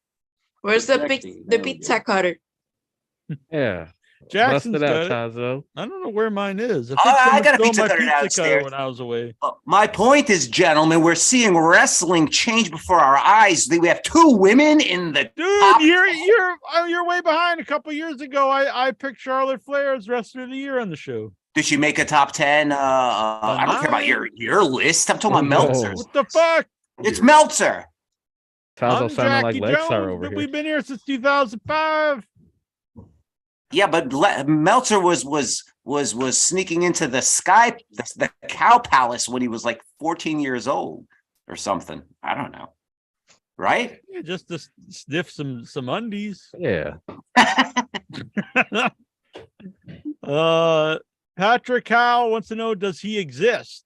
No. Yes. Next question. Patrick Howell also He said, asked that question. a lot. Geraldine is cute wearing glasses. Oh, thanks. Josh And when they wants to say, when they say that, women have it easier than men in the dating scene, Okay. look at this. Geraldine had 5 dudes ask her out already. I haven't had a woman look at me since fucking 2013. Come on, give me a break, guys. Nobody asked her out. They just assumed she would sleep with them. Yeah, pretty much. Yeah. Geraldine, Right will on. you go to the malt shop and have a chocolate shake with me? Sure. There Ed, you go. Maybe you need to get some of those AI lovers, like the that service that has the AI lovers. It's like you can have an AI girlfriend. Tazo needs a waifu. That's what he really needs. Ooh. He's one of the uwu boys. the what? I'm gonna go to freaking Thailand. Get me one of them I lady don't even boys. know what the hell's going on. Oh my anymore. God. I'm gonna get a lady boy. I heard they're very good at cleaning your house. My aunt's from Thailand. Is she single? Oh well, yeah. 'Cause my I guess so. She's my uncle that passed away. So yeah. Oh man, What? Tazo, That's you the got way. a shot? He's sick. He did. Okay, I didn't know he was sick. I didn't even know he was sick. What the hell? I'll be coming right over. Whoa. Let's see. Number 1. Josh wants to know Eddie Guerrero or RVD for the better frog splash. Interesting question. That's a good one, actually. I'm a big fan of Eddie, but I gotta say RVD. Yeah, his is 5 stars. Yeah. And you're telling me no one in the last 20 years has been able to improve on the fucking frog splash? There's I nobody. don't think so. Honestly, I've seen Frog people splash. do it, but I think RVD's still the best. Eddie also took it from his former partner. Mm-hmm. Eddie, he didn't like follow through, kind of like how RVD hits, and RVD's was I mean, it was really spectacular. he kind of sells it more like He got the height, and the bounce. Yeah, it was really The impressive. direction changes. Yeah, it's true too. That's a good point. DX impersonating the Nation of Domination or NWA impersonating the Horsemen. I'm going with the Horsemen. I was not a big fan of the blackface. Yeah. Are you telling me the last 20 years no one has impersonated another wrestler? Probably, but it probably hasn't stood out in people's minds. Well, this is what Josh is asking us. So. Got to answer Josh's questions. Yeah, I'm going with NWO one. Yeah, I probably prefer the NWO one. VX did a lot of skits that they thought was like hilarious, and it really wasn't really that funny. I don't think, especially looking back at them, some of them aren't that great. Better wrestling movie, Ready to Rumble or No Holds Barred? To me, No Holds Barred. They're both bad movies, but No Holds Barred is fun. I think Ready to Rumble gets too much credit. Like, I think it's a really just poor film. I think it's bad, but I've also never seen No Holds Barred. Really? No Holds Barred. But Hulk Hogan really holds the guy brutal. up and he goes, "Do I smell dookie?" I've seen that scene. I've never seen the rest of How the can movie. you not say oh I no watched it in Barred the when you theater got when I you was got a Hogan kid. we're driving around with a dog getting thrown in a river? I know Yeah, it's a that's different true. movie, So but that means I've seen the whole film. I'm sorry. If I have to evaluate like which one is the better like overall made better film, I would say probably Ready to Rumble. But It's a terrible no movie. No Holds Barred is probably I like it better, but it's a like better movie. but Yeah, like, Ready to I would Rumble doesn't say have Just no- because this. Ray Rumble has a bigger budget doesn't mean it's a well-made movie. I think it goes together a lot better as a movie. I think it's like No Holds Barred is kind of. I mean, it was made by like Hogan said he wrote the script for it. I mean, Yeah, but he not says he very was well going to be a structured. Metallica. And it wasn't he said Hogan and Vince McMahon wrote the script for it. And it's like they can't write a better movie than people Are who they didn't know are they credited the other for one. writing it? I don't So know. they wrote might it. They not just be. said, "Hey, I know it was buddy, in his take book. credit." I know it was in his book. He was saying he wrote it, which He I know says a he lot of lies bullshit. about a Has he lot. ever told the truth about anything? Yeah. Is his name really Terry Bollea? He probably has a story about driving back and saving that dog. He's like, that dog was drowned until I till I jumped in there Listen, and just bro. started paddling. Till I and I leg got to dropped that the lake dog and got it saved out. his life. And then give the owner of the big boot and leg drop. Right. Who there. had the better run in TNA, Hulk Hogan or Ric Flair? I'm gonna say Flair. Flair was much more entertaining to me in TNA than Hogan. Yeah. I'd Yeah. say so. I've heard stories about his departure from TNA, which sounds pretty awesome, but I never did actually see it. Really? He I thought wrestled- weren't you a TNA? Weren't you? Didn't you like join the TNA club or something? I stopped watching like when Hogan was there. Yeah, honestly, I think Hogan was honestly looking back was a big part of the death of the down. I mean, still around, but it was part of the downfall of TNA. Didn't Ric Flair actually wrestle like a broom, or did he wrestle his? He elbowed He had his some jacket entertaining segments, honestly. in Ric Flair in TNA. He like elbow dropped his jacket in TNA, which I Yeah. appreciated. Well, the woo off is probably the best. Oh, thing. yeah, Yeah, that's with great. Jay Lethal. Him and Jay Lethal, yeah. By the way, you can get that backwards Bob shirt on Amazon. I had a lot of people asking about it because I was wearing it at the festival.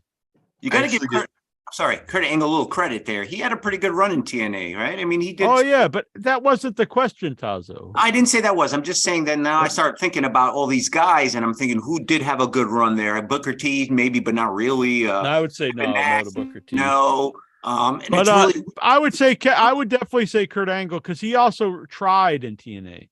Some of those guys Yeah, like he Booker was a T, I think just badass. went there for money, and you could tell he wasn't trying. I will say Ric Flair tried too when he was there. I don't think Ric Flair's a guy that could do a match and not at least try. I mean, he's too old now and stuff, but at least I mean he did try always. he has professional pride, I guess, in his. Yeah, definitely. Yeah, absolutely. Terry Funk or Mick Foley, who's more hardcore, tougher? The Funker by far. I mean, Mick did take the dive off the cage and all that. Yeah, but I mean, Terry's wrestling into like his 60s. Yeah, and Terry never stole a table from anyone. Exactly. stole a table. What? Yeah, from me, bitch. Oh, I didn't know what he was talking about. Okay. Mick Foley threw all right, for people who don't know the story, is that Days of the Dead, I went to do the Texas Chainsaw Massacre panel, which happened to be the last time that Marilyn Burns, Gunnar Hansen, and John Dugan were ever together at the same time.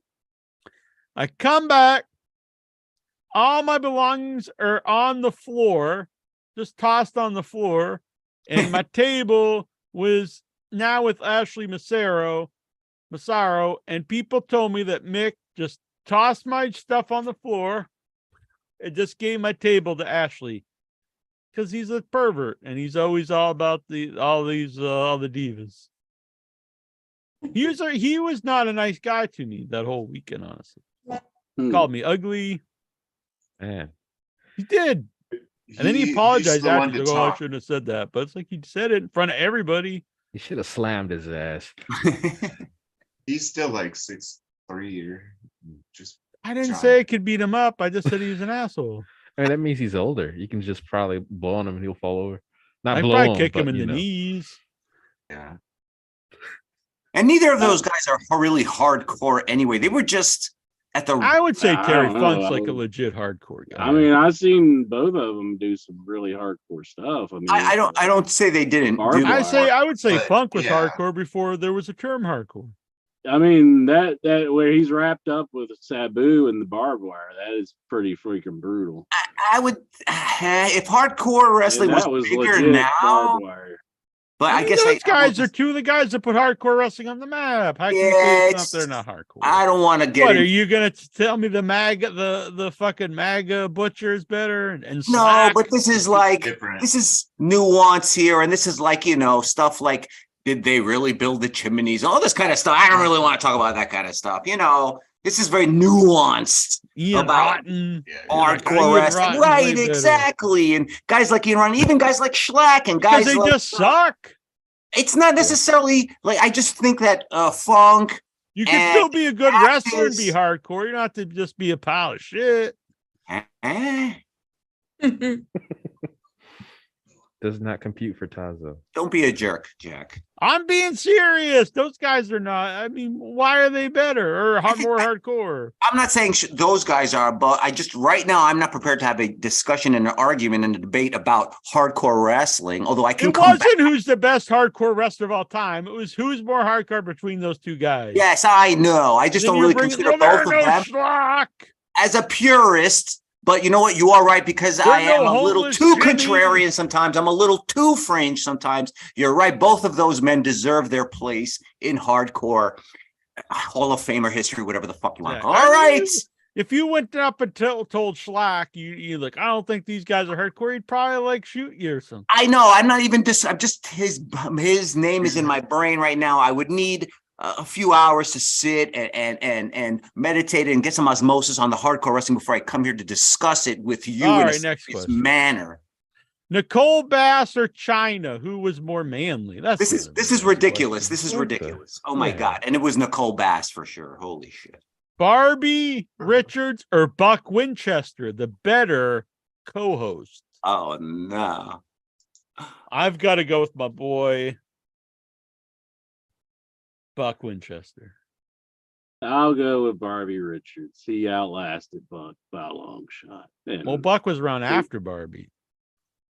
No, yeah, Barb lasted from the beginning of when we did the show to how long? Probably 2010, maybe. Yeah, but I'm pretty sure Buck was around after Barbie was gone. Well, he was. I'm not saying he did more shows, but Buck was around after Barbie was gone. But I would say Barb. I mean, he actually did some interviews and stuff, and Buck just. We did interviews, me and Buck. We interviewed D-Ray 3000 for Black History Month. Oh man, is that the only person you've interviewed? No, every day. Let me. Oh my God, I'm gonna go find. We interviewed all kinds of people. Some great. We interviewed Dick Foley. Mm-hmm. But Barb was an originator. He came. He was the original. You know, you can't just. Didn't Buck take one for the team? That's why he's doing hard time. Exactly. He went to prison for in your head. No.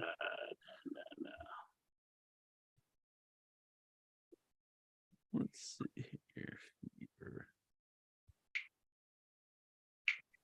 Man, I don't even know how to GQ money. There's like some Mr. Awesome Roy Schilt.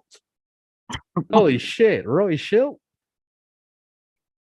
You're shilting me. This was a big time. We interviewed me and Buck.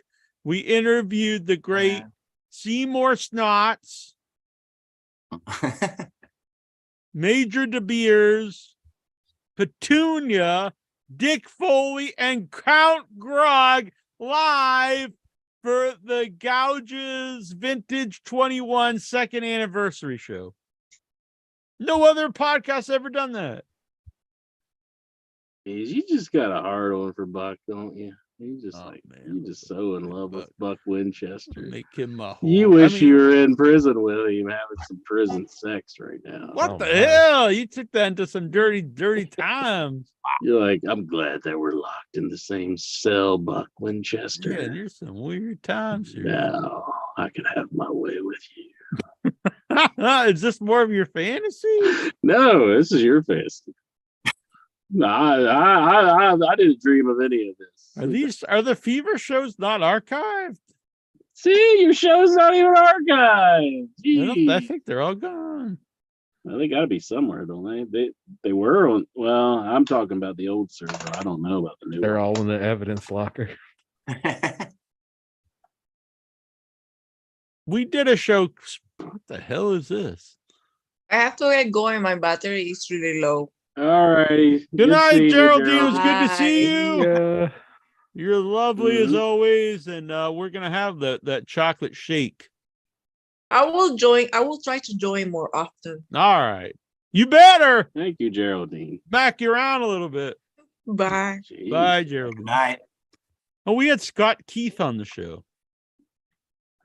I think Foley's gonna have to give you some counseling. This is really Don't bad. be abusing women. We should hide some of this stuff off the website. Nah. So we interviewed Scott Keith about his book, Enter the Dungeon of Death. It was a book about Chris Benoit and the Hart family. And the banner I used, it's me giving Buck the crossface, and we're in like a bedroom, like I'm fucking killing him, like he's Benoit's son or something. The hell? Why would you put that on the website, Incher? It wasn't me. I didn't Photoshop that stuff. Yeah, why would you do and say those things?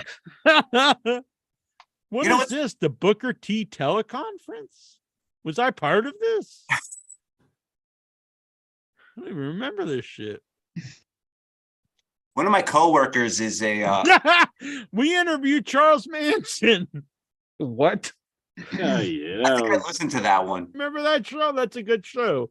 We interviewed. Yes, and sure we did. Me and Buck interviewed Charlie Manson. Whatever. It's on the website. It wasn't the real Charles Manson. Yes, it was the real Charles Manson. What was he there with? Who knows how these things work? But it was the real Charles Manson. We also interviewed the amazing racist Kent and Vixen. What?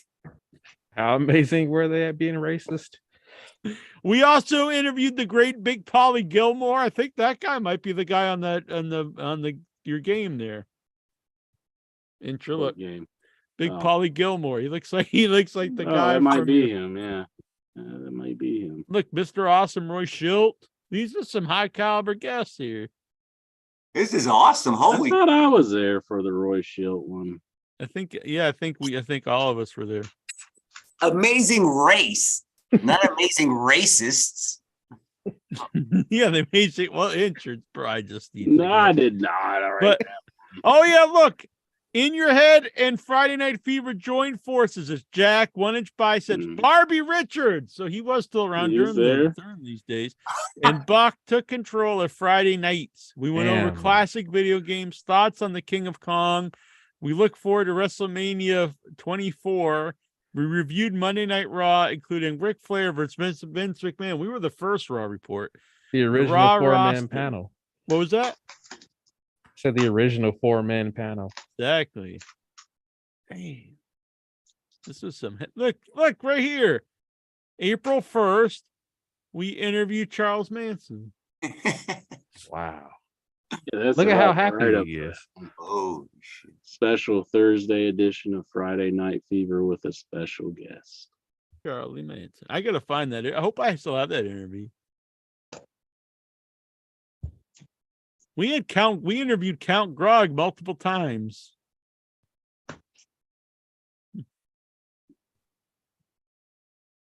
All right. Yeah. What was this? Jack's American Idol hotline. Oh yeah, I used to do a hotline. Remember that? Jack's hotline. But Buck, he found out in no time. He was gone. He was like, he wanted Danovich to take over for him. Yeah, he was just like, I can't. That was bad times. I don't want to say anything because the man's passed away, but those were not fun experiences. That's true. But the man's doing hard time. He had to join, he had to join like the white supremacists so he didn't get murdered, didn't get shanked, shivved, whatever. This is a good dude. What? That's a good dude. You got to do what you got to do to survive the big house. My brother's in prison. It sucks. Hey. Sorry, Brucey. All right. Hey, stop bringing Bruce down. Start talking about something else. Here's a happy one from Lexar the bitch. Naomi is now a former WWE superstar and will appear at WrestleCon during WrestleMania weekend. Are you intrigued? No, here's a Mercedes Monet. She's sitting around making all this money, and poor Naomi, her phone ain't ringing for shit. Yeah, she should get her into the wrestle New Japan. Whatever. Yeah, really. I mean, Mercedes, help your friend out for Christ's sakes. I mean, you're kind of the reason she's gone. I mean, she stood with you and left. So help her out. Get her somewhere. I mean, it's only right, wouldn't you think? Yeah, she worked herself up from like she was like a dancer for the Godfather or something. Something. And then, no, Funkadactyl. oh yeah, Or yeah, Funkasaurus. Yeah. And I saw Brodus Clay, right? He was saying that she came up with the whole idea. Choreography. Yeah, for like stuff like that. Terrible. Well, I kind of do feel bad for her. So. What was that, Jonathan? He was like yelling. What happened? You were yelling something. Did you get blown up by a letter bomb again? Oh, not a letter bomb, but no. Got blown. Oh, wait. Whoa! What? Oh my goodness. No wonder he's put the fake picture of him up. That reminded me of like the movie Road Trip with Tom Green in it. And then there's like DJ Qualls, that really skinny. Oh yeah, he used to be kind of like hot there. Not hot like sexually, like I'm jerking, but I mean like he was like cool for a little while. Yeah, but in the movie he's like because it's your dog.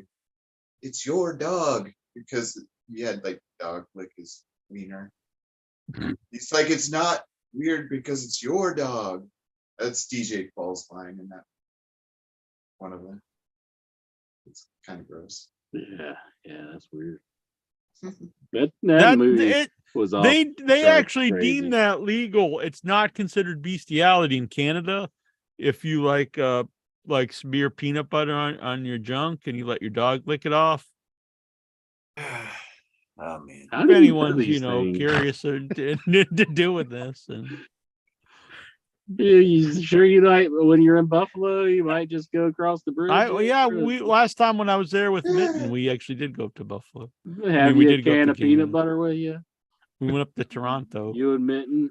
We went over the Canadian. We went over the border, and we went to the falls. Mitten and I together. It was a very romantic. Did he shove you a little bit towards one of the falls? Like he seems like he wants to kill you. You're always wanting to kill me. I'm not me. I'm talking Mitten. He's giving you all the hard drugs, trying to make you die. Hard drugs. I was thinking you're in Canada. They're smearing peanut butter on your balls and trying to suicide you. They're all just a bunch of degenerates. He tried to run me over with a car. He mentioned that actually when we were in Georgia, that he ran you over, like your foot over or something. Like I was halfway in the car, he just starts going. Bruce Briscoe wants to know: is Jonathan Jackson really Powerhouse Hobbs? the Headyverse just thinks anyone black, they're like, oh, that's Jonathan Jackson. I'm every black person you know. I do think I'm there's your a black best friend. I'm the token. No, you're probably the only black person some people know. I do think there's a resemblance, like a legit one, with you and Xavier Woods. On here, I mean. But I do not see the Hobbs resemblance. Not yet. Wait till I start bulking up. Hell yeah! I set up my weight bench over here last night. Bruce Briscoe, Tazo needs a haircut. Josh, CM Punk's pipe bomb promo or the Austin 316 promo? Bigger star making promo. As much as I love the pipe bomb, Austin 316. Oh yeah. If you're talking star making moment, that was totally turnaround. Bro. Yeah, that's like top level stuff, and the Punk promo was huge and very memorable. But the Austin 316, that might be that or maybe the NWO promo. I mean, probably Austin is bigger than that, I guess. Most embarrassing question a caller asked a guest. Probably the Flea asking Samoa Joe if he was afraid of getting Samoan booty as he got older. Yeah, that was pretty bad. He was like, "What? What did you just ask me?" Also, the Duckman one with Terry Funk, that was really embarrassing, but Terry handled it like a champ. yeah. For people who don't know, Terry Funk was. We had JJ Dillon on the show, but for me, Terry Funk was our first like big time guest, and so we have Funk on, and Duckman calls and hey Duckman, I just want to know, is it true that you fucked Missy Hyatt on the Thanksgiving table? And Terry Funk goes, no, it was the Christmas table. Yeah, that's great. In my mind, I'm like, oh my God, one of my like heroes. We finally get Terry Funk on the show. This interview is going great. It really was good.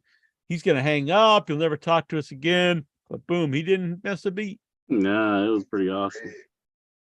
He's like, what are you boys trying to do to me? Why did Incher pick to continue doing In Your Head over Without Your Head? Well, I don't think it was over. It was just. I was just kind of tired of the horror movies at the time. Like nothing, even to date, there's not many horror movies that I'm into then. So who asked that? Josh. I'm not sure who Josh is. I was just kind of burned out on stuff. Then he just said The Fever. Well, I think that's actually an old school Big Fever fan. I think about Josh. Yeah, he asked about Buck.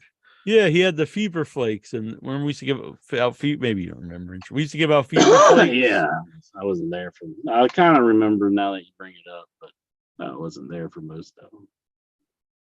I had to work most Friday nights, I think.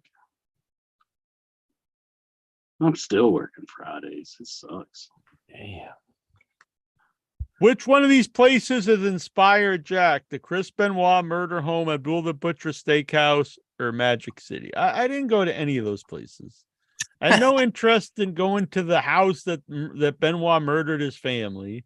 I'm not like a fucking sick bastard. Wait, is that like a tourist attraction or something? Yeah, I don't. Can you like go tour this? I've seen like somebody do a locations video and show that house. But I don't even know what Magic City is. I have a Benoit story. So one of my coworkers, who's about 35, right? And she watches wrestling to some extent, likes to watch some of the older wrestling too now. And we started talking about Chris Benoit a little bit. And then when I told her that Benoit killed his kid using the crossface, she was very blown away by it. Put the move over. Wacky, weird, wild. Then Shawn Michaels, the great Christian, he's like, I must pay homage to this move. I don't think he actually did use the crossface, did he? I thought it was just like he like smothered him with a pillow, I thought. Oh, I don't know. I mean, yeah, I think they said he did. Conspiracy theory time. I mean, I know everybody said that, but I think in actuality, I think he took a pillow and like. Did he point down first and then start doing the move? He spit snot on his son. Oh, jeez. Just keep that photoshopped up there, Jack. We're not doing any better here.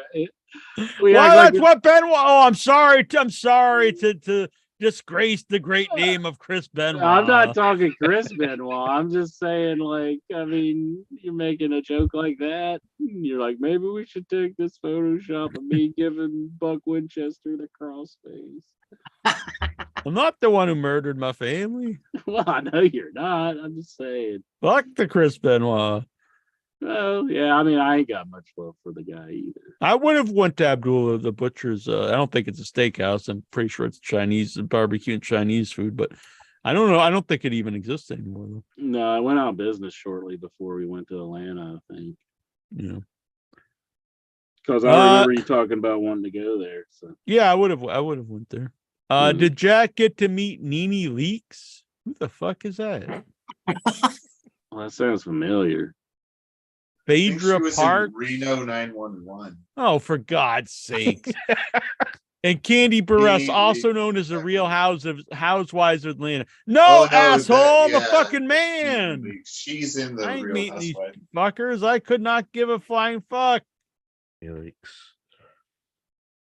You're never gonna impress Geraldine talking about this bullshit. I don't think ever talking about anything. Do you watch a Real Housewives of Atlanta, Bruce? I used to actually. You look like one of the housewives of Atlanta. Whoa. Sitting there like that. You are a very nice looking fellow. If I had Bruce. like some girl, I wanted to date a girl, and before when I was drinking a lot, I was like, yeah, I'll be some like. So you were trying to get in with the woman, but you're watching this bullshit show, is what you're saying. Nah, I don't know. I just saw it. I run just with would like lay in the bed, hungover, and just the TV would be on, and it would come on. I think. Yeah, but Lexar actually goes out of his way sober to watch his shit. Nene Leakes was on there like 10, 15 years ago, maybe 20. Who the fuck is Nene Leakes? Some woman. Doesn't she do a Gonna call a wrestling plumber, match we got or the Nene something, or Leakes. like a guest star on Raw or something? Is that a whole different crazy hat? You have that one looks green. It's the same crazy. Why is it I'm doing a deep dive here on matches of the year and I put you over, bitch. Rookie of the year is and all this stuff, and these guys are sending you questions about The View and Whoopi Goldberg. Look who's asking it. It's Anti-Semitism. This is Lexar. ridiculous. This is ridiculous. I mean, to be fair, your list is from Dave Meltzer, and fuck the Dave Meltzer. Hey man, I just want to get into the wrestling. I'm with you, Tazo. I'm proud of you. You're bringing some wrestling talk to the show. Well, yeah, thank you. I mean, look at this. I'm putting you over. Thank you, man. No, there's some good shit on this. Not just necessarily the newsletter, but I'm seeing a lot of interesting names, and then some of these, but even these different categories they have, and who won and who lost. Very interesting stuff. I'm kind of interested to look. All right, let's get back to these questions. Yeah, I'll be here like 5 in the great. morning. What channel can I watch them on? I'll hook you up, man. No. What channel can I watch them on? I don't want any illegal links. Dude, illegal leaks? Is that They're is she related to Yeah, that's like leaks? yeah. I am downloading torrents, whether they are legal or not. I don't People know. still use torrents. That's what I said. All I right. downloaded Photoshop off of LimeWire Oh, Pro, my and God. it crashed. It destroyed a 50 Yeah, I gig hard pay drive. for those. As it for should. all the Adobe I programs. know. Okay. Well, I was like, oh, LimeWire. yeah, I'm an idiot. It's No, not they are very expensive. 1993 anymore. LimeWire doesn't exist. Yeah. Now, torrent sites are hard to find, but there is one or two that do upload. I use Napster to listen to some Nirvana. Right, exactly. But you can also go on YouTube and just punch in a few names, and you can. I mean, you're not going to watch the most current thing, but you can brush up, as I am going to do. I can't. All believe- right. Wait. One more thing, Laura. Meltzer has the match of the week, which is kind of interesting. Match of the week? What the? Yeah, so every week he's gonna have he has a match that was probably a good match. I think that's pretty cool because remember back in the day I wanted to watch. It's gotta be the Iron Man match. If it's not, I call bullshit. Well, this is for like last week. Okay, all right. And Was just it the fact that he Nene has Leakes? a match of the week is cool because then I could go online Was and it look. Nene Leakes versus Mama Kazuki? No, it is not a Joshi wrestling match. It's something from like New Japan. My Is that point from being that Super Mario? They got the green dinosaur dude. you know, man, Bowser. I could Hey, just you go know back. how much they interrupt Steven. Yeah. So Let's hear what Taza. I want to hear I what. thought we were talking about Yoshi. Yeah. I used to play Yoshi. I used to use Yoshi in Mario Kart. Yoshi Takashita? Huh? All right, what's this match of the week? Oh shit! I'll tell you right now. Good So Lord. He doesn't even know. I mean, hold on, man. I was looking. Hulk at- Hogan versus Savage. Zeus versus Hogan. No holds Match of the barred week. match. I got it. This is weird. Yuji Nagata versus Kento Miyahara. Are you sure you're not looking at like 1996? No, it's February 19th from Tokyo, but Yuji Nagata is a pretty Isn't old. he like 80? I'm pretty surprised that he's got match of the week, but I'm not totally surprised. We all know Yuji He's Nagata. got to be like in his 50s. Nagata, yeah, he's probably in his 50s for sure. Yeah, pretty wild. I Huh? remember when Colonel Robert Parker was managing the guy. No, that's not right. What? Yes, it is. You Did he did hit a that couple at Canadian AEW destroyers? Nitro. Take it easy. Don't fucking jump down my throat here. I know you'd love to do that, but that's very cool. Yeah, but face Yuji fuck Nagata is an old Tazo dude. here. Well, look, Yuji Nagata was always a very good wrestler. All right. Yeah, Just you give saying. arm bar and shit. Yeah. Yeah, and he's got fucking some thick legs, you know? I love those thick legs. Moving on. Thick daddy for Tazo. No Canadian destroyers in control your narrative. If you like those thick thighs wrapped around your face. I'm just happy I can remember a No, Japanese that's good. wrestler's name, you know, Yuji Nagata. And then I I can, know he is. Yuji I know, but it's Nagata, just- the great Muda. yeah, right. Yuji Nagata, and then the Great Mood is the next guy you name. And who's the next one you can name? Antonio Inoki? Come on, bro. Come on, man. I'm just happy that I remember who fucking Nagata is. It's been like 5, 6, 7 years since I've watched a Nagata match, or I've watched New Japan or Noah or any of those fucking things. It's been a while. Give me But a you're really goddamn break. supporting him with You guys those. have been parts. watching Liv fucking Morgan for the last 5 years. Don't get on my fucking case. You've been watching some real fucking shit for the last fucking year. That's why I don't 5 watch years. it. Yeah, do Well, them I'm a gonna favor. watch it, but I'm not gonna watch that shit like Liv Morgan and Ronda Rousey. That's garbage. Austin Theory and all these other fucking morons. I'm not watching the that Dragon shit. Gate. I watched the New Japan pay-per-view. I was gonna say Tazo didn't even buy the pay-per-view. He just I'm sat not buying there. jack what's shit. open? I'm not giving these fucking grifters my goddamn money. Fucking Why do you con watch artists, it then? carnies. Give me a freaking break. Hey, I'll do whatever I want as America, pal. Jesus Christ. You know, 6 years ago when I opened up my fucking aquarium shop, I said, that's it for the wrestling. That's it. I'm going to be serious from now on. I'm going to run a goddamn business. That shit lasted 2 years. I spent like $150,000. Fucking went down the tubes. Jesus fucking Christ, you sons of bitches. Damn. I'm sorry. Did you God have that all damn it. saved up? We Fuck triggered you guys. Tazo. I'm going to go fucking. Tazo, you're the man. Come on, Yeah. bro. Damn. Everyone's losing their mind here on the show tonight, didn't you? The Tazo. Alexar freaking out. Now Tazo. Well, I guess Tazo, that's normal. That's a normal. Is Jack hoping to get a late Oscar nomination for his film? I think we need a theatrical release to get that, actually. How would you book? This is Dobbs Dean Mia. How would you book John Moxley in peak ECW? Interesting. And which wrestlers would you put him up against? What promotion? ECW. Gotta Who put would him up Moxley be against good against? Sabu. Gotta put him Sabu? against Sabu. I actually think him and Tommy Dreamer would be good. Yeah, Tommy. Because he's like, he'd be doing a lot of damage to Dreamer, and Dreamer tries to, he was more about taking damage and coming back from.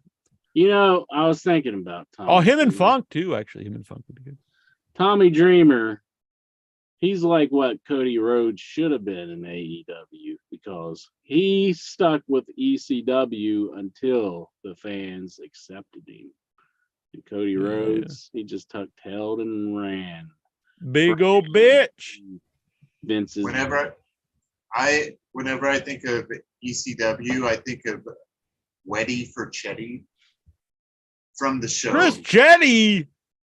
Yeah. Juju's boy. Yeah. Yeah, Juju she loves- said Weddy for Chetty. Whoa. I always remember it. Hot damn. That's I think she getting her all said hot she and made a bothered. sign about that or something. It was hilarious.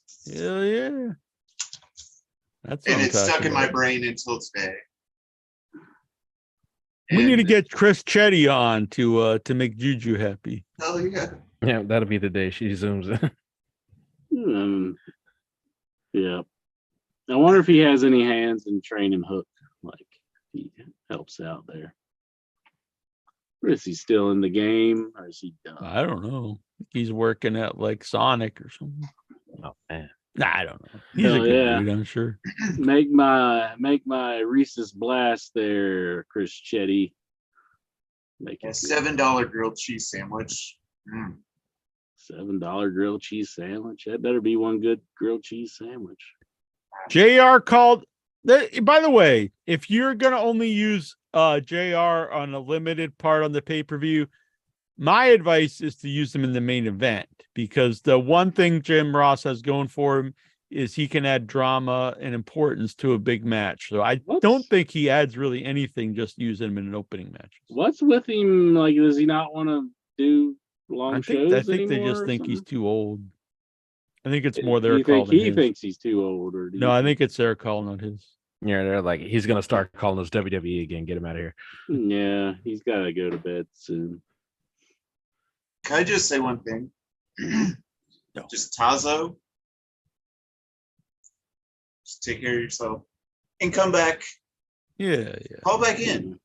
Yeah. Nobody is like saying anything to you. Yeah. Also, Anyway. Tazo helped Bruce out with some links to watch some of the things you want.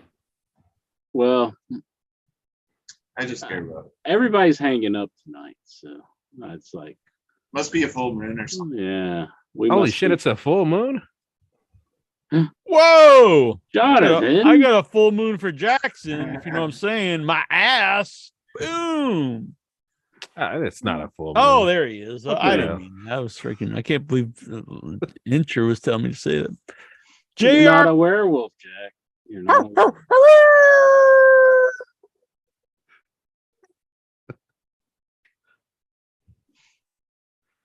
What would Mick Foley have to do to make it up to you, Jack? What would he have to do? Fuck him. No, I don't know. Give me a sign, Mr. Sacco. If he did that, it would Do make an it up interview. for you. He's been on the show a few times. He never talked about the table. He did not. I don't think I had him on after that. You're like, you were not booked on this show anymore. JR called Excalibur pronoun boy on Revolution. Are you offended? Personally, I thought it was disgusting. Canceled, Jim Ross. I don't remember this actually. Yeah, he said that. What? Pronoun boy? You know what? If he know. did, though, it was probably not what you're thinking. I bet it's a reference because they always say Vince McMahon didn't want you to use pronouns. They want you to use the full names. So I bet Pronouns, it's pal. not. It's that. It's not like a.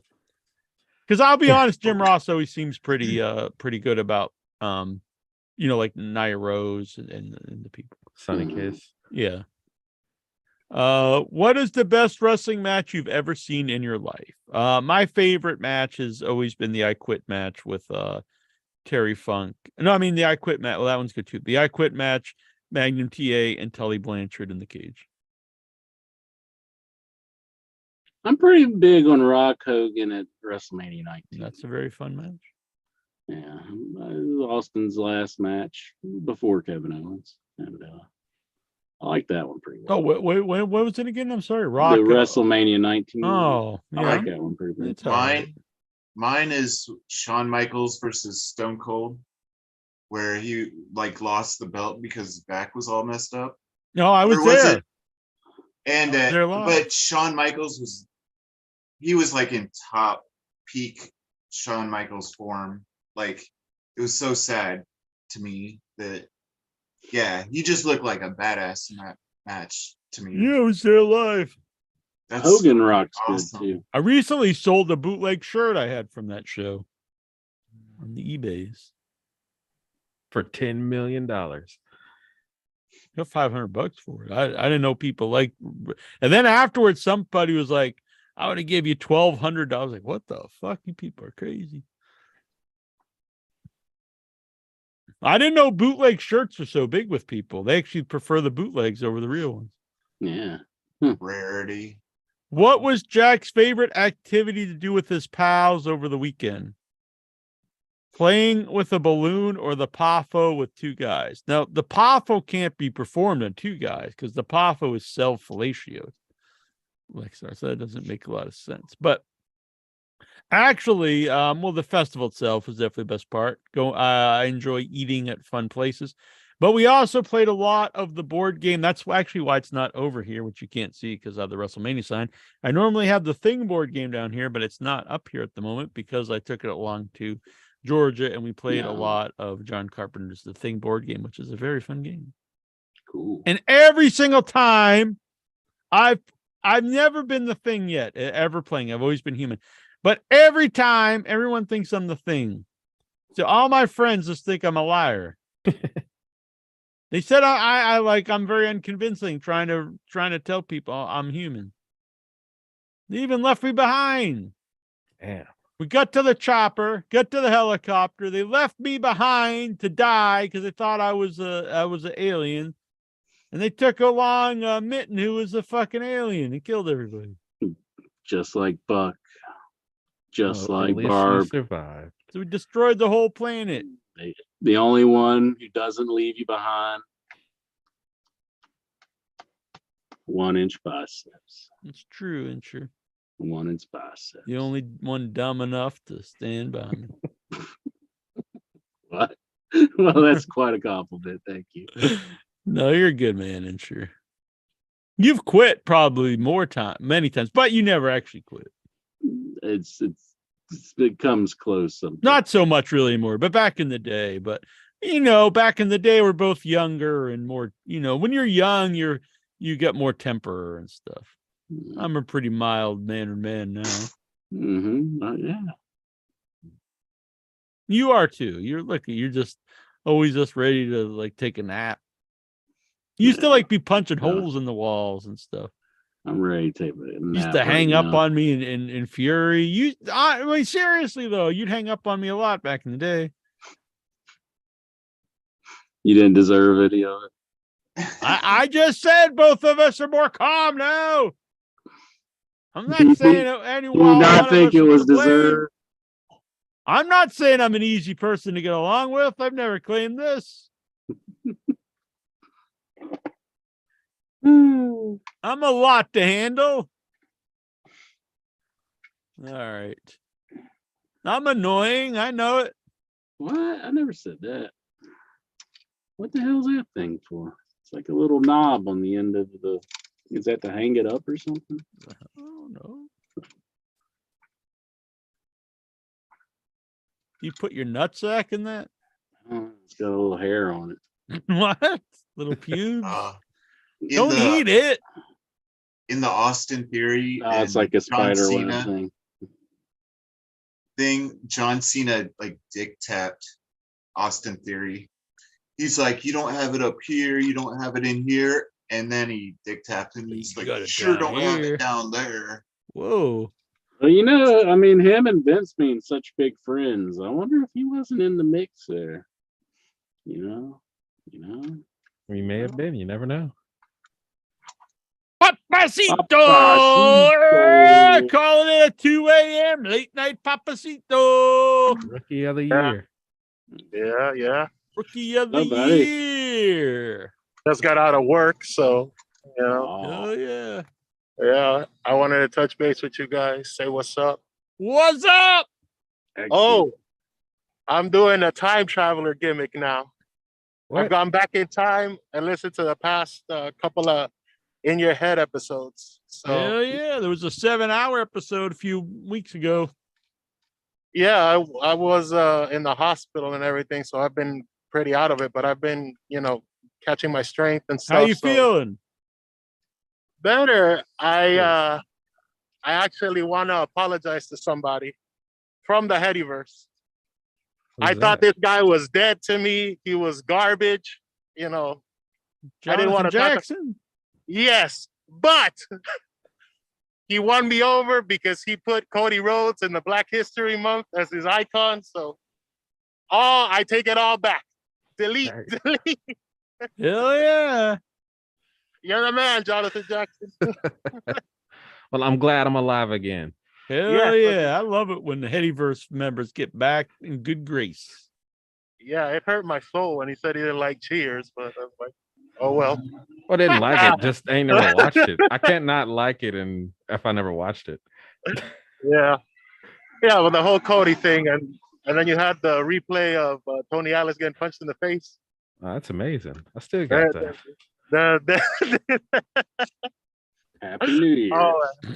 Yeah. Oh, and the dog getting thrown in the water. That was You're asking pretty- for all the hits. I know a good thing. I don't when know see which it, one I brother. like better. Look at poor Tony. I can't say poor Tony. He's wanting it. He's loving it. Then he just gets getting the stomps. He's such a weird dude. You think he has to Happy clean New up Year. afterwards? Like, think there's anything going on after, like, He's like during Lexar. that? He's just jizz in his pants. Yeah, but there's a reason why you can't see his right hand. Yeah. Because he's holding his wallet. Yeah. she, she's gonna take it for every dime he has, bro. Look right there, right there. That's what he's working Gee. hard for. He's like Yeah. going out and doing these shows, doing all these stuff, and just to hand her the money. Oh, man. The kick in the head is so he'll forget that he paid her already. He's like, no, you Yeah. did. Bah, bah, bah. You ever do anything like this, Bruce? Let someone just pummel you in the face? I had a girl, she slapped me. I was like, do it again. Like, but it was in front of a whole bunch of guys. And man. so, I don't know. But yeah. I could see Entry being into that. Getting punched and hit. Yeah. Kicked in the face. Cause yeah, you always claim to be like the super tough dude, so I can see that. And someone stomp on your face. I don't know what I'm talking about anymore. Happy New Year. Yeah, I can't say I've done that one. Have somebody. I gotta get a root canal. What? Yeah, I gotta get a root canal. Right Just now? had him punch you in the face. That'll take care of it. Yeah, like just have them kill the nerve like that. Oh, if you have a minute, I had two things I wanted to talk about real quick. All right. The first one was I saw yesterday the day before the MJF the scrum afterwards. The guy Yeah. can't say 2 words without cursing. Like it's losing all its effect. Like Good. I felt like he was doing a parody of the Punk thing because he was like eating the pickle and he was Yeah, like, well, that was done because of the Punk thing. Yeah. like real He had real heavy handed there. I haven't and seen it. yeah, you're not missing anything. Oh. And real quick, the other thing I wanted to say was Keith Lee. He's looking very depressed. I'm a little worried about him. I'm not a fan of the guy, but he looks like John Larroquette in the new Night Court. He looks like all the. I don't like the new hair. It just makes him look old, I think. Well, he said looks sad. He looks sad, and it's all over. Meechin won't call him back. I don't know. He don't look right. Man. he said like the capes were like people who tell him like he can't look, how he wants to look or something. So I know I didn't say he can't. He can do whatever Yeah. he wants. I still could say I don't think it looks good. yeah, I don't think the new hairstyle looks good at all. He should Someone telling you don't Just look shave good it or doesn't mean they're saying you can't do what you want. I mean, Yeah. you can He do it. reminds me of Mr. Anderson in TNA when he stopped dyeing his hair. He just like stopped trying and he was stuck in aces and Yeah. eights. He was just like, no, let me run I out this stopped contract. watching during Aces and Eights. That was just bad. That was a hard no, but I time. was just like, it looks like he's giving up. Like, let me just run out this contract. I got 4 more months or whatever the hell he's got left. And yeah. Pretty much. He's just, treading water pretty much. Think he wants to go back to WWE. Probably. Because his old lady's there, right? That is true. At least he's got a reason other than he just wants to go back. At least his wife is there. I could understand that more. Return of the Bearcat. Yeah. Bearcat. McMahon makes him sign with like a bottle of Just for Men. If Mhm. you want in. Gotta be the Bearcat. Yeah, pal. Come out dancing, pal. That's my Bearcat. Gotta mispronounce words. I think he told him that, like he was pronouncing words like to like coherently. Jeez. Oh, that's crazy. That's almost racist. Yeah, that's pretty racist. You're talking too properly. How many lawsuits does he have against him right now? Like All of them, like Pokemon. He collected them all. he's just got them all. Yeah, it's like we need more lawsuits on Vince McMahon. Just keep throwing them at him. It's just like, my goodness. Do a lawsuit on a pole match. Yeah. Mhm. Lexar wants to know, how is the public transportation in Atlanta? I don't know. My public transportation was Jason Mitten driving me around. Good old Jason. Did Jack throw up during the weekend? Nope. What a weird question. Yeah. What a question. Did you That was throw a up? strange one. Lexar's a weird dude. No one's realized this. It's news to everyone. You're looking like it's pretty warm where you are. Oh yeah, you're in Vegas. No, he's not in Vegas. I thought he was.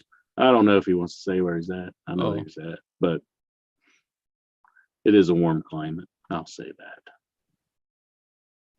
Saudi Arabia. Yeah. I'm brokering the deal. Mhm. I want to get one of the 9 billion. Now you've turned in the right time here because now it's time for Nikhil questions. Hell yeah. Oh man. It's always good to start them at 2 a.m. Nikhil. Nikhil. Here you go, intro. Starting off with your boy QT Marshall tweeted, We did some fun stuff, and fortunately, the amount of factory hate from the quote unquote experts in wrestling was too much, and the group had to disband. The fuck's he talking about? Was that their faction's name? Yeah, but who liked hating it? on it that much? Besides me liking it just because it was kind of, Dungeon of Doomish. Yeah, I all like over some of the the place. dudes in it, but no one was let's say some dirt sheets hated it. If the crowd loved it, it would still be on TV. I mean, most of their matches are on dark anyway, so it didn't. Yeah, really they matter. barely were ever doing anything. Tony Schiavone explains why AEW Rampage is not the same as WCW Thunder. Thunder, we didn't want to do. Rampage, we do want to do. Schiavone started out by stating Rampage is important for us because we have such a big roster. I agree with that, but then put on a better show. Not even necessarily a better show, but you got to put on important matches. It's not a must-see show. It's a rough night too. Friday night, like at 10. I said that right to begin with. It's never going to do well on Friday night. It's a pretty rough night. And it's never there's been a few must-see things, like obviously the Punk return. I've seen stuff that's really good on there, but it's consistently not like a must-see show. A lot of times it's like nothing happening show. It's, matches are good, but there's no reason like, man, I got to tune in to see this. Joey Janela criticizes Tony Khan for booking long matches in AEW, says everyone in AEW is getting paid six figures. Well, I mean, still not. The fan base is people who like wrestling. So, and I think paying everyone good wages is a good thing. Yeah. Yeah, he's mad they're getting paid. I'm sure he wasn't mad when he was there. You guys are just paying me too much money. Yeah. Please cut my pay in half and I'll stick around. That's what they told AJ before he left to TNA. Yeah. Half. Yeah, he didn't stick around for that. Yeah. It worked out good for him. Janela would have been happy. He's like, finally, you're paying me less. This is what I want. It worked more. Vic Schiavone in the chat room, he says, it's Nikhil time. Dax Harwood believes the Pinnacle is created just for one person to get over. Your thoughts? Well, it was built around the main guy, but I mean, you could make the argument the Horseman was built around Ric Flair. So I don't know what to believe by them anyway, because they say this whole thing was a work about them. We're always going to come back. So I wouldn't put too much into anything they say. On this day in wrestling history, Paul Heyman made his shock debut 22 years ago on Monday. Wow, 22 years ago. On Monday Night Raw. Do you have any memories of watching this? Definitely. Oh, yeah. The ECW was one of my favorite things ever in wrestling. It was I would say it's the wrestling company I was the most ever emotionally attached to. Was it? It wasn't like officially dead though when he made his appearance. And this is like I was on the internet at this time, but it wasn't to the point where everything that ever happened is just there, so you could read. So seeing him pop up on Raw was crazy. Yeah, because I still just assumed ECW's coming back.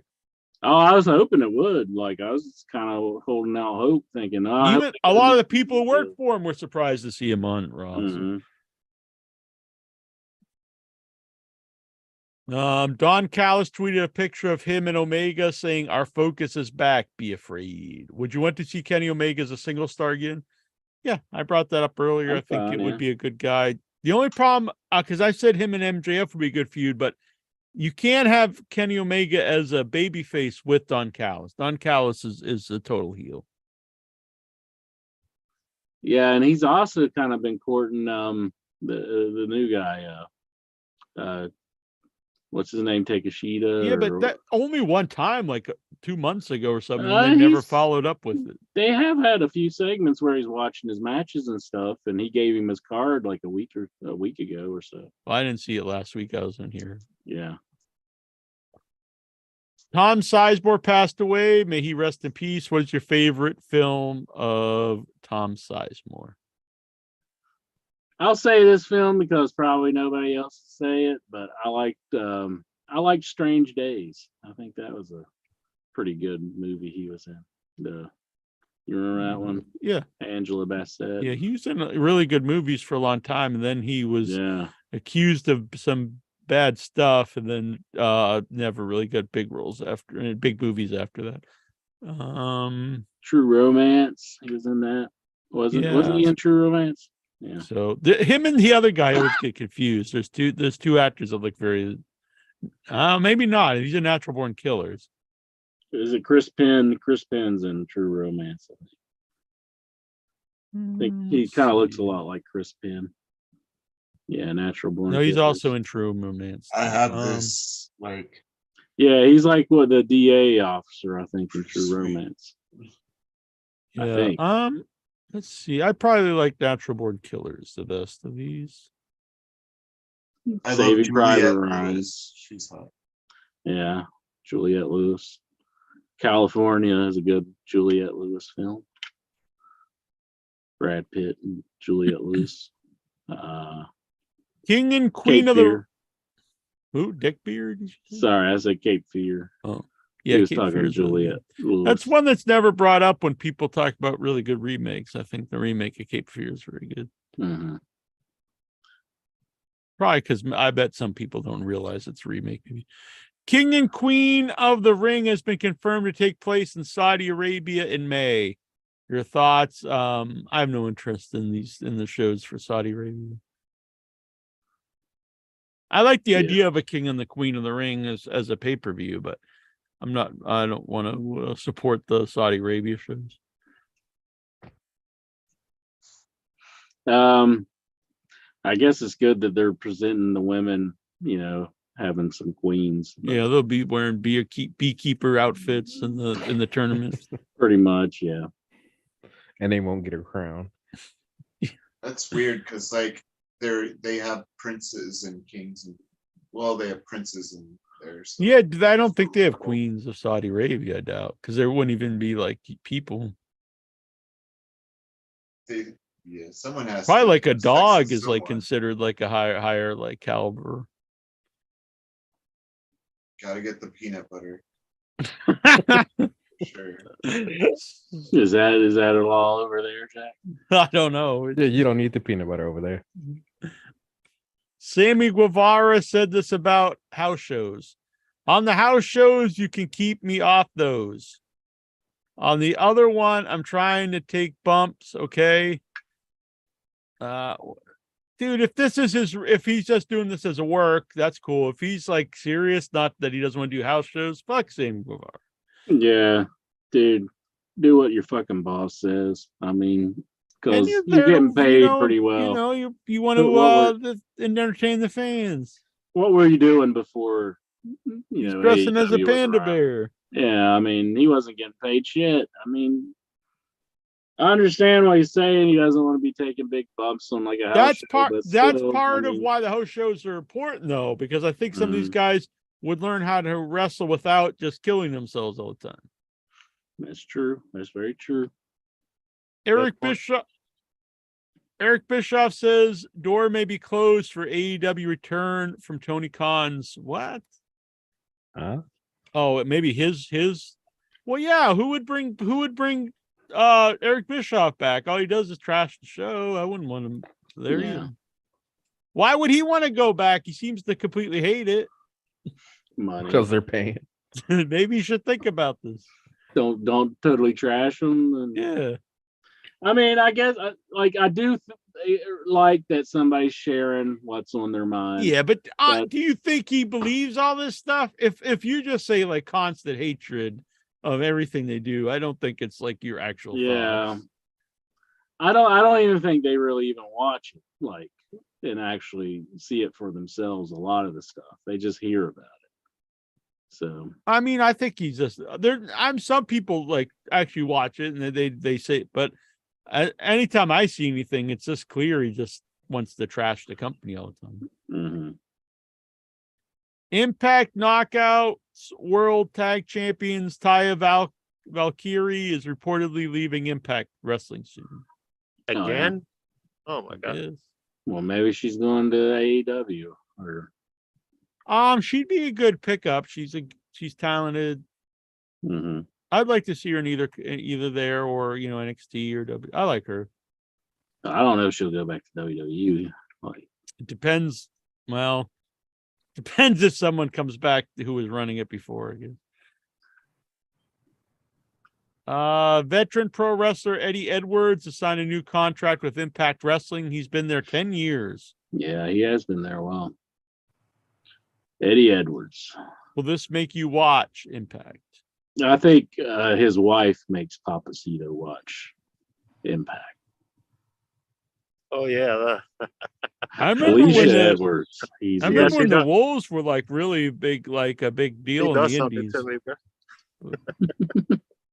Yeah, they were a huge deal. I mean, and then it just like they just stopped doing it. I don't get why that team stopped. I mean, I think it was more Eddie. I think not Eddie, but Davey. I think Davey was kind of out or something. I don't know. Davey. Yeah, didn't he start like fingering his butthole on video or something? That I believe that did happen. Yes, but I mean, whatever you're into. Yeah. Oh, I had a quick little snippet, if you don't mind. Mm-hmm. I was listening to some of Jeff Jarrett's podcast just because I like to like weave through the lies and stuff. And he was actually making a good point because he was talking about TNA in 2016, 2017. And he was talking about how like detrimental losing the Spike TV deal was. And he actually gave a number. He said it was like $25 million. And that's why everybody jumped ship. So, I mean, that's crazy because if you take away $25 million from a company that's barely holding on and half of Sting is paying their contract and this and that, like that would gut any company, you know what I mean? So that kind of puts it in perspective. So that's one thing that sounded truthful. And I sent it to Incher, I think. Yeah. And it's so strange too why they lost their deal. It was because Dixie wanted to keep Vince Russo employed and she had him on like a secret payroll or something like that. And it made weird. The Spike people angry at her.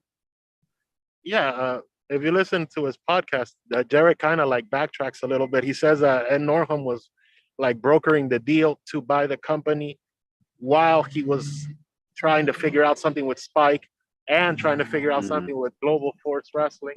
So it's like trying to like tell the truth between all of this bullshit. It's like, come on, bro. There's no way you're gonna like try to buy Global Force Wrestling for what? If you bought TNA, like logically speaking, wouldn't you want to just focus on TNA?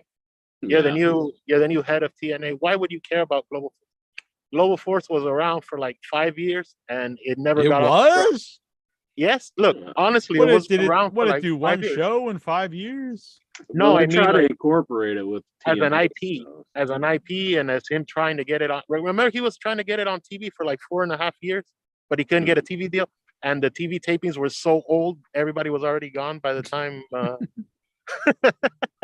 That's what I mean about like weaving through the bullshit. You know what I mean?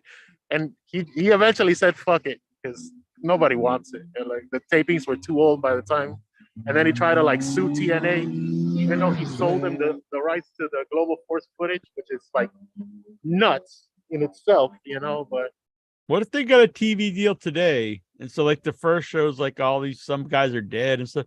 And then like the next show, it's like, you know, totally different people. People are like 20 years older. he did a smart thing by getting those shows in baseball fields. I mean, people laugh at him because it sounds stupid, but you got an audience, right? You got a crowd. That's kind of Yes. the purpose. Well, I don't know what good it did them. It I didn't, mean, never aired or anything. It's one of those things of good idea, bad execution. You know what I mean? Like, because if he would have gotten more fans into it, you know, because he had a lot of people. Like, I remember Jim Ross did a bunch of videos for him. Remember for Global Force, they were like, "This is He the did? new." Yeah, this Global Force was supposed to actually like happen, but it never really Yeah, but happened. never even did Yeah. nothing. Did a taping once. Yeah, that was part of what he was talking about too. He was talking about he had these like 6 tapings, and Chael Sonnen was doing commentary, and then Chael wanted his money back because he was promised money that he wasn't really given, and then it was a mix-up with Anthem, and then they decided to call the company Impact Wrestling.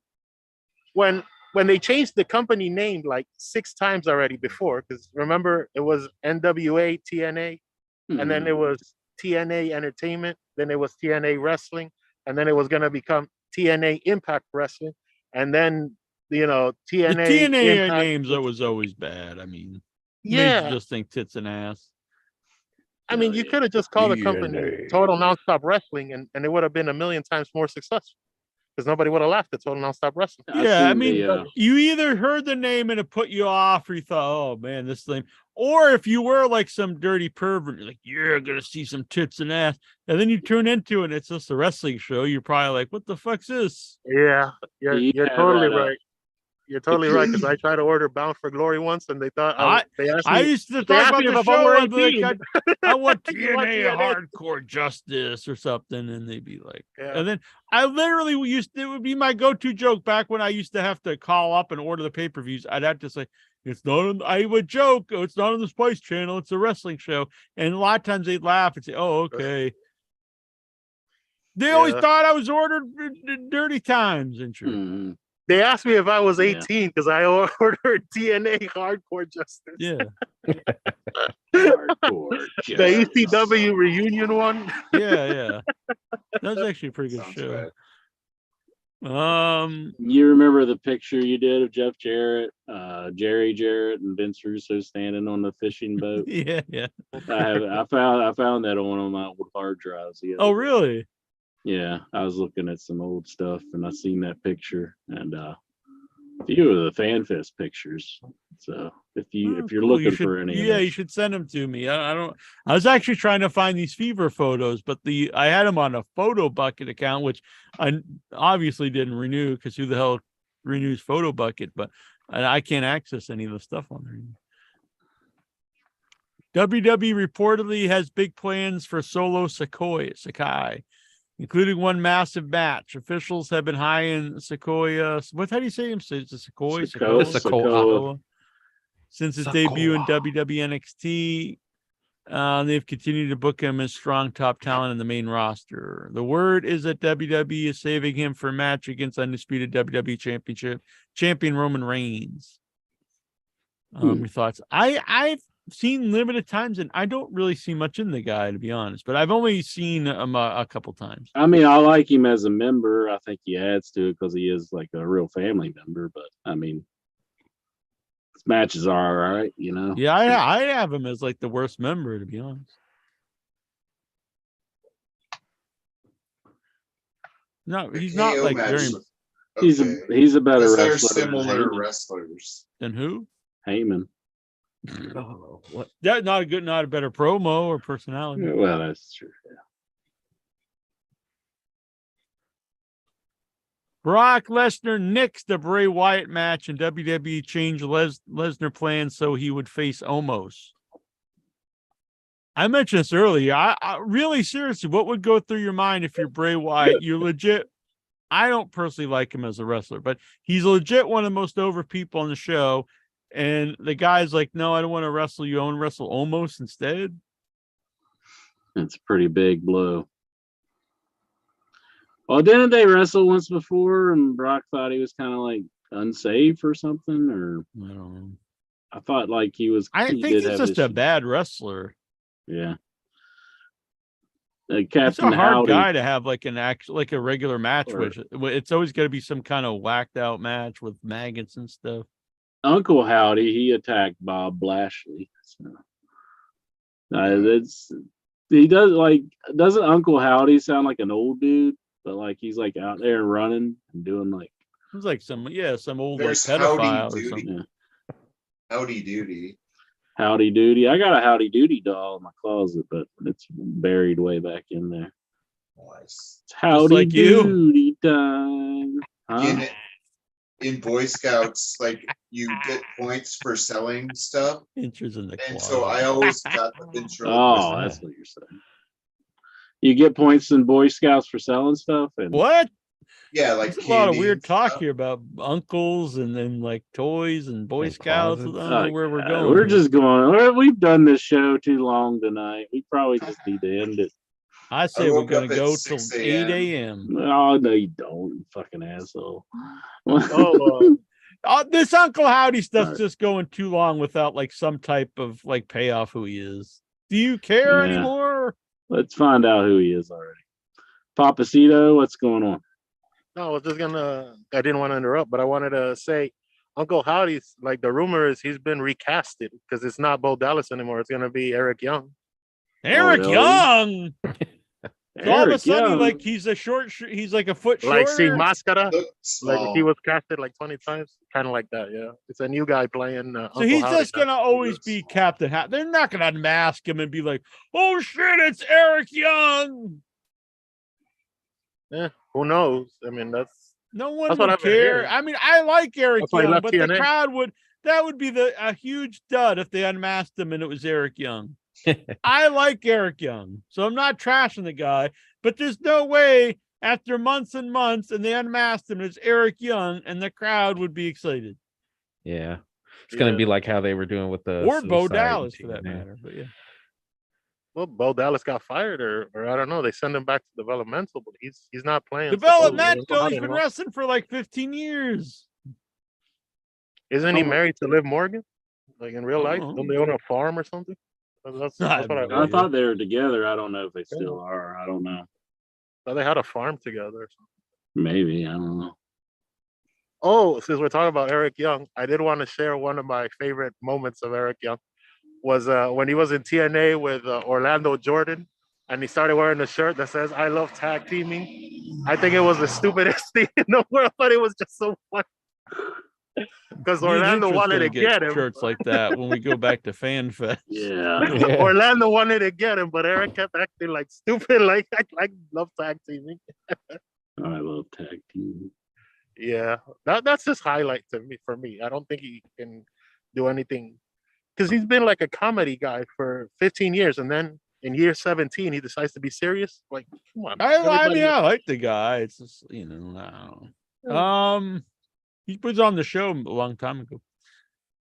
According to Tony Khan, Ring of Honor's Honor Club streaming service hit 12,000 subscribers this past week's ROH TV debut, a record number for the streaming service.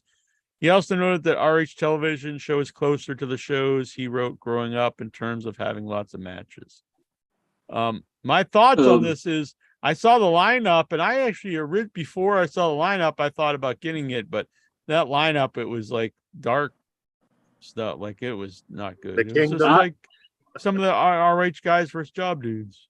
I subscribed, and yeah, they need a little more star power going on that show. I mean, because they got big names from Ring of Honor on AEW. I mean, but some of the guys I don't know at all. And for the kickoff, like you needed some Yeah. big matches. You can't like Claudio defend the belt versus AR Fox. That's not a marquee match because why would AR Fox even have a title shot? I don't think I've seen him win one match, a singles match anyway.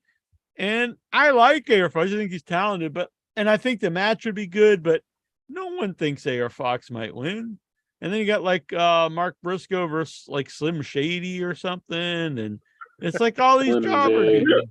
Yeah. Mo I Joe don't versus know a guy I Slim never J. heard of. Yeah. I'll watch the next show. I'm going to stick I'm sure with the it for a matches little are while. good. I'm just, to kick it off, you need Mhm. something interesting to get people, especially if you want them to buy it. I want to watch it, and because if I'm paying for it, I don't want to just waste. Oh, my no, money, I agree. I and agree. I'm just not saying try it's to- not worth watching. I just, I didn't Mhm. want to buy it after I saw the lineup.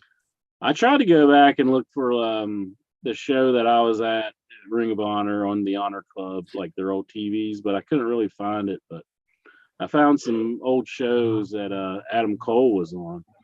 And I Adam Cole, baby. I have to say, the wrestling world has not. The wrestling world has not been good for Adam Cole. He looks a lot rougher than he looked when he first started out. Well, no pretty one hard looks on the him. same age. I don't think he looks like he's this ragged dude or something. He's looking like, if you look back at when he first started, When it's was like, whoa, that? 12 years ago? 2012. Yeah, it's Around 11 years then. ago. Yeah, but Look he what was- Seth Rollins looks like now compared to like when he was at his peak. He probably looks better than he did when he was younger. No, dude, even He's his pretty big. he is so soft compared to his top days in the Shield. I don't like him now, that's for sure. No, I mean just physically, he's like he Yeah. lost like a lot of it. He's very soft compared to when he was like I don't part of know, the but Shield. Adam Cole just kind of looks like he's kind of sickly almost. Like, I don't get that impression. I honestly, plus think he's a doing good-looking those dude. promos about him like not knowing where he is and all kinds of stuff. It's like, damn, I don't know. I'm worried about his health. Worried about Well, his I health. mean, he had a bad concussion. Yeah. Who will feud with MJF next? I had brought up. I'm gonna guess Kenny Omega, but not if he sticks with because you have to have a baby face. You could do. I don't know if this would be big. I do think Adam Cole would be a good guy to go for it too. You have Hangman Page coming off the big win. The thing is, AEW doesn't always do this, but when someone wins a big feud, you should keep the momentum going, and then they go on to a bigger thing. So with Hangman Page winning the blow off to the feud with Moxley, in theory, he should then go on to face for challenge for titles. His last run didn't set the world on fire, so I don't know if this is the greatest idea in the world to do that with him.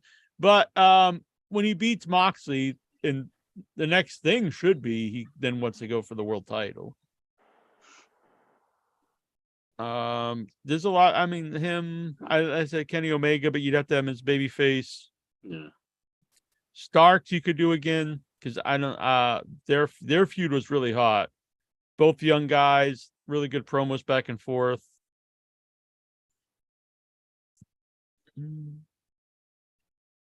don't know. Anybody else popping up in your mind? I mean, think Tony Adam Khan Cole's does gonna- have that major announcement coming up, so maybe it's CM Punk. Major. See, Could I would be. love to see Punk back. Could be. I wouldn't mind seeing the Bryan Danielson feud continue. I need to illegally download things to watch them. You stop saying that. You need to legally never acquire. incriminate yourself. Legally, okay, all right. You need to legally Don't forget, acquire folks. some like. You help support the show. This is not a bag of drugs. These are cool wrestling stickers. Super chat is $5. They'll send you 2. Super chat is $10. You'll get 5 wrestling stickers. Any more of them Nikhil questions? Oh yeah, we still got Look at me. Oh no, I'm glitchy now. Nikhil's Oh, no. corrupted interest. You're making Gogo 13's rolling around and enjoy right now. The Big Lebowski was released 25 years ago today. Are you a fan of the film? Yes. It's all right. I'm a fan of Big Lebowski. I used to call myself the dude. Remember? Walk used to even call me the dude. I called you that because you were always walking around in your bathrobe and stuff. And I said, you're Yeah, like and the you're dude. always trying to peek under there. No.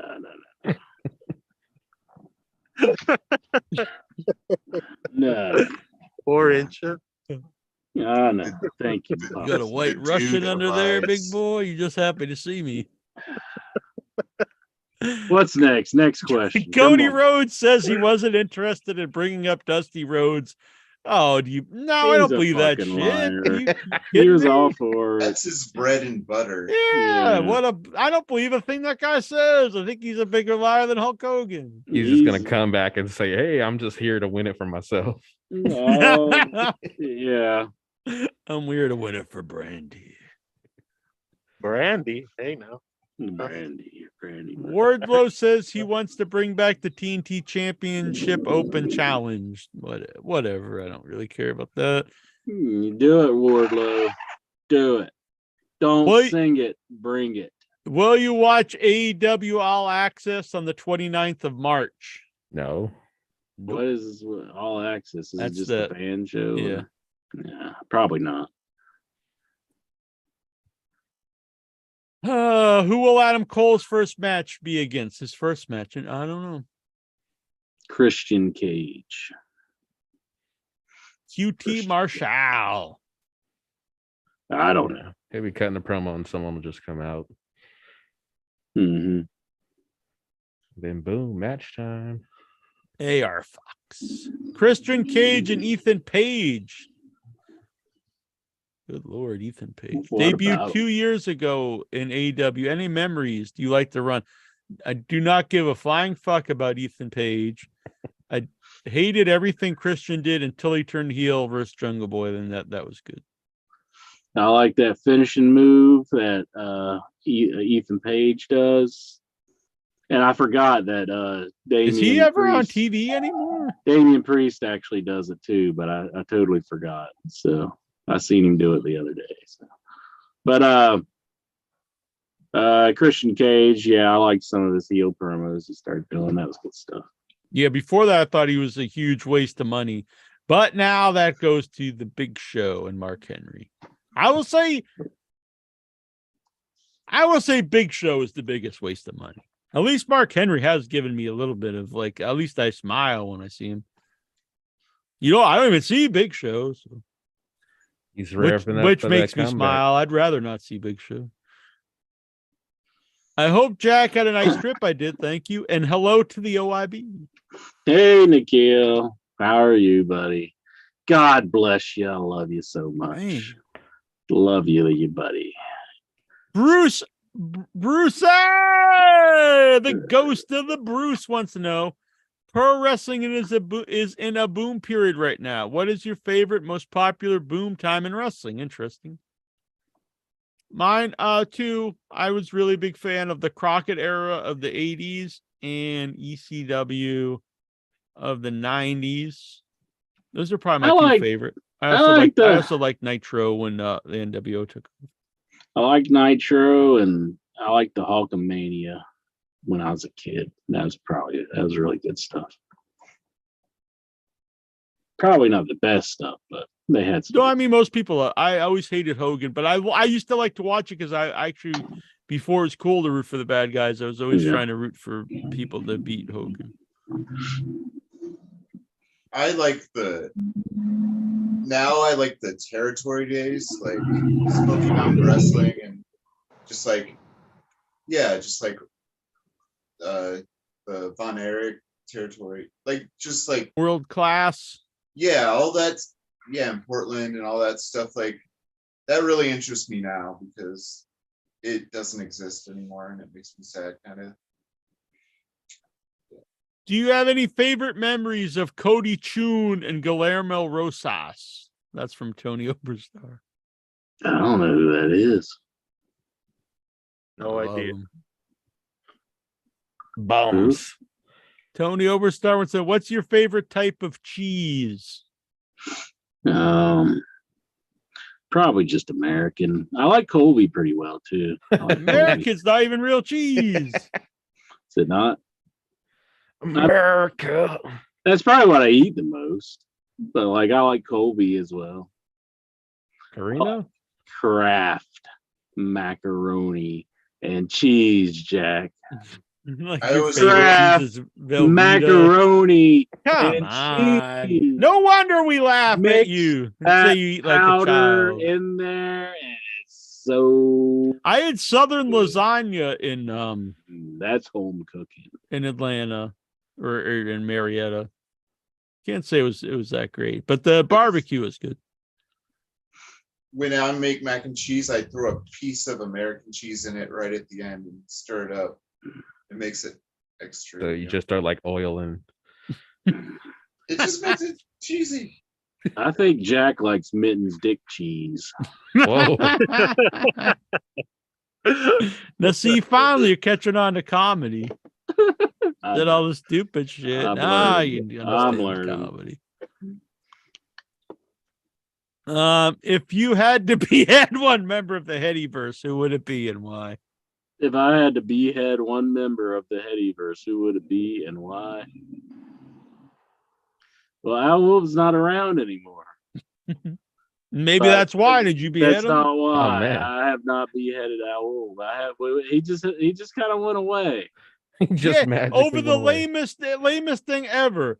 For like 20 years, he was trolling you to the nth degree. And then I Mhm. joked on the show that was gonna put him in timeout. Like put him in the corner and he has to sit and think about what he did. That's literally what I said. And he flipped out, blocked me, and left the group. That easy. Why is it That's so the easy? epitome of can dish it out and can't take Why it. are things so easy for you? I mean, you just made one little remark like that and he's gone. And then I've been fighting the troll for years. You Just should have like, just power of told me. You Jack. should have asked me years ago. I could have got rid of him. if I would have said I'm going to put him in timeout, would he have Can you left? imagine anyone saying that about someone and anyone flipping out, especially a guy that like his whole life was built around trolling? I think what it was, he knew like he could kind of confide in you and be like, yeah, this is good stuff, trolling incher, and you'd be like, yeah, keep doing it. But What then the when hell are you you talking about? then when you turn This on is him, this is the stuff that you just like you've When got you these turned on delusional like you just no, dream this isn't things up. delusional stuff, and I think the history Like of we the show sat like proves you it. think I I love sit the fan around and think fiction about stuff. this Fan shit? fucking fiction. You sat Like there the and read pizza, I fucking- read them on the shit. show. I I remember didn't it. sit around Paragraphs thinking of about shit them. to me. I never wrote And one in my life. You never stop. You're like, oh, It was a funny segment of the show, but I didn't sit around it with was Al a Wolf saying, funny segment. "Oh, on the buddy, show. write this But stuff. keep It's it gonna up. be the best." No, you're like, keep it coming, Owl. I Yeah, love because it. it's a funny segment. That's for the show itself. Like I would say that on the Yeah, show to be whatever. funny. I didn't sit around in my free time saying like, "Let's So- write this." So when you turned on him, it was like his father turned. It wasn't even a turn. Like It I was didn't like start his- it was trashing like the his- dude. It's it was like the like his lamest pappy- joke in the His world. pappy turned on him, and he said, I'll be honest. What I think it was, I actually stopped asking a lot of the questions he would write in about you being racist and stuff. And I think then "Well, he I'm just- not racist. I mean, let's put I that." know out that. there. That's what I'm saying. And it ran its course. It was if it was, I'm cool with anything if it's clever. But it stopped being. It wasn't anything clever. It was just basically like straight up is inch or racist or something. And so I would just skip over them. And then I think that's really what led him to. Mhm. That his questions weren't being asked. Yeah, well, I would ask him if I thought Like- they were funny or Like clever. nobody asked you not to read his questions for years about that. Well, if it made for entertaining segments. If it made for entertaining segments when I was Yeah. being unmercifully trolled and tried to be painted as a racist and anything else that this guy tried Now to I'm You thinking would I should not go stop. apologize to Al Lube and try to get him back on. Yeah, whatever. You're out there, Al Lube. I'm thinking about this now. Maybe I was in the wrong. You should not be in timeout. Come back and write some questions for us. Do you not think about like what a despicable human being you are sometimes? I'm just I mean, do messing not- with you right now. Uh, So who do you want to cut the head off of? nobody now. Saul was around, yeah, I'd put him right in that guillotine. He's like, no, don't cut my head Yeah, I off. don't really think. I'm trying to think who I want to, just murder and put to death. But you know what? I love the Headyverse, and I don't want to kill a soul of them. Not one soul. Not even Swax. I did see he Skyped me the other day. I didn't reply, but I don't want him to die. There's somebody out there you want to behead. Come on. Why do you gotta make me Think out to hard. be the villain? Think hard. You were just crying like a bitch, going, "Hello, Mr. Trollman." You sat there and you let Well, him do you it. Then you're did. like, I bet you want to kill everybody in the head. There's somebody you want to kill. A painful, slow death, you sick bastard. You try to paint like you're just so nice. Come on, there's somebody you want to kill. Wait, there's a difference between painting yourself so nice and that you want someone to die. Say it. You know there's somebody you want to die. There might be some people I'd like to poke with a stick or make fun of. That's the difference between I want to see their heads chopped up and see them die. Say it, bitch. Say it. I want his head on a platter. See? Told you. And not with a guillotine. I want it slow with a fucking pizza cutter. Yeah. Just slowly, right from not through the front, because that'll cut his jugular intro. I want to cut your head off from the back with a pizza cutter. So it takes like 45 minutes. You're sadistic. My goodness. You made me do it. I don't want to see you die. I mean, he wants to kill me slowly with a pizza cutter. I know one person he would. I know somebody Jackie Jones would. Who's that? The guy that bootlegged his shirt. Yeah. Not so much. I think Mario Mancini's just a dumbass, honestly, in it. I think he was just taking advantage because he's not very bright. But who was that dude? The not Goldman, but yeah, he made a whole thing. I was like, that fucker. Fuck that guy. He's a no good thief. Fuck that dude. I forget his name. Remember, in case he tries to get a hold of you again. Wants a new design for a shirt. He's like, no, it's not your design. I paid someone else to make it. It's like, shut up, you stupid asshole. Like, you can look at the thing. Yeah. Maybe Big Boss. You had several other that were like very similar. I mean, and It's the then exact same thing. He just I know. I'm dropped just out saying you had yeah. other ones, not just that one design. Yeah, right. That was very similar. If you paid someone to do it, they could have basically ripped off my design, but made something, new.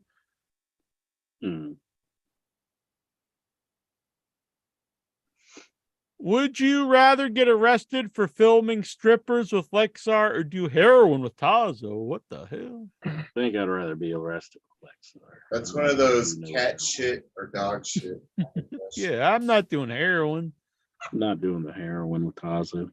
Yeah, I don't think Tazo does heroin. He's more of a crackhead. No, I think Tazo's been looking pretty healthy here.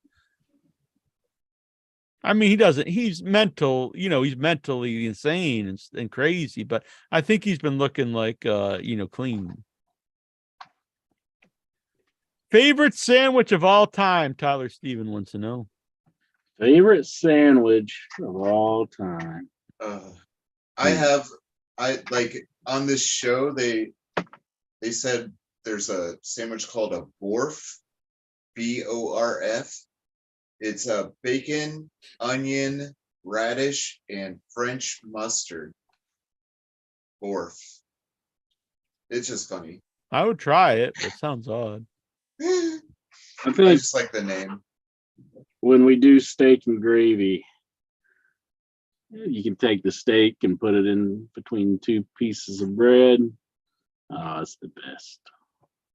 You can kind of do that with any meat, though. It's the best. Jonathan Jackson, if we ever have steak and gravy, I want you to come over and you'll just be like, this is the best thing ever. Just put it in between some buns. Just take two pieces of white bread, put it right in there, throw a slice of American cheese. Oh, God, no. Just top it off with some ketchup. I thought you liked ketchup, John. He loves it. You got a That'll bucket. make it edible. What? I do like a Cuban sandwich. I mean, it's probably not my favorite, but I do like a Cuban sandwich. Can I change my answer? Because I'm passionate. Shrimp po' boy. No, you know what? I've never had a po' boy. Fried oyster po' boy. I've never had a. I was actually so we were at this giant food court thing in Marietta, and it was I say food court, but it was like a better version of food court. There's a lot of little restaurants in it, and so I went. So first of all, Annabelle and I saved a spot for all of us. Our other buddies went and got barbecue. They came back. Annabelle went and got Asian. I went and stood in the line to get a po' boy, and I stood there for 10 minutes, and the line never moved. And I was like, good Lord, I ain't gonna stand here for an hour to get a po' boy. So I went and got the barbecue. And so I went and got the barbecue.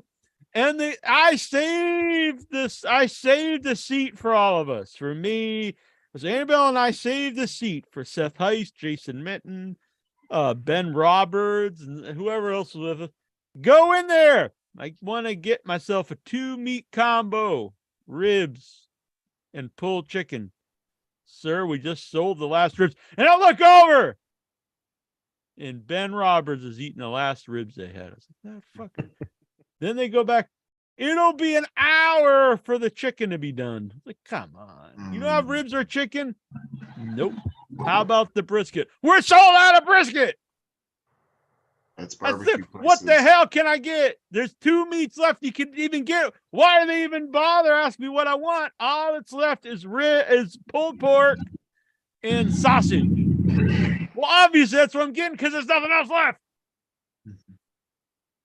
So I got pulled pork and sausage, and then I had to try Southern lasagna. I was like, "What's Southern lasagna?" And she's like, "Oh, that's where they put the mac and cheese, and then they layer it with all the meats they don't have."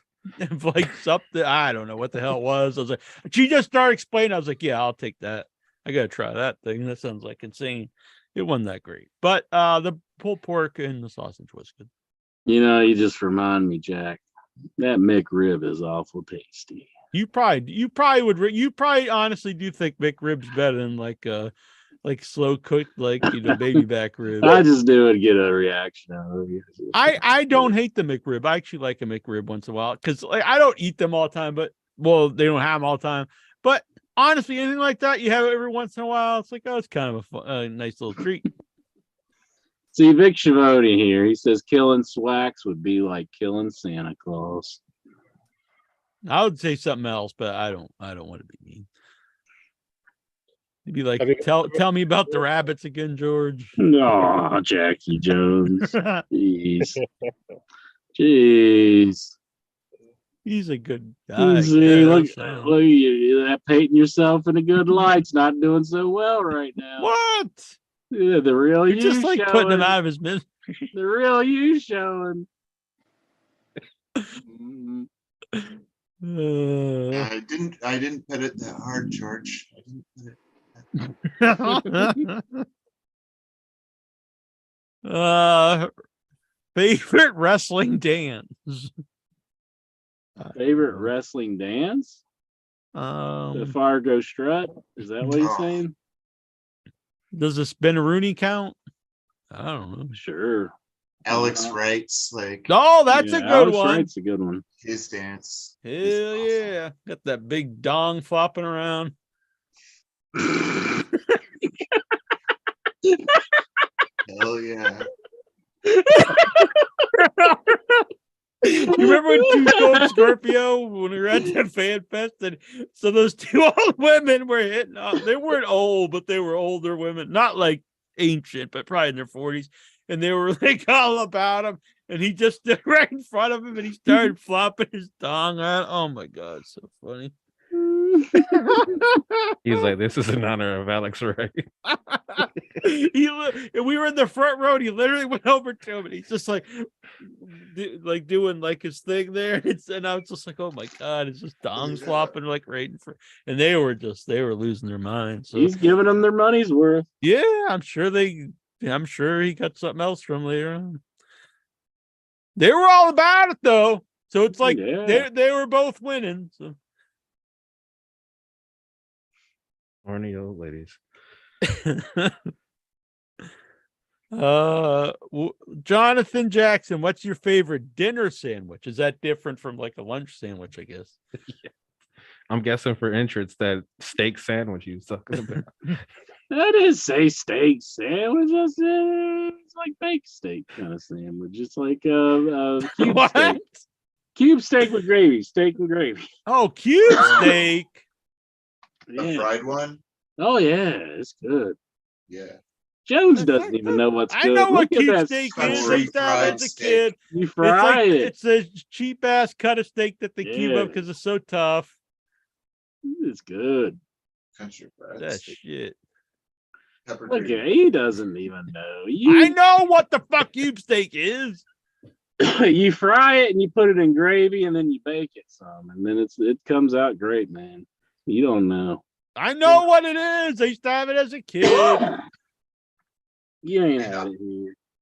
In Iowa, they have pork tenderloin sandwiches, which is kind of like schnitzel, but it's like a fried pork thing, and they put a little tiny bun with it. Right, and it's all and like just like 20 huge, inches out from the big side. as like Yeah, a no, right. fucking It's like a plate. pork chop sandwich. It's pretty.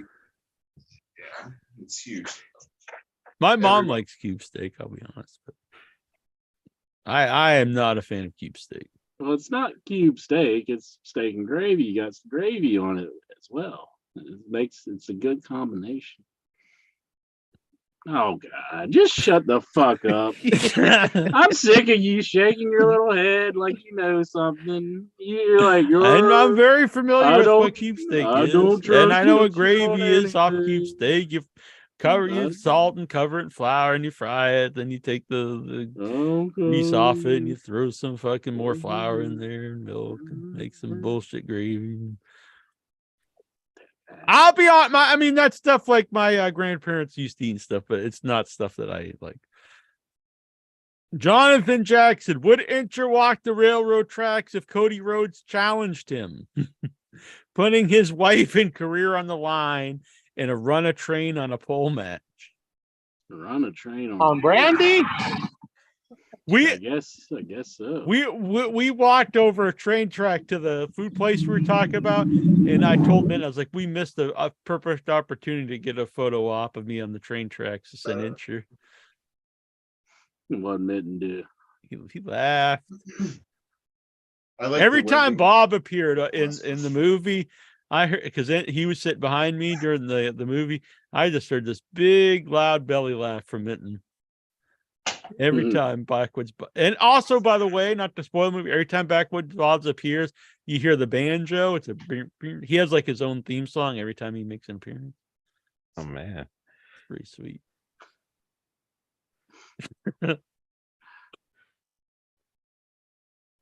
Let's see here. Mike Besselars wants to know favorite memories of Norville Austin. I don't even know who the fuck that is. He's one of the. I bet he thinks he's all smart, saying these idiots won't know who that is. He's one of the original Midnight Express. Yeah, I Also, don't know. who makes a better grape jelly, Welch's or Smucker's?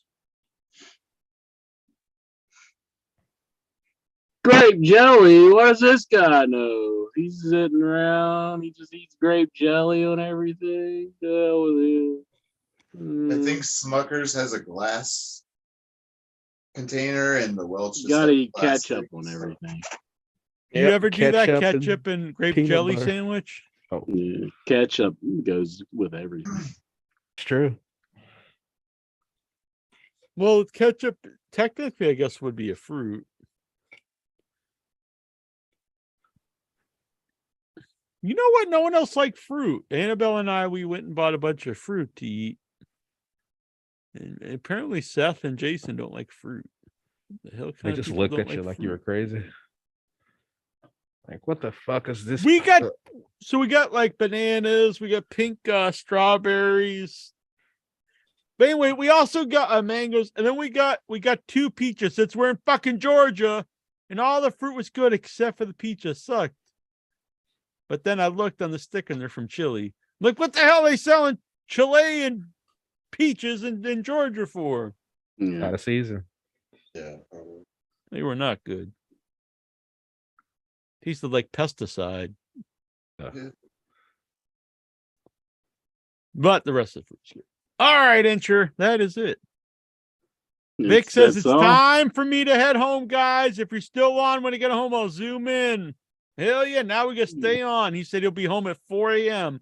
Yeah. So we got to stay another hour and 5 minutes to get the Vic. Well, Vic, it was nice knowing you, and let's see if I What, can't you get gonna my. kill him? No, I like. That's the guy you're gonna behead, Vic Shimoni. Here, I'm sending a bunch of like things in the chat room. Oh my gosh, is it? Yeah. Oh no! Look, I must be. Oh, Golgo's loving it. I think he's just faking it now. This used to not work very good, but my background's working pretty good now. It's recognizing that you got a better PC, even though it's the same one, probably. Same one, but I do have better lighting. And I also finagled there's some settings I had to do to make it run better with Zoom.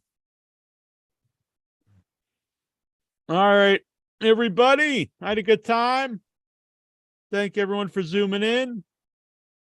Thanks everyone in the Facebook and the Facebook too. Join the Facebook, hit the like button, subscribe, share it with your friends. Make sure you hit the bell icon so you get the notifications when we go live and when a new video is uploaded.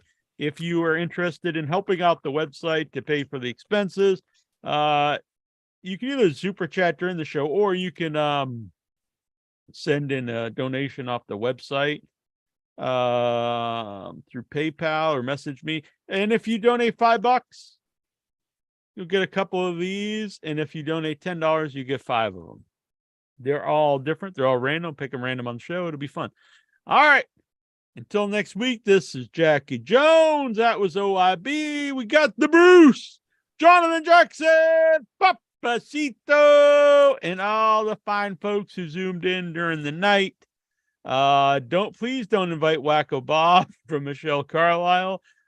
We will not do that, Michelle Carlisle. That's a good callback from back in the day, a very odd individual. Wacko Bob. All right. Good night, everybody. Bye.